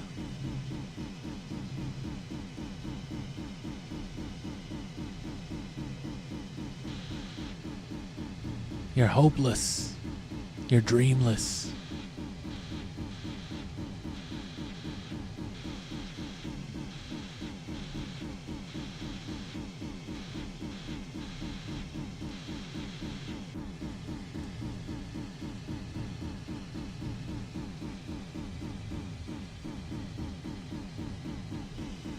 And what if I don't?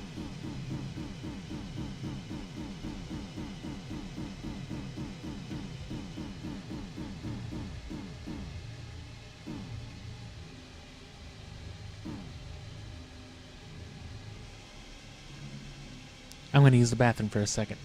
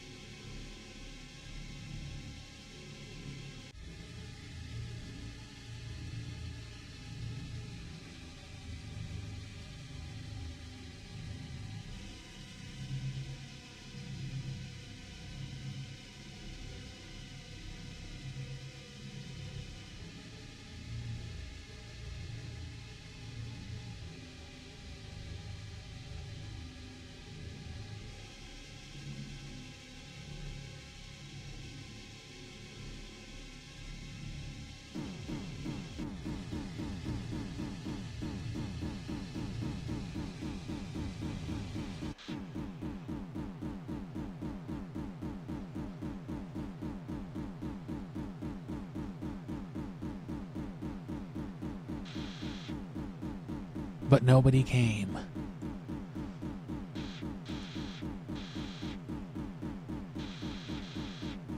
Nobody else with Azrael's face.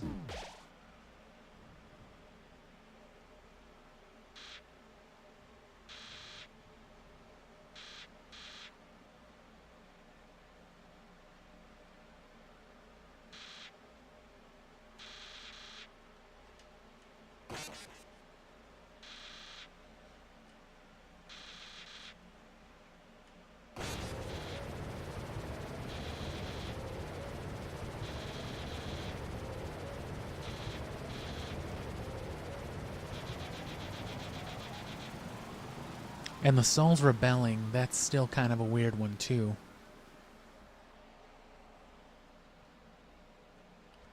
Well, it goes to show that whatever the player effectively actually represents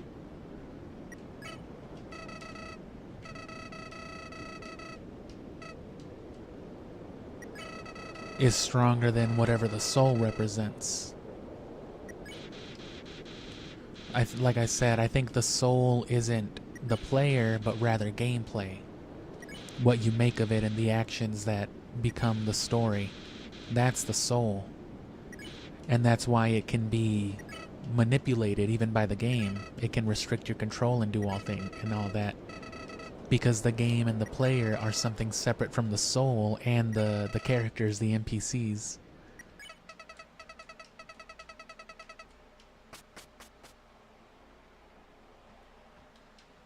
Flowey ran away with his legs.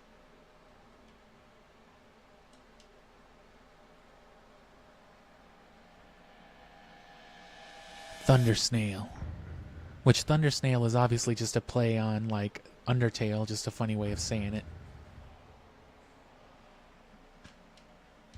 Kind of a pun.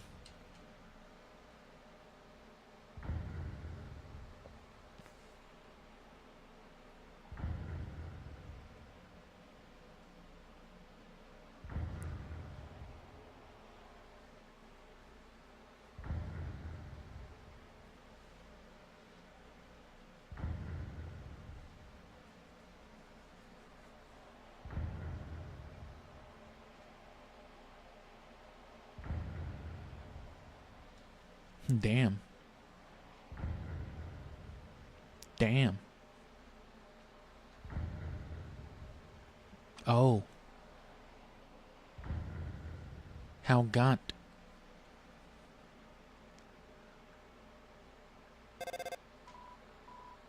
Ring ring.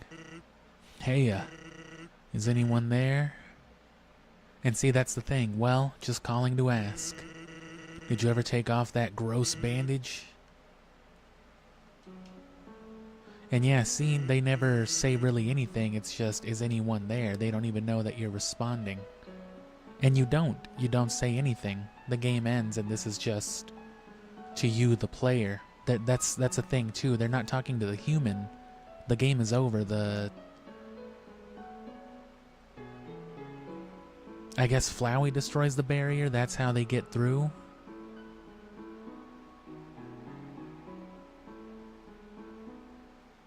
Because I don't know what that room is then.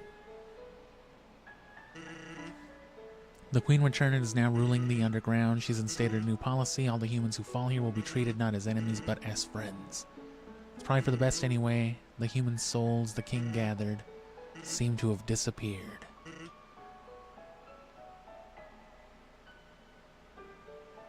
Unless we take the souls disappear with us. Things are looking grim for our freedom. The Queen's trying her best not to let us give up hope. So, if we're not giving up down here, don't give up wherever you are.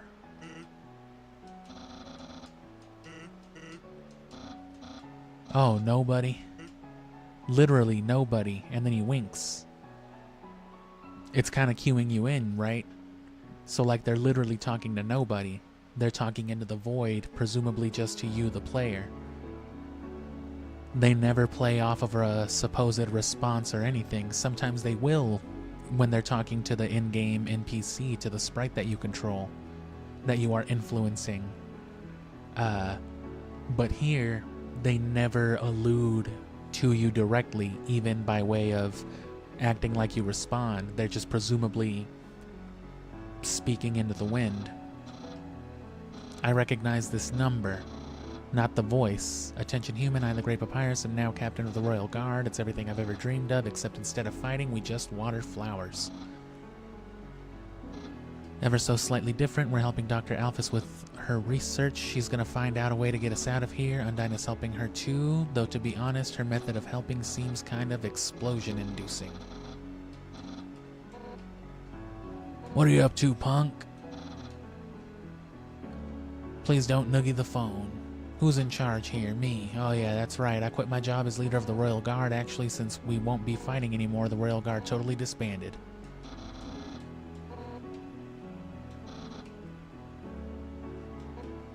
Anyway, now I'm working as Alphys' lab assistant. We're gonna find out a way out of this dump once and for all.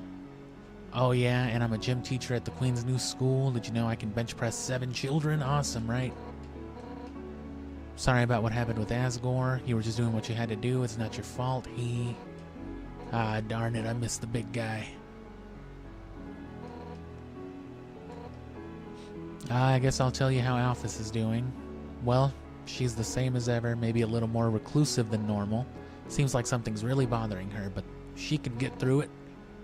I'm there supporting her. That's what friends are for, right? Wherever you are, I hope it's better than here. Took a lot of sacrifice for you to get there, so wherever you are, you have to try to be happy. For our sakes. We're all with you, everyone is, even the Queen.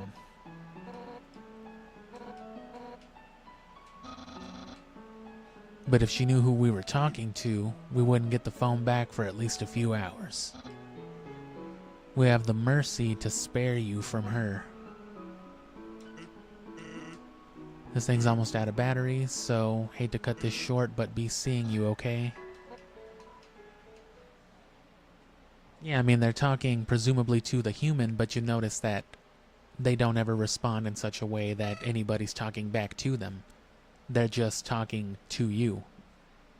I think, again, you know, at the end of a neutral run, I think going into the door just resets the time loop. Because all... You know what I mean? You didn't get either ending. So all you can do is play again. Why did you let me go? Don't you realize that being nice just makes you get hurt? Look at yourself. You made all these great friends, but now you'll probably never see them again. Hurts, don't it?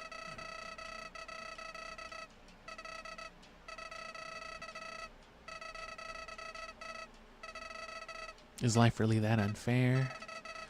What if I told you I knew some way to get a better ending? You'll have to load your save file. and go see Dr. Alphys.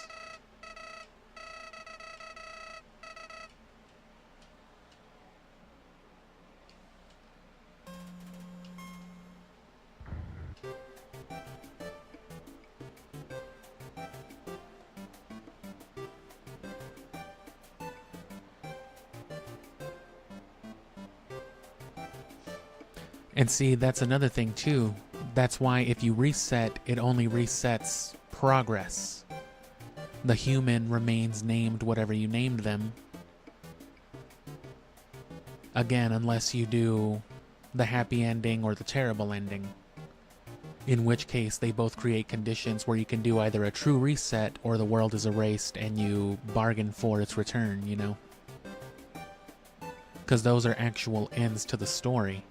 Everything else is just a reset. That's all it is a reset.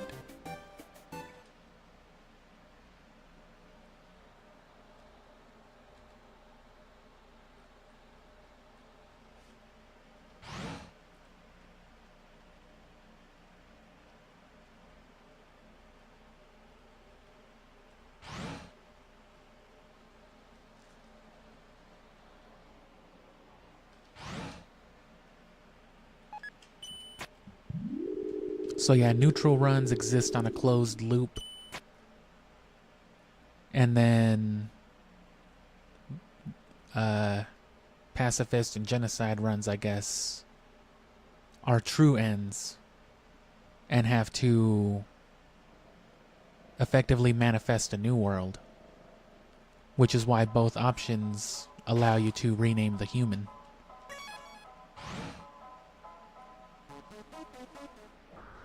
But of course, the only true reset is the true reset. That's the only one that resets every single condition.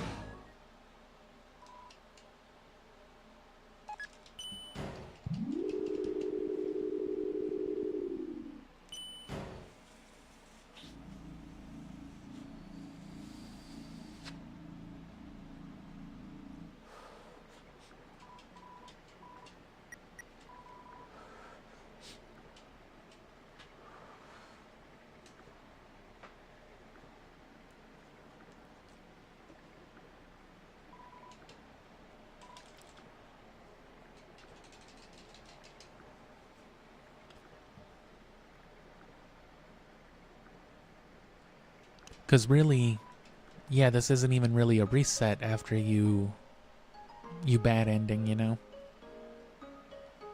It's a recreation. It's like a remake, a reconstruction.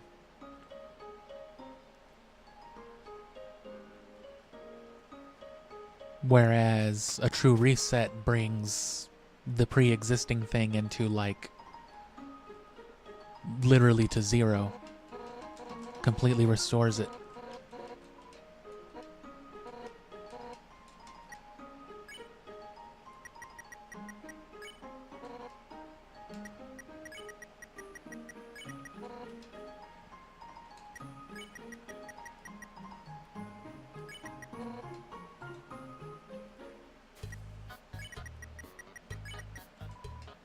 Despite what seems like common sense, you threw away the letter. What? You lost the letter? What the heck? Why? This is unbelievable. I should be really disappointed in you, but to tell you the truth, I'm kind of relieved. While you were gone, I actually wrote a way better letter. This time you won't lose it. I guarantee it. You got the Undyne letter EX. It has "Don't drop it" written on it. The letter is too powerful to throw away. It gets the better of you. Damn. I was out-muscled by some stationery?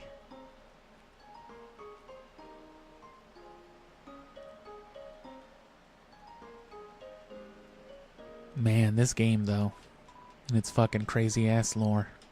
Not waterfall. Hotland. Tralale, tralili, lali lulelo. Hey, aren't you Satan from Shin Megami Tensei 5? No. Get the fuck out of here. Oh, it's all coming together.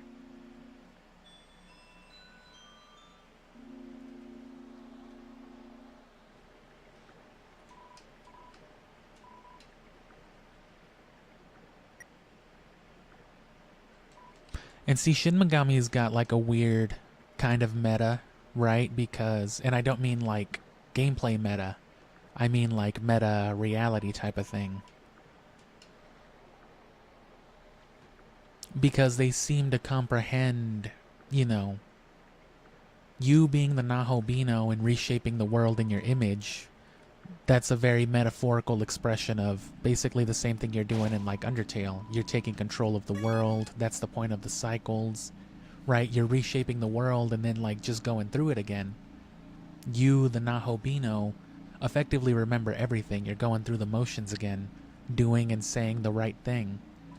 But instead of being meta in the way that Undertale is, and it's just like, haha. It's part of the story. That's like the whole thing, the conflict of gods and whatnot.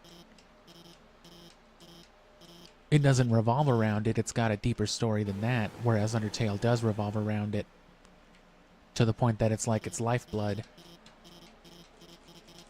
But it plays out the same way with the cycles and the nature of them.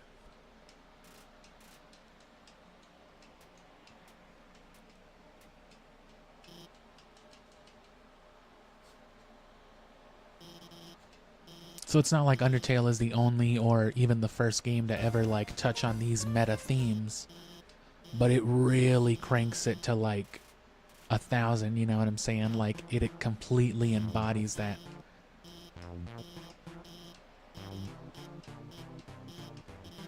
Right, because like Undertale has its own soul too, because it's more than just a game.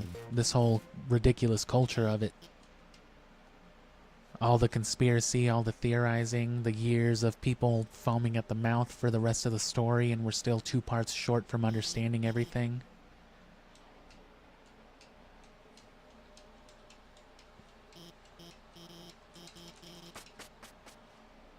Oh, the dump. All right, let me go grab some beer.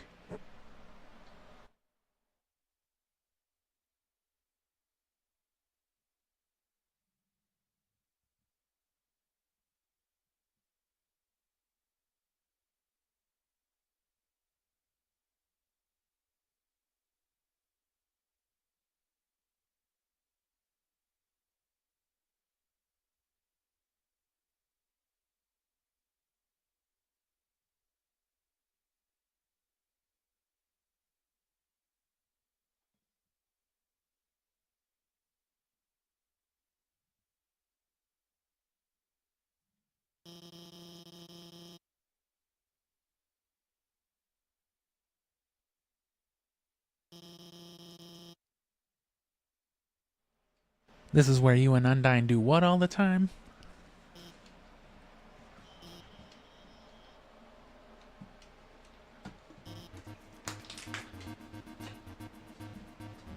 Oh, shit.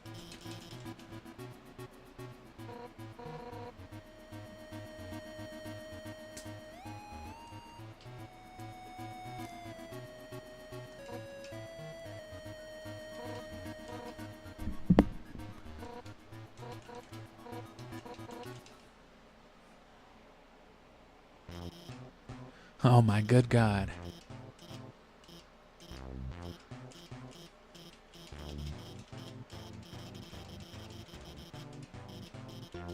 The truth.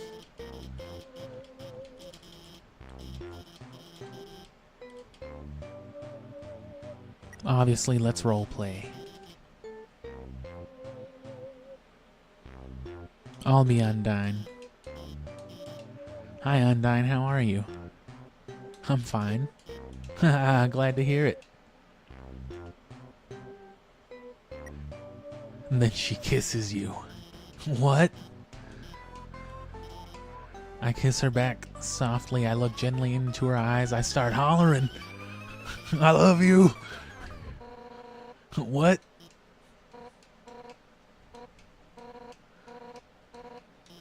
Are you two on a date? Yeah, but not the romantic kind.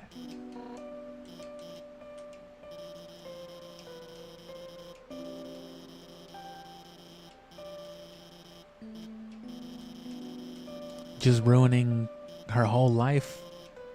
Goku's not real. There's no such thing as Dragon Balls on the surface. No, it's cool. Like, I totally never believed Goku was a real person. It's fine.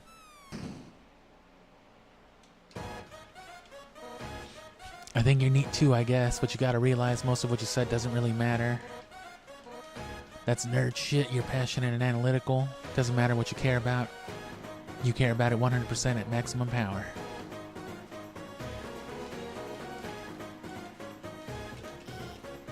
Trash monster.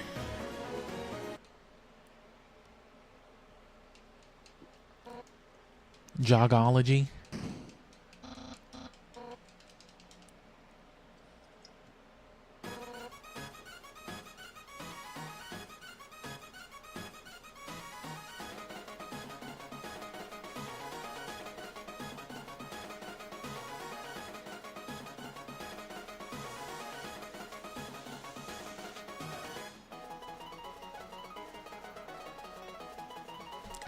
Found a lizard in my home the other day. It scattered and I've not seen it since. She was kidding, right? Those cartoons, those comics, those are still right. Real, right? Anime's real.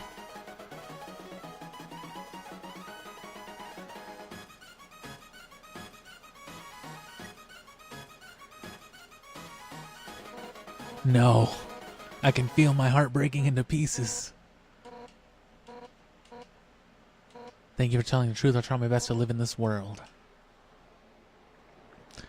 You guys have Gundams in real life, right? No.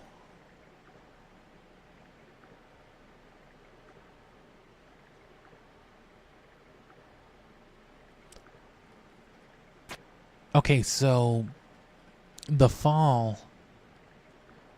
Undyne is definitely not joking when she's trying to kill you. Everybody else is just like, oh man, I was just kind of joshing. No, Undyne wants to fuck you up. And we know a fall is enough to kill a human.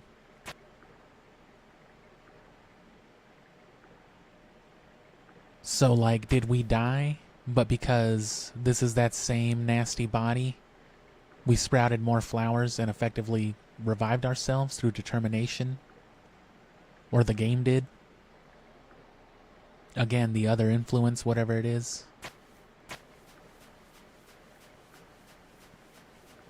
Yeah, I definitely got to play some Deltarune.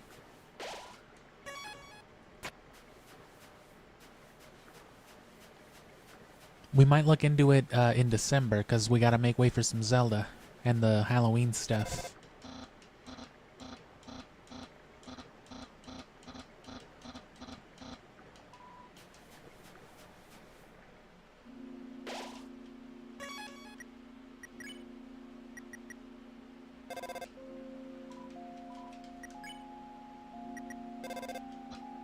Sounds like you're near Undyne's house. We should go visit Undyne.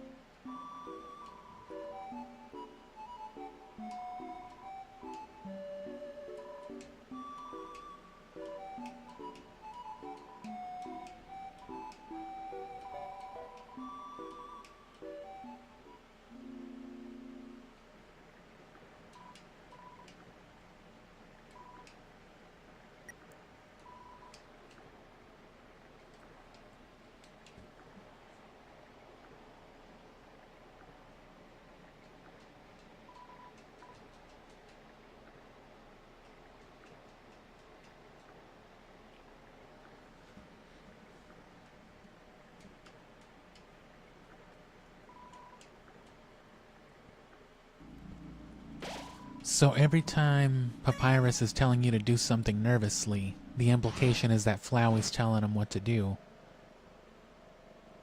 But if that's the case, why is there already a note here? As if Alphys planned on somebody finding it. It's hard to read because of the handwriting, but you try your best. Hey, thanks for your help back there. You guys, your support really means a lot to me. But as difficult as it is to say this, you guys alone can't magically make my own problems go away. I want to be a better person. I don't want to be afraid anymore, and for that to happen, I have to be able to face my own mistakes. I'm going to start doing that now. I want to be clear. This isn't anyone else's problem but mine. But if you don't ever hear from me again, if you want to know the truth, enter the door to the north of this note. You all at least deserve to know what I did. That's all she wrote.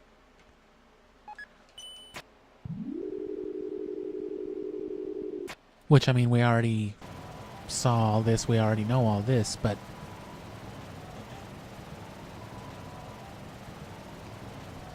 some people think, I guess this is just another theory too, that Alphys, you know, was implied to be trying to commit suicide, I guess at this moment, and that's like a suicide note. And are, you know, intervening and investigating here at Papyrus's, you know, call, basically, is the thing that prevents it. Because there's apparently a few different neutral endings too, specifically if Papyrus, Undyne, or Metaton die. Or just, you know, any combination of Undyne and or Metaton, I think. No. It has to be like Papyrus and then either Undyne or Metaton. One of the two of them has to be alive. And then either way, I think Metaton, Sans, and Undyne all refer to, you know, Alphys just disappearing. Which, as we know, there's no way to leave the underground without a demon or a monster in human soul. So the only other way somebody could disappear is to die. Because you see what happens when they persist. You get fucking amalgams.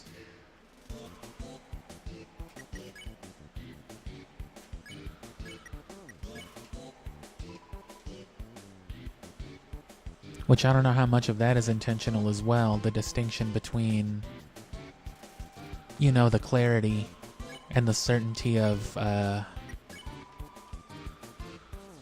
monsters disappearing into dust when they die, by showing you a hard example of what happens when they don't. Maybe.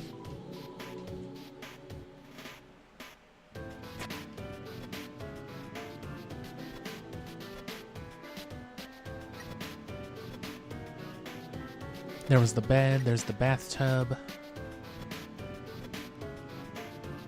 and beyond.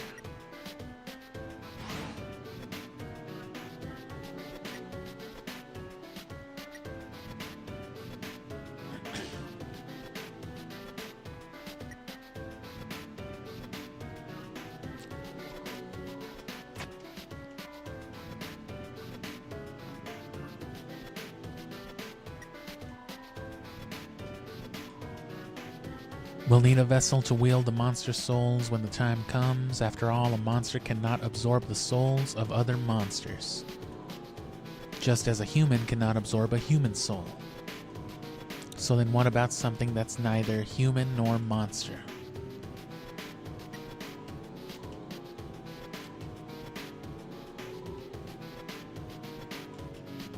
The seeds just stick to you and won't let go. That's a very strong point made as well. The seeds. Because then you have to consider everywhere that there's flowers. Those must all be places where, like, previous, you know, playthroughs died, right?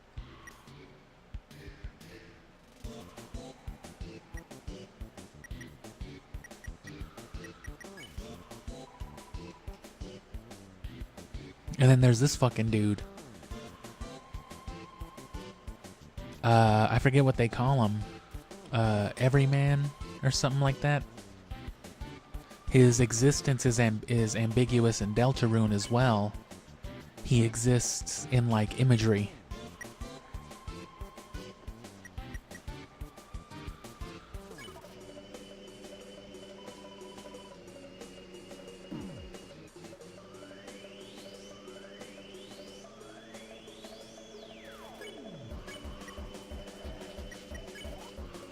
So yeah, it's just the end game, guys.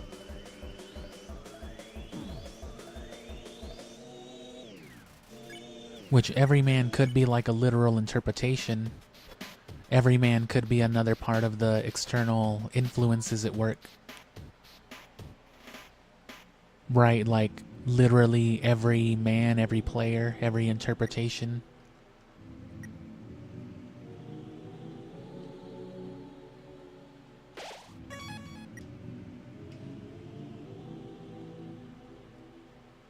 That is to say, it represents the very nature of like a player character, which Kara kind of does too. At least that's what they claim to represent. That's what they literally describe themselves as. Right, the enjoyment and the experience of watching the numbers go up in a game like this. The kill count.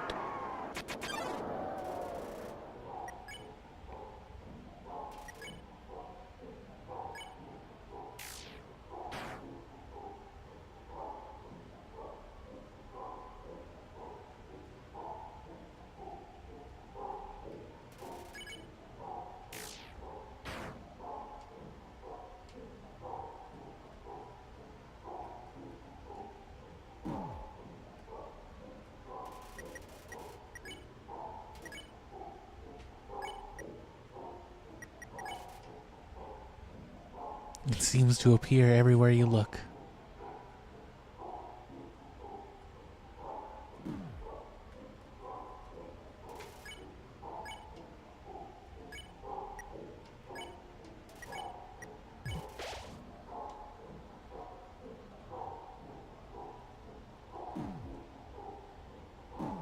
Damn.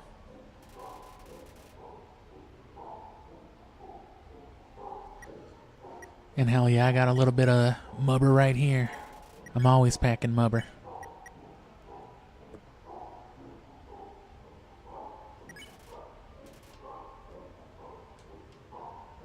Flecking a strange liquid from its orifice.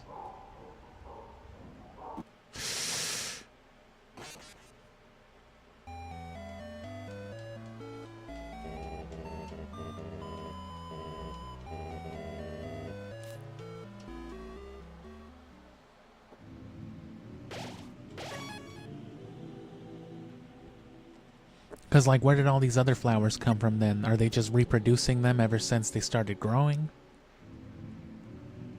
Or are they correlated to, you know, playthroughs?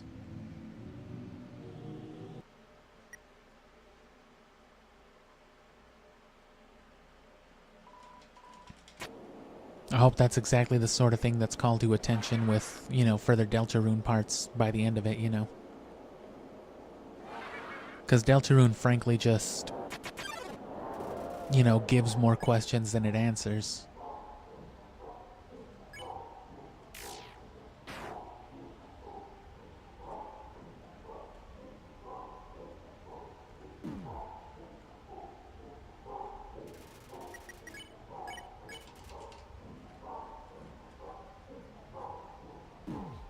Oh.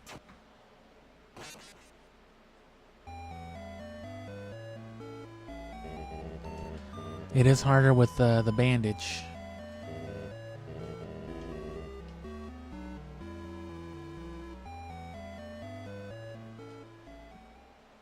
Which at this point, I guess it doesn't matter.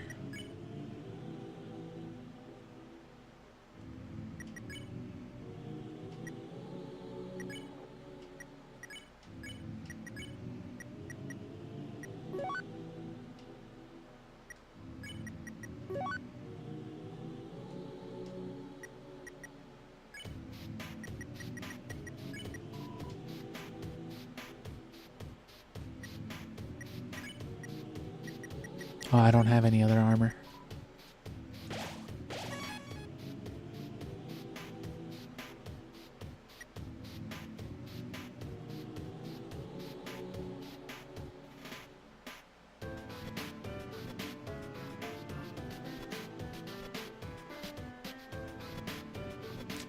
Fuck it.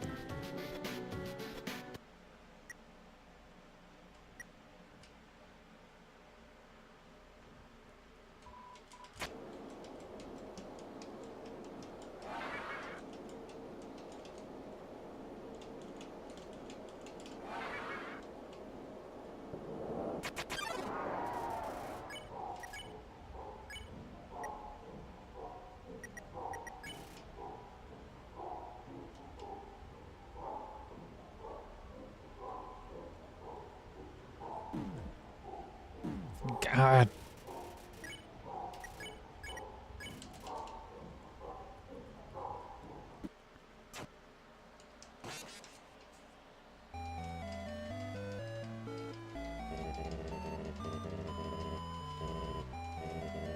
I should have taken the locket.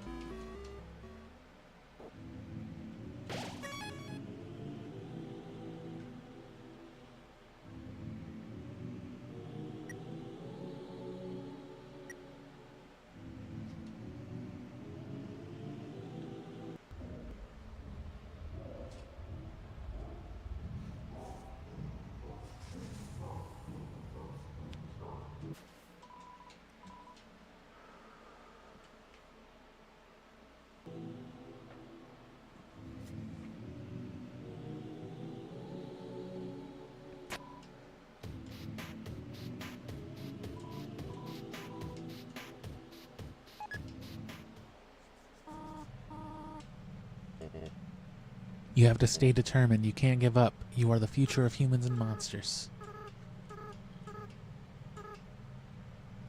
6, right? We just have to get 6.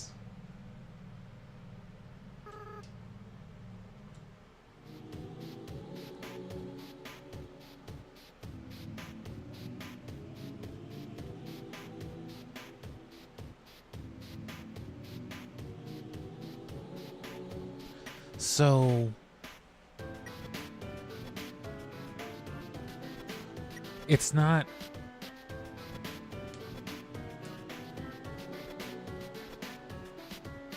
I need to be more clear on whether or not, unlike the order of events, if Flowey happened before or after Asgore decided to hunt the 6 human souls, because it's not impossible then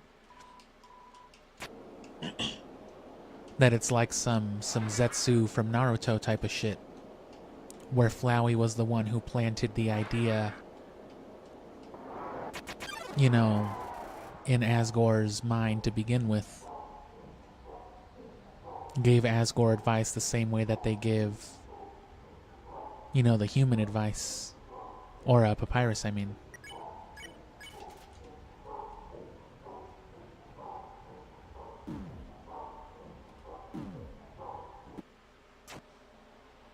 Well, they account for that.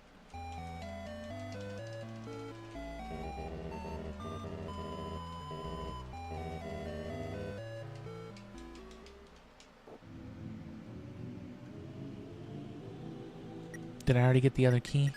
I can't see it.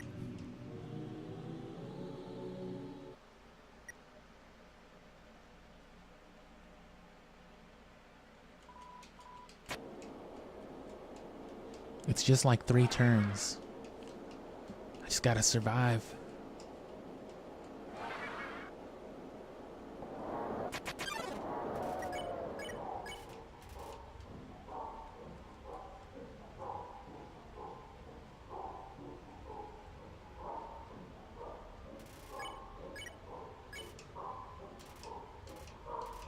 Suddenly it shoots away and crawls wildly on the walls.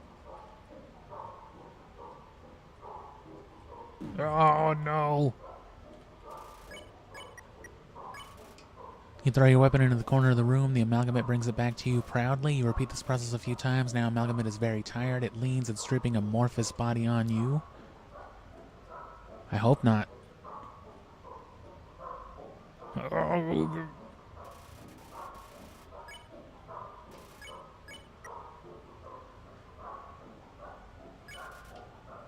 Starts to generate a stage 1 happiness froth.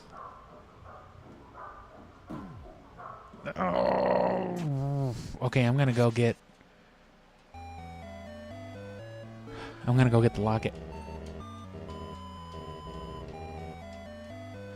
I didn't pick it up because I was gonna finish the neutral run with, you know, the bandage for the special dialogue. But I should have picked it up anyway, so that I could have, you know, equipped it for this part. I wasn't thinking. Could have just had it in the dimensional box.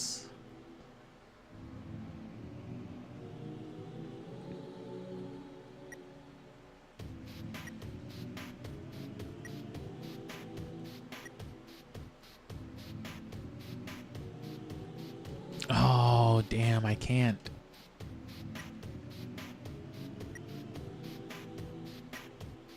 Woof.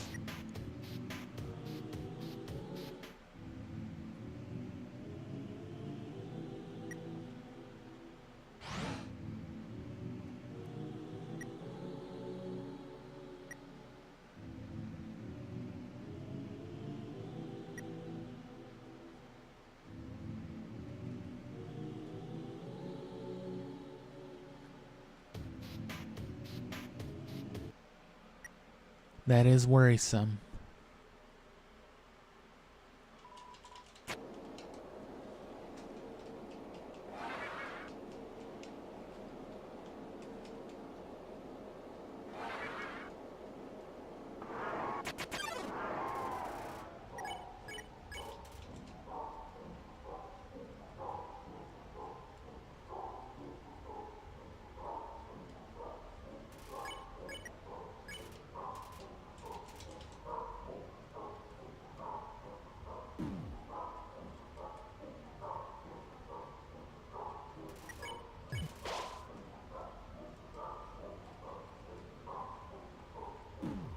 Oh.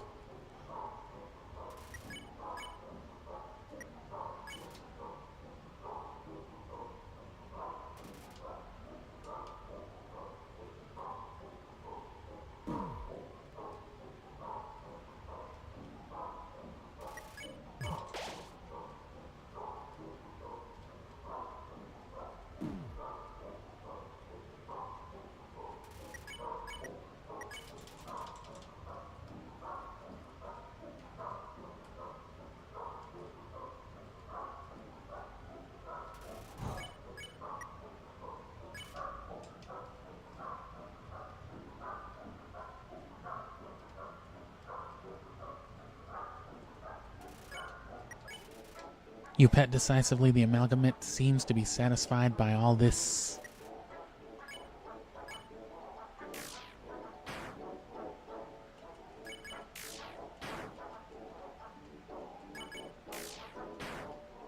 What are you doing?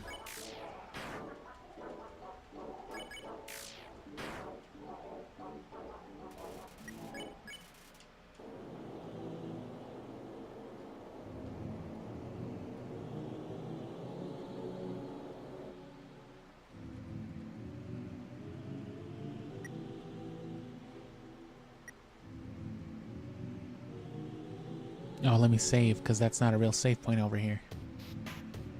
And I don't want to have to fight this thing again.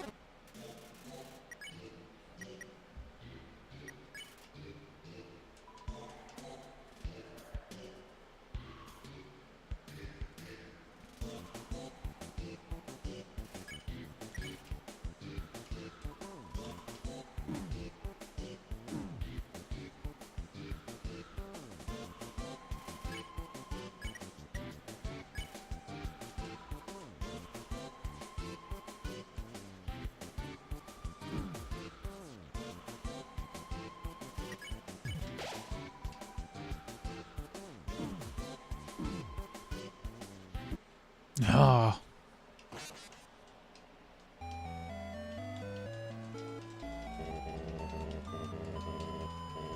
You can't give up just yet. trying not to.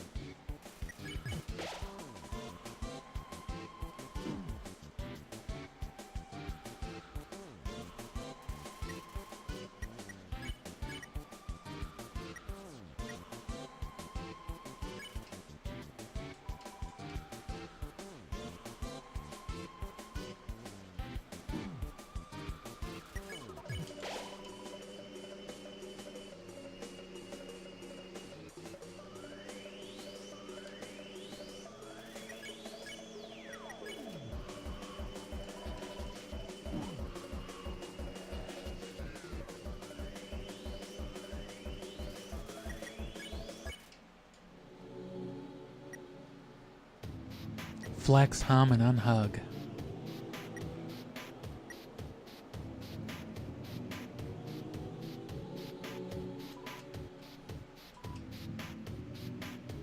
Ah, damn it.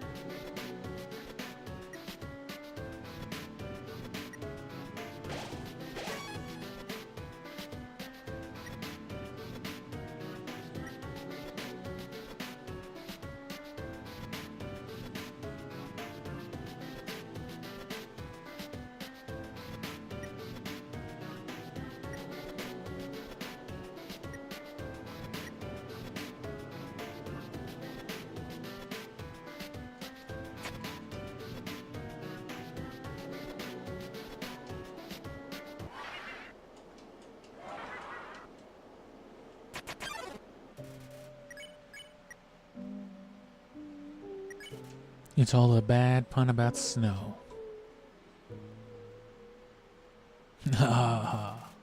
Some vegetoids probably, glued to a snowdrake.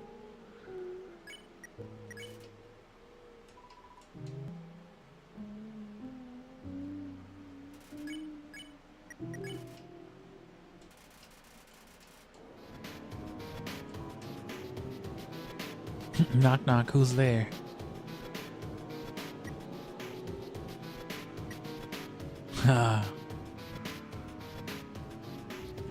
That was that whole encounter.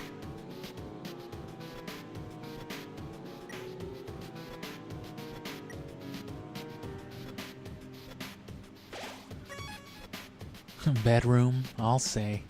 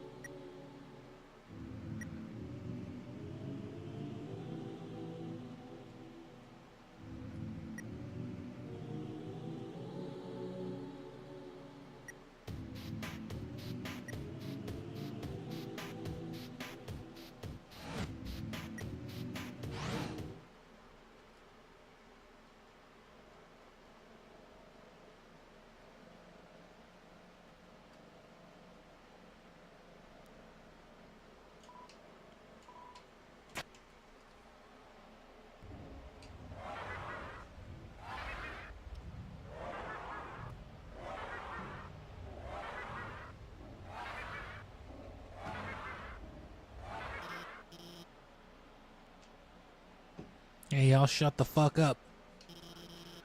I got you guys some food. Oh, fuck yeah, we love food. The power went out. I've been trying to turn it back on, but it seems like you were one step ahead of me.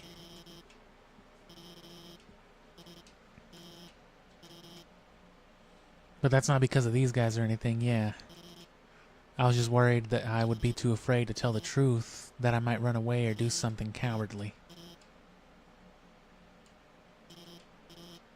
Which that's effectively what I was talking about earlier, yeah. So, I mean, you know, it's... You know, got a solid premise, but... It's never outright stated.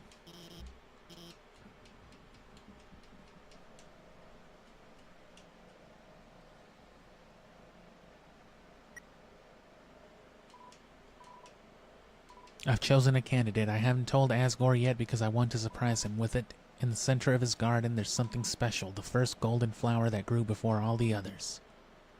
The flower from the outside world. It appeared just before the queen left.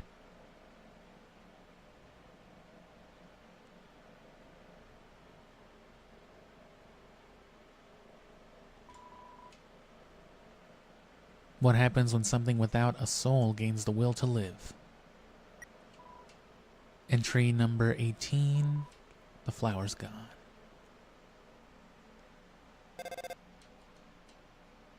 It's a voice you have never heard before. Are you there? It's been a long time, hasn't it? Azrael, maybe? Which would just be Flowey.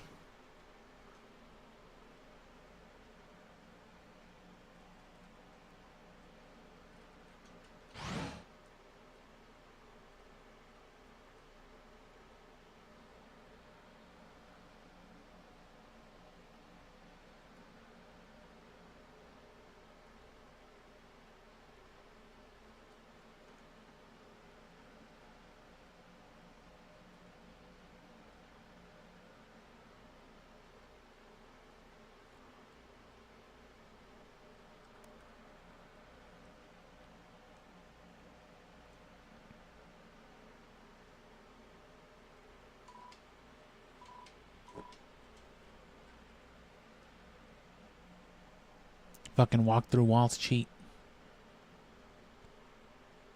See what those other coffins say.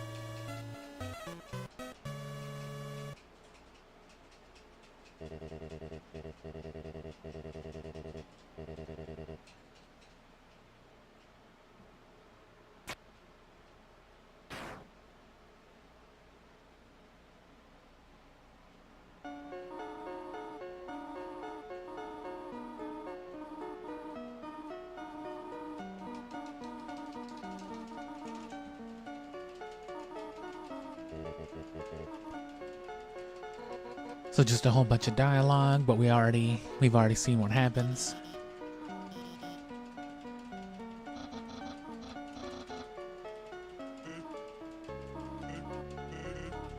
Her reaction, her facial expression immediately changes. Sans is notably not surprised, nor does he really sound any different as a lost soul. More like he just fits into the role like he's always doing.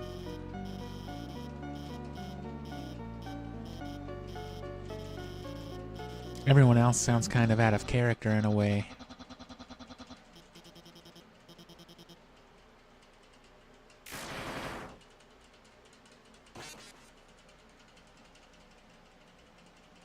So how did they inject it with the will to live? Where did they get the determination is the thing.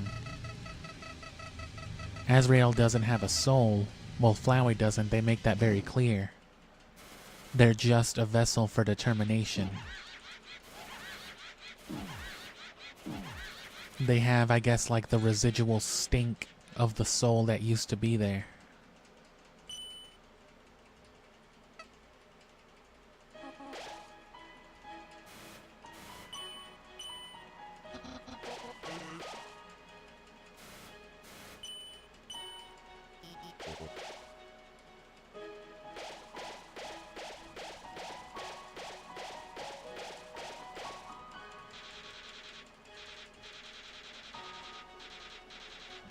And so Flowey gets like the, you know, dominion over the game with like the power of the souls, the human souls at least.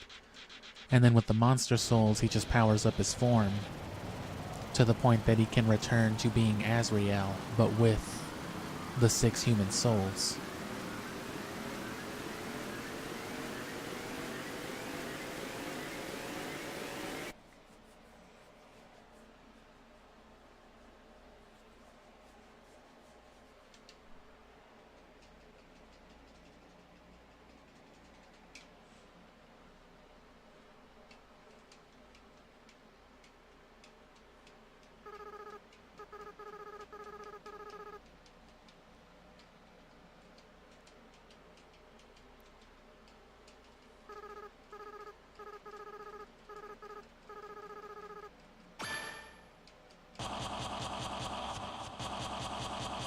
Serial murderer. Oh yeah, huh?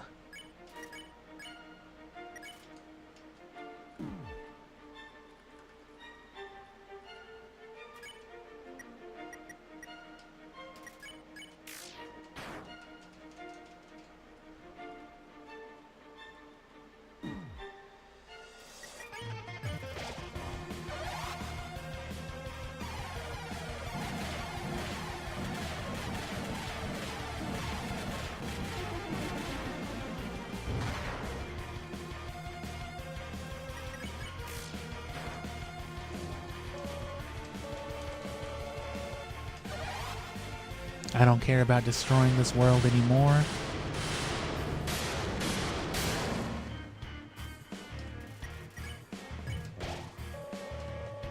After I defeat you and gain total control over the timeline, I just want to reset everything.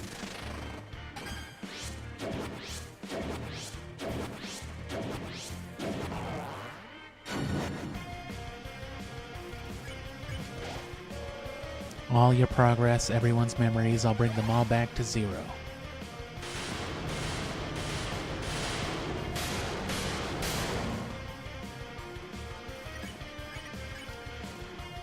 You can feel the empty space in your inventory get smaller and smaller.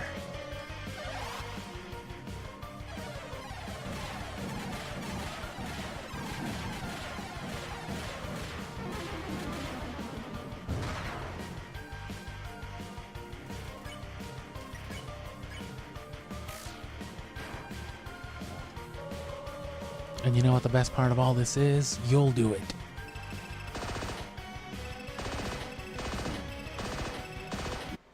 Oh, nuh-uh. But it refused, that's what I'm saying.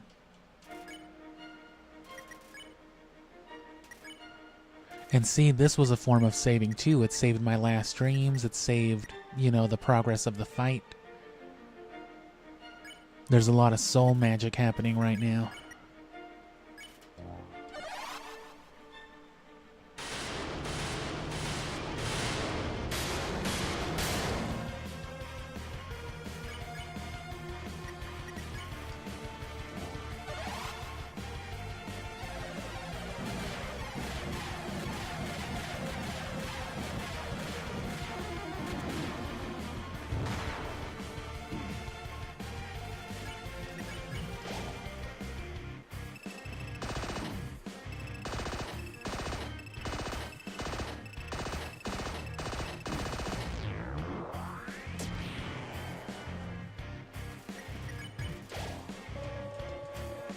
And then you'll lose to me again.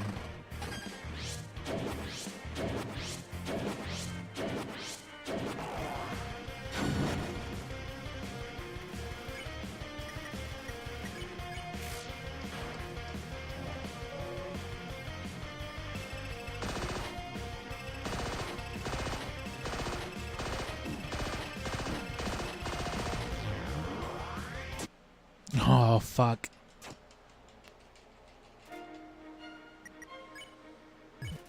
It's like hyper determination, because you know what I'm saying, you'd persevere back to this point anyway.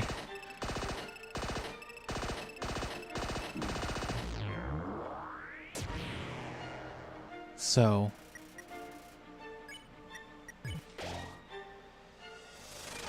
it's pretty cool.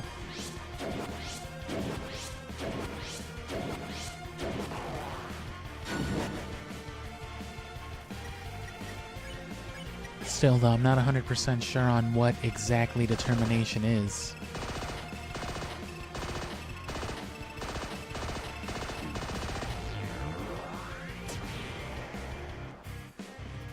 Like, they're very clear about, like, its felt effects, but what is it? Is it like a chemical? Is it fucking midichlorians, you know what I mean? How do they inject flowey with it? How do they concentrate it? There's a determination extraction machine. That's what that big red contraption in the True Lab was. But who are they getting the determination out of? I guess other monsters? Willing sacrifices? Cadavers?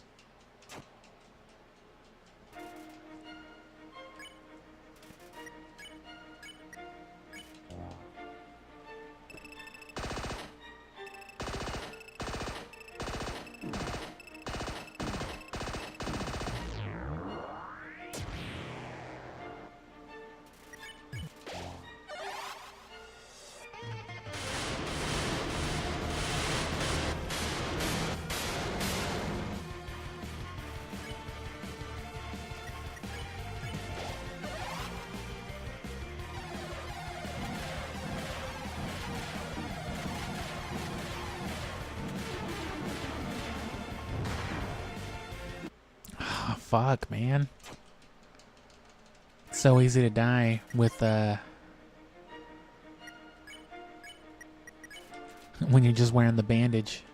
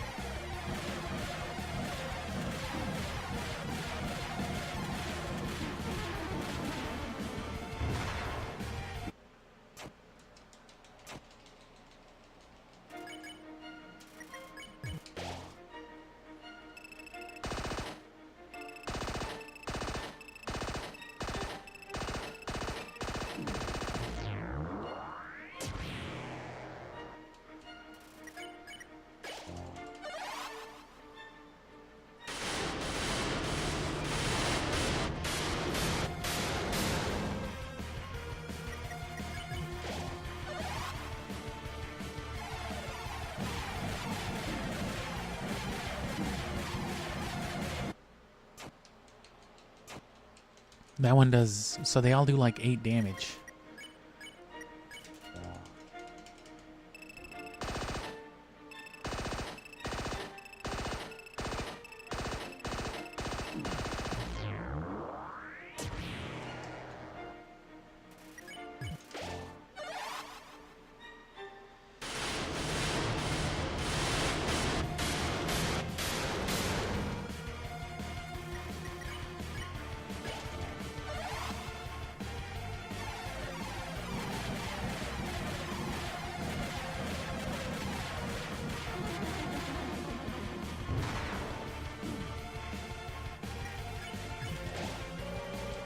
Because you love your friends. There we go.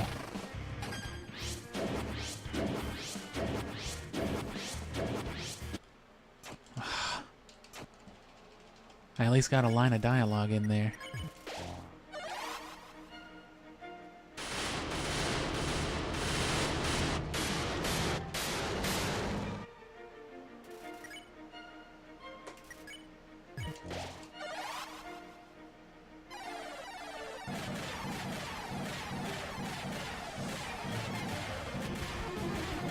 Oh, it takes you like 2 attacks back.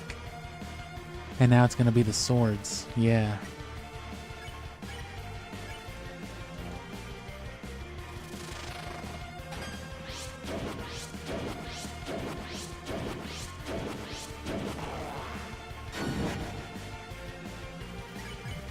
And there we go.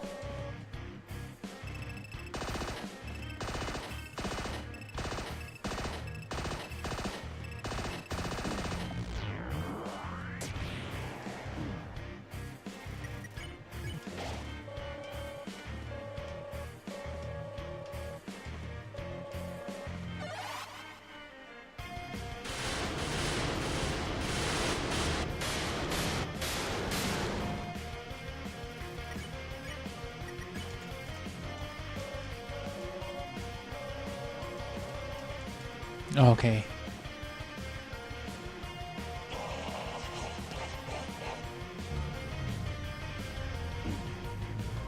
And yeah, it even looks like Azrael, the machine. It's got that same skull figure.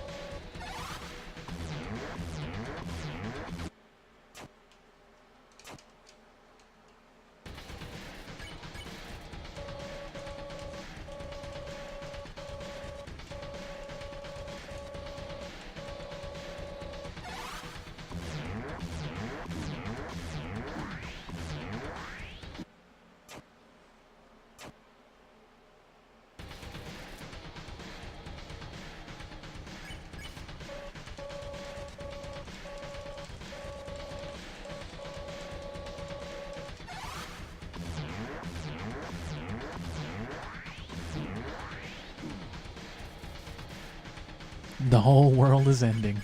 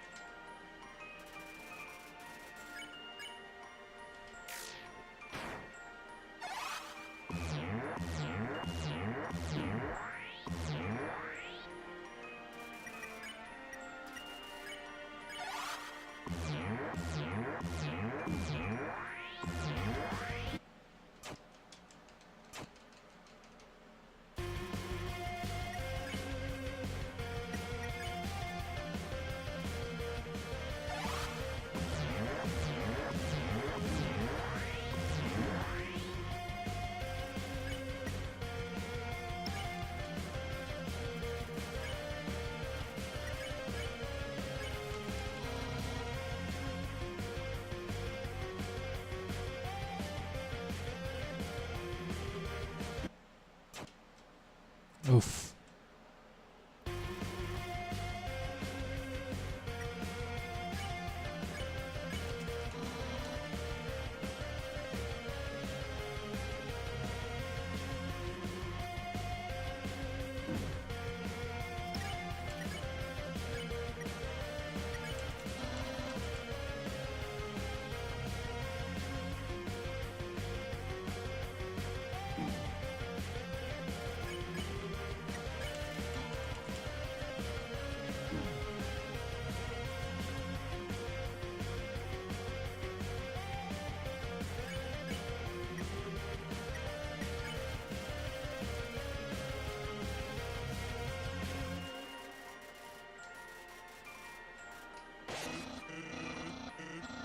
Nah, I'm rooting for you, kid.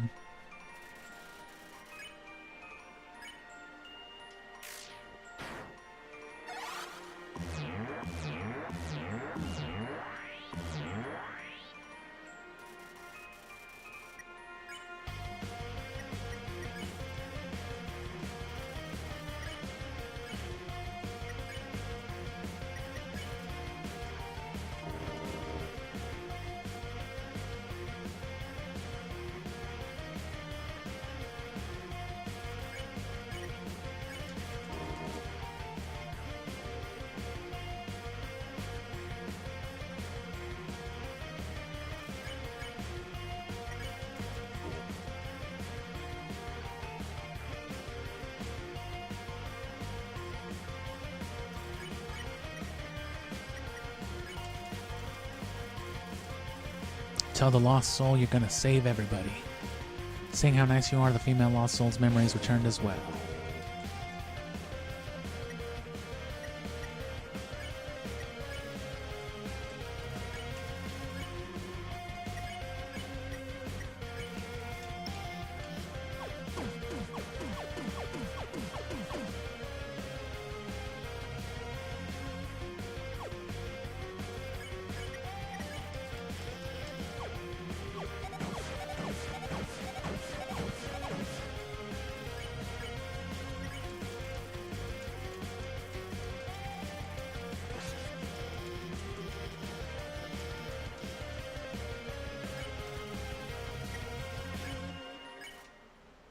Someone else. As your friends remembered you, something else began resonating within the soul, stronger and stronger. It seems that there's still one last person that needs to be saved, but who?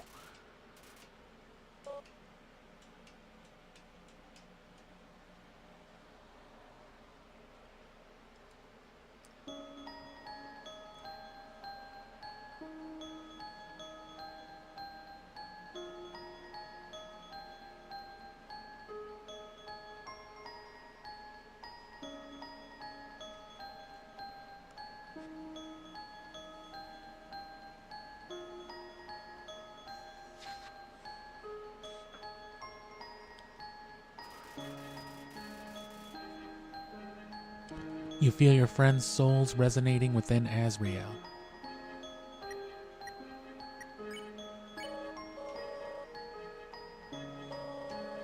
What did you do? What's happening to me?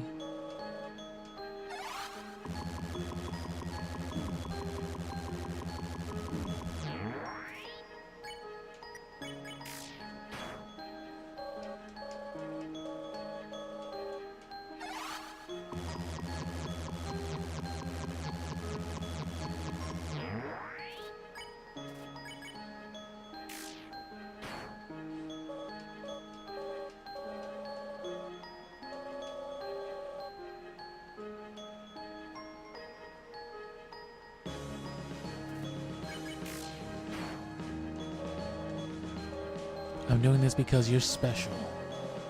You're the only one that understands, only one who's any fun to play with anymore.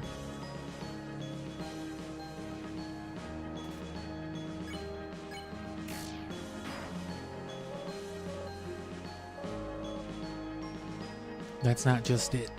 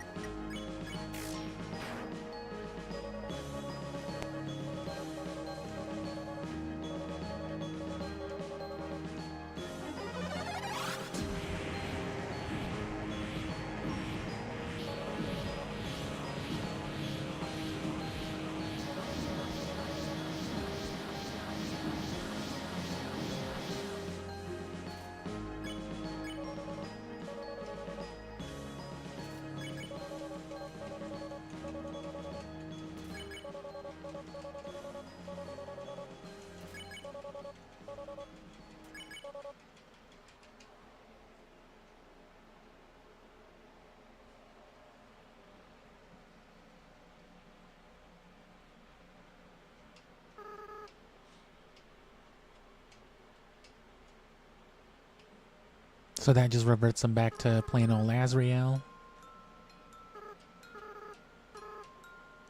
You're not actually Sully, are you? Sully's been gone for a long time.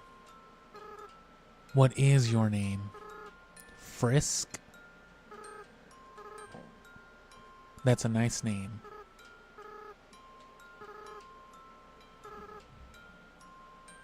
As a flower, I was soulless. I lacked the power to love other people. However, with everyone's souls inside me, I not only have my own compassion back, but I can feel every other monster's as well. I wish I could tell you how everyone feels about you. Monsters are weird, even though they barely know you. Feels like they all really love you.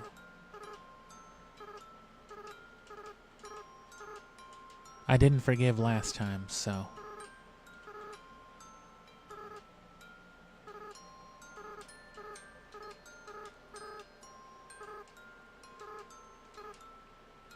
Everyone's determination. So even monsters have determination.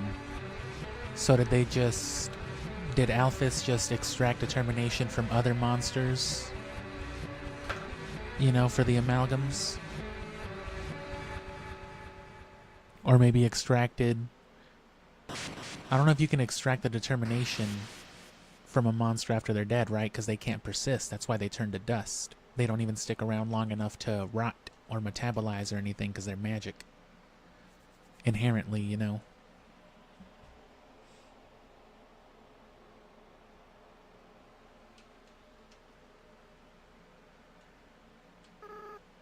So the only way to get determination from a monster would be to kill it.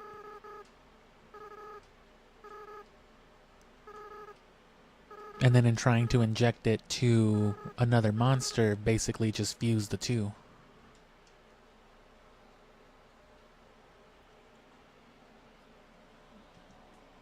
Or, you know, however many there were.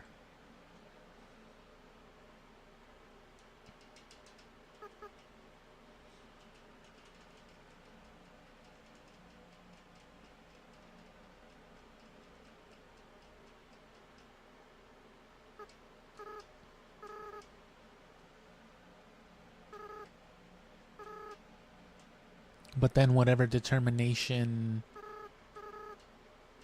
So that's all Flowey is. It's the husk of, you know, Azrael's body, Azrael's person, I guess.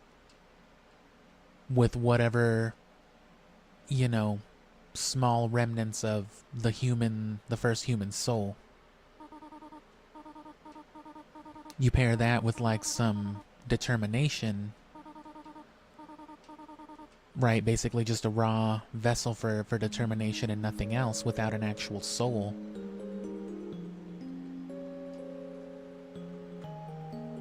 That's why Flowey was able to do, you know, human-esque kind of things.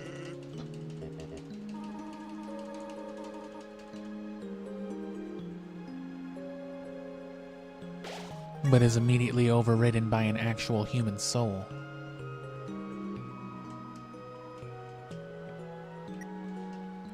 And in order to truly fulfill, like Kara then, or Kara's character,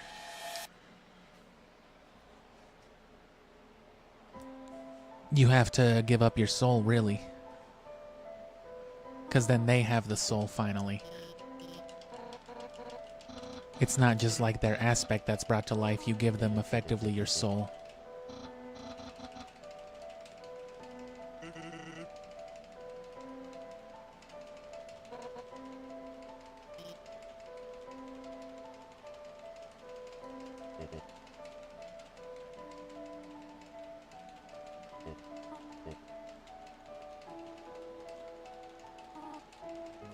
And I didn't go with Toriel last time, because I had things to do. Which we saw exactly what those things were, but now those things are done, so now I want to stay with Toriel.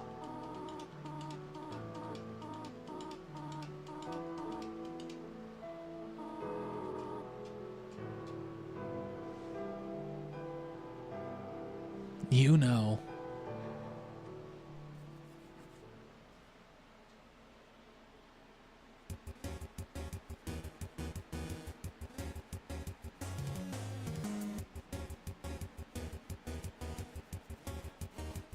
The scary credits.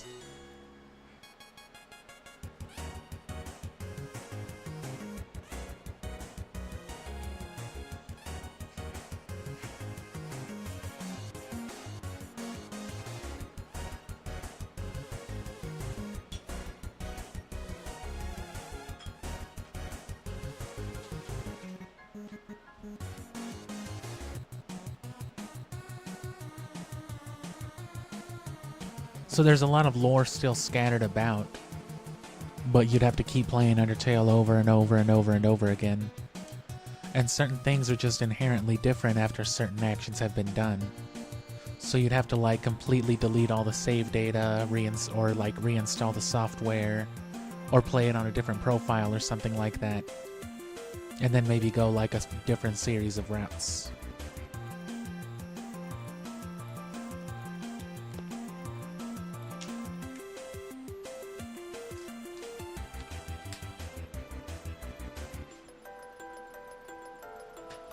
But a lot of the deeper story, I'm assuming it's not even accessible on console. I guess not without maybe having to hack your whole ass console.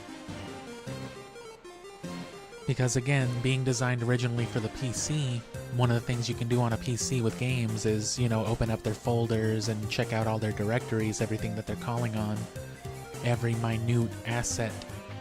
And Undertale just went crazy with that. Undertale and Deltarune all, you know, collectively. There's a lot of information relegated strictly to, you know, the game files. In particular, there's that data entry, because I don't remember which number it actually was, but there's like 16 total, and one of them specifically is missing. Even after the two are revealed at the end at the True Lab, there's one number specifically missing. And that data entry is hidden in the game files, not in the game itself. And the whole thing is in Wingdings. It's just, you know, that crazy hand symbol language from Microsoft Word or whatever, whoever came up with it, with just a bunch of scary voice noises. And that's where the whole experiment things comes from. That's what it's saying. This next experiment seems very, very interesting.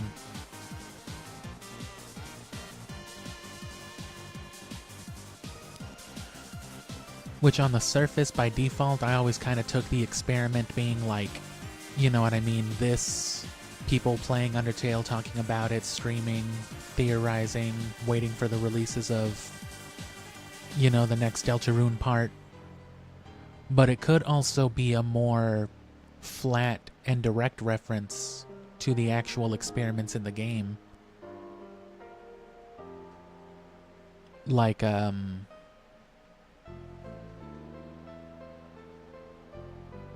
because that's the thing, I'm trying to figure out all this stuff with the human souls and like whether or not there's multiple bodies, or if more than just the first and eighth human, quote unquote, share a body, if that is in fact what the case is.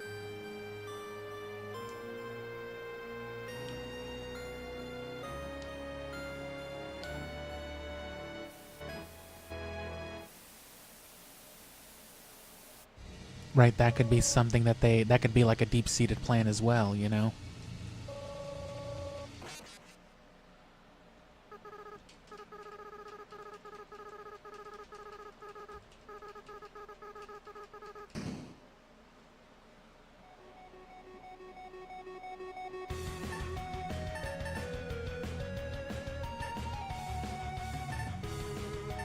Scary credits.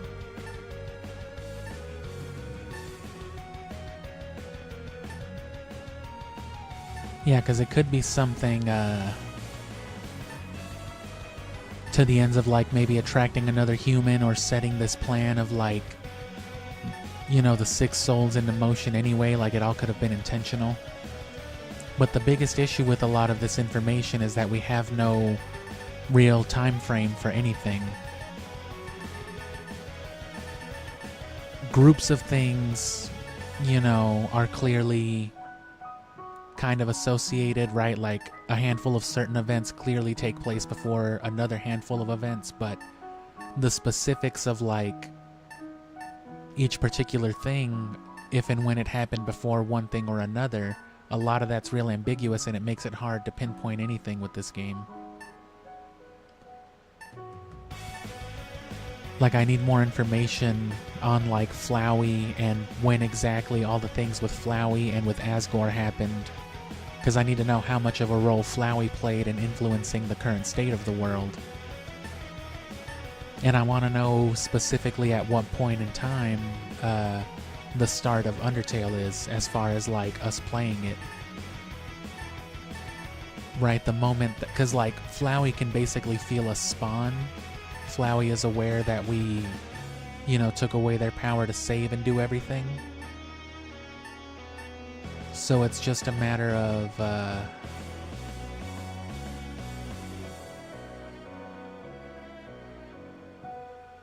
you know, how far into Flowey's existence is our game, is our playthrough starting, you know? I think that's a very crucial part of information that needs to be expanded on, even if it's not in-game, even if it's just like in a live stream or in like an internet post, as, you know, Toby Fox has done before with a lot of lore. I need to know.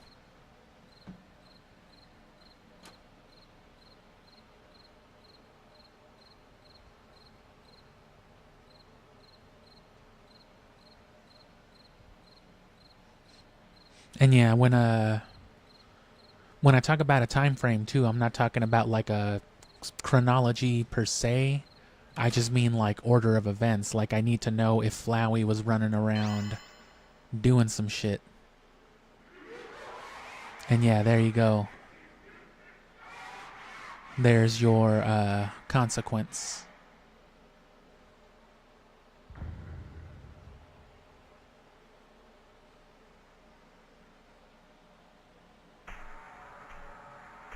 Which, of course, the reason that happens is because, again, we've already done the bad thing.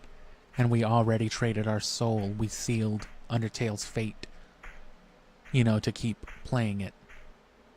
So this is it. It's over, you know.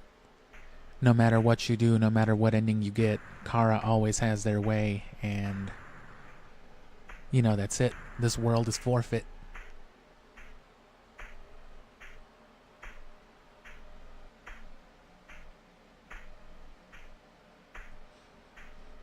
But yeah, I need to know how much, if at all, Flowey played a role in the plan to gather the 6 souls. I need to know if he was like whispering things in Asgore's ear. And beyond that, I need a deeper time frame so I can know how much like Gaster, you know, might have played a role in that as well. Maybe he set all of those events into motion back all the way back to the first human somehow. Just like out of sheer curiosity, trying to create different conditions for their video game world. And I think at this point you just have to restart again.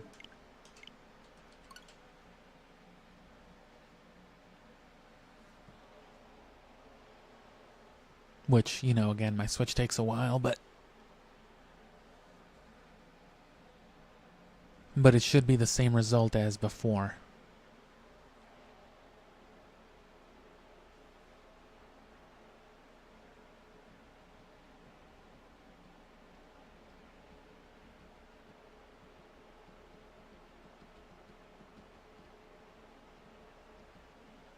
And yeah, like I said, I can't really say one way or the other with the other 6 souls. That's why I want more information on that specifically, but one thing I can say for certain, at least, one thing that I don't doubt, is that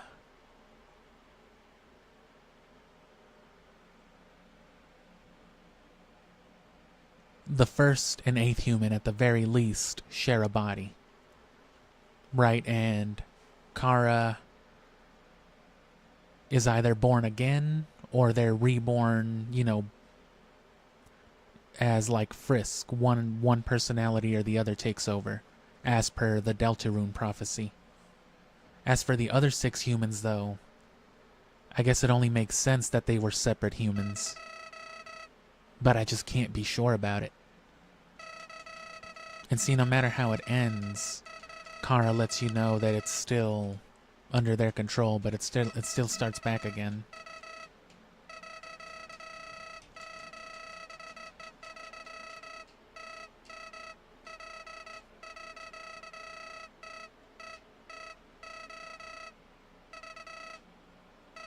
And yeah, I'm playing on Switch. It'd be better if I could play it on PC, but my PC is not very high fidelity at all. So it could not handle playing even a game like Undertale, I think, while streaming.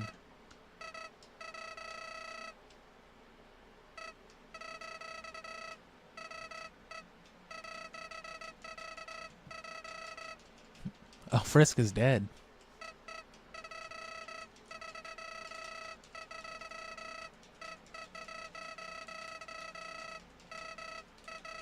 Probably heard this 100 times, just about, at this point.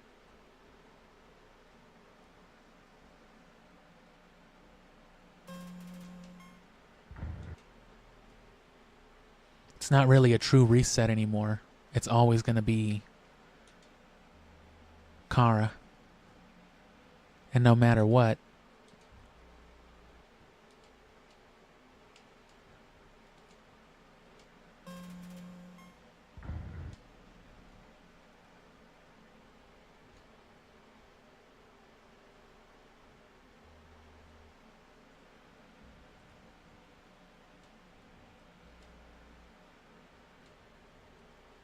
I don't think Susie does anything. Maybe.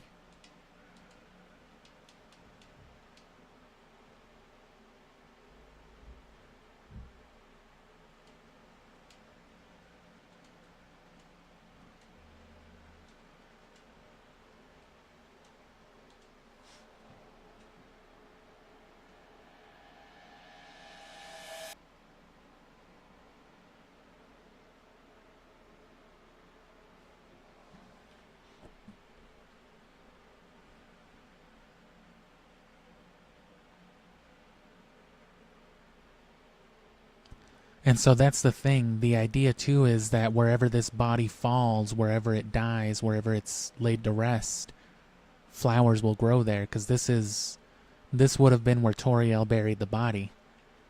And out sprouted more golden flowers.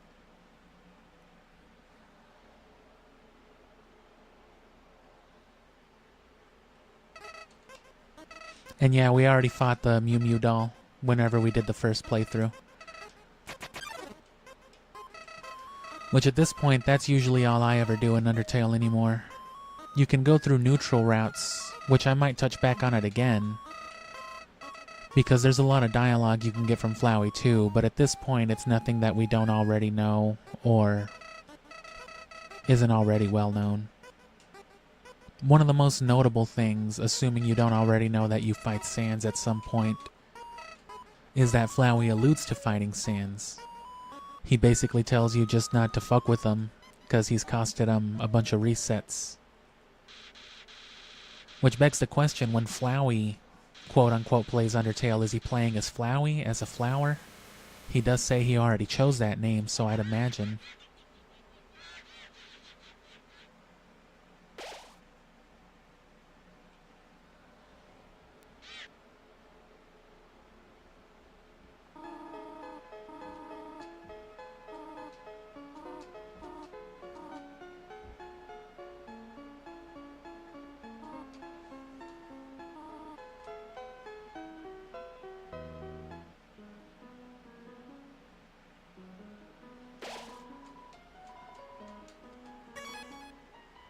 So yeah, we'll call it here, but I think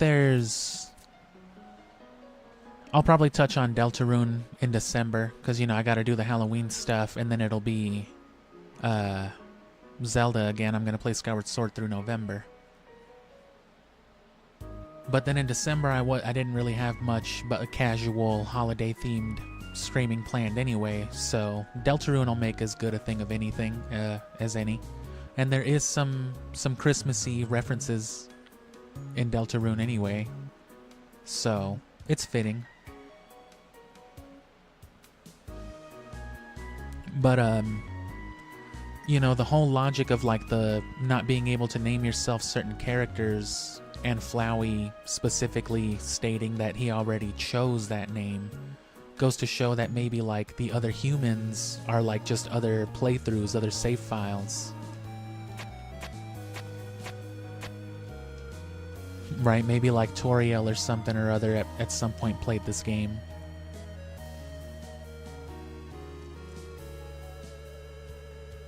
Which again makes sense if you consider Undertale is that video game that exists in Chris's house.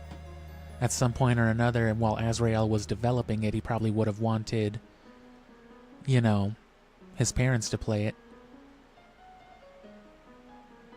And the very first person to play it would have been Chris, right? Probably played it, probably killed everybody. Azrael was probably like, no, you're playing it wrong, and then everybody else played it, built the game together. And then that would bring more logic again to Frisk and Kara sharing a body, in that this could be Chris playing the game once again for the final time, which could align with Undertale being a fountain. The final fountain, right? And like, again, dark connotations when you consider the relationship in Deltarune, right?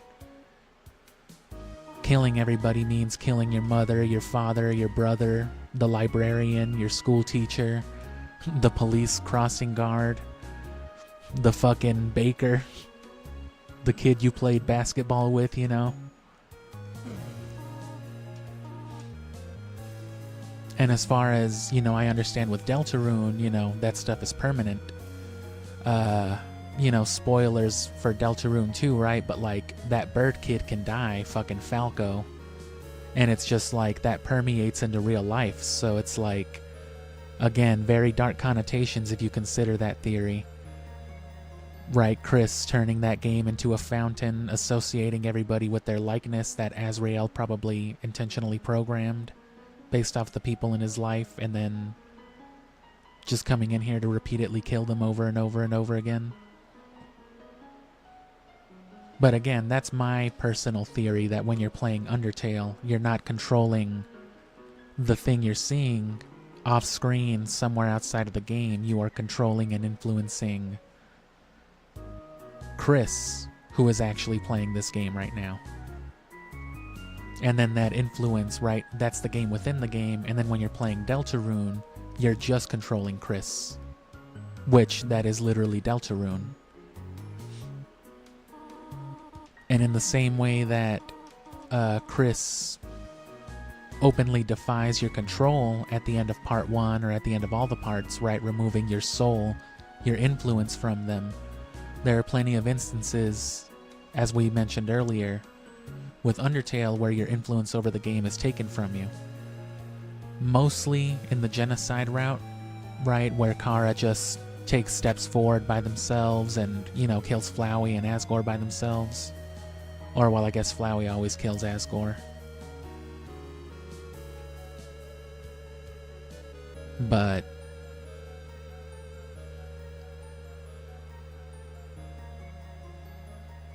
well, that's a thing I never really considered either. I guess you never actually kill Asgore, no matter what. Even in a genocide run, it's always Flowey. Or, you know, Azrael otherwise. But I feel like it stands. But I can get more into that with Deltarune once I get refreshed on the fountains and the lore. Also, thanks for subscribing if you did during the stream, or just, you know, from the Undertale stuff. I didn't think that one short that I made would pop off the way that it did. It's now my most viewed video. Before it was another short, that Ocarina of Time short that was like 10,000 views. This one's already like at 30,000 with like a bunch of likes, so cool. Thanks if you found us from that. And I hope you'll stick around for things beyond Undertale and Deltarune.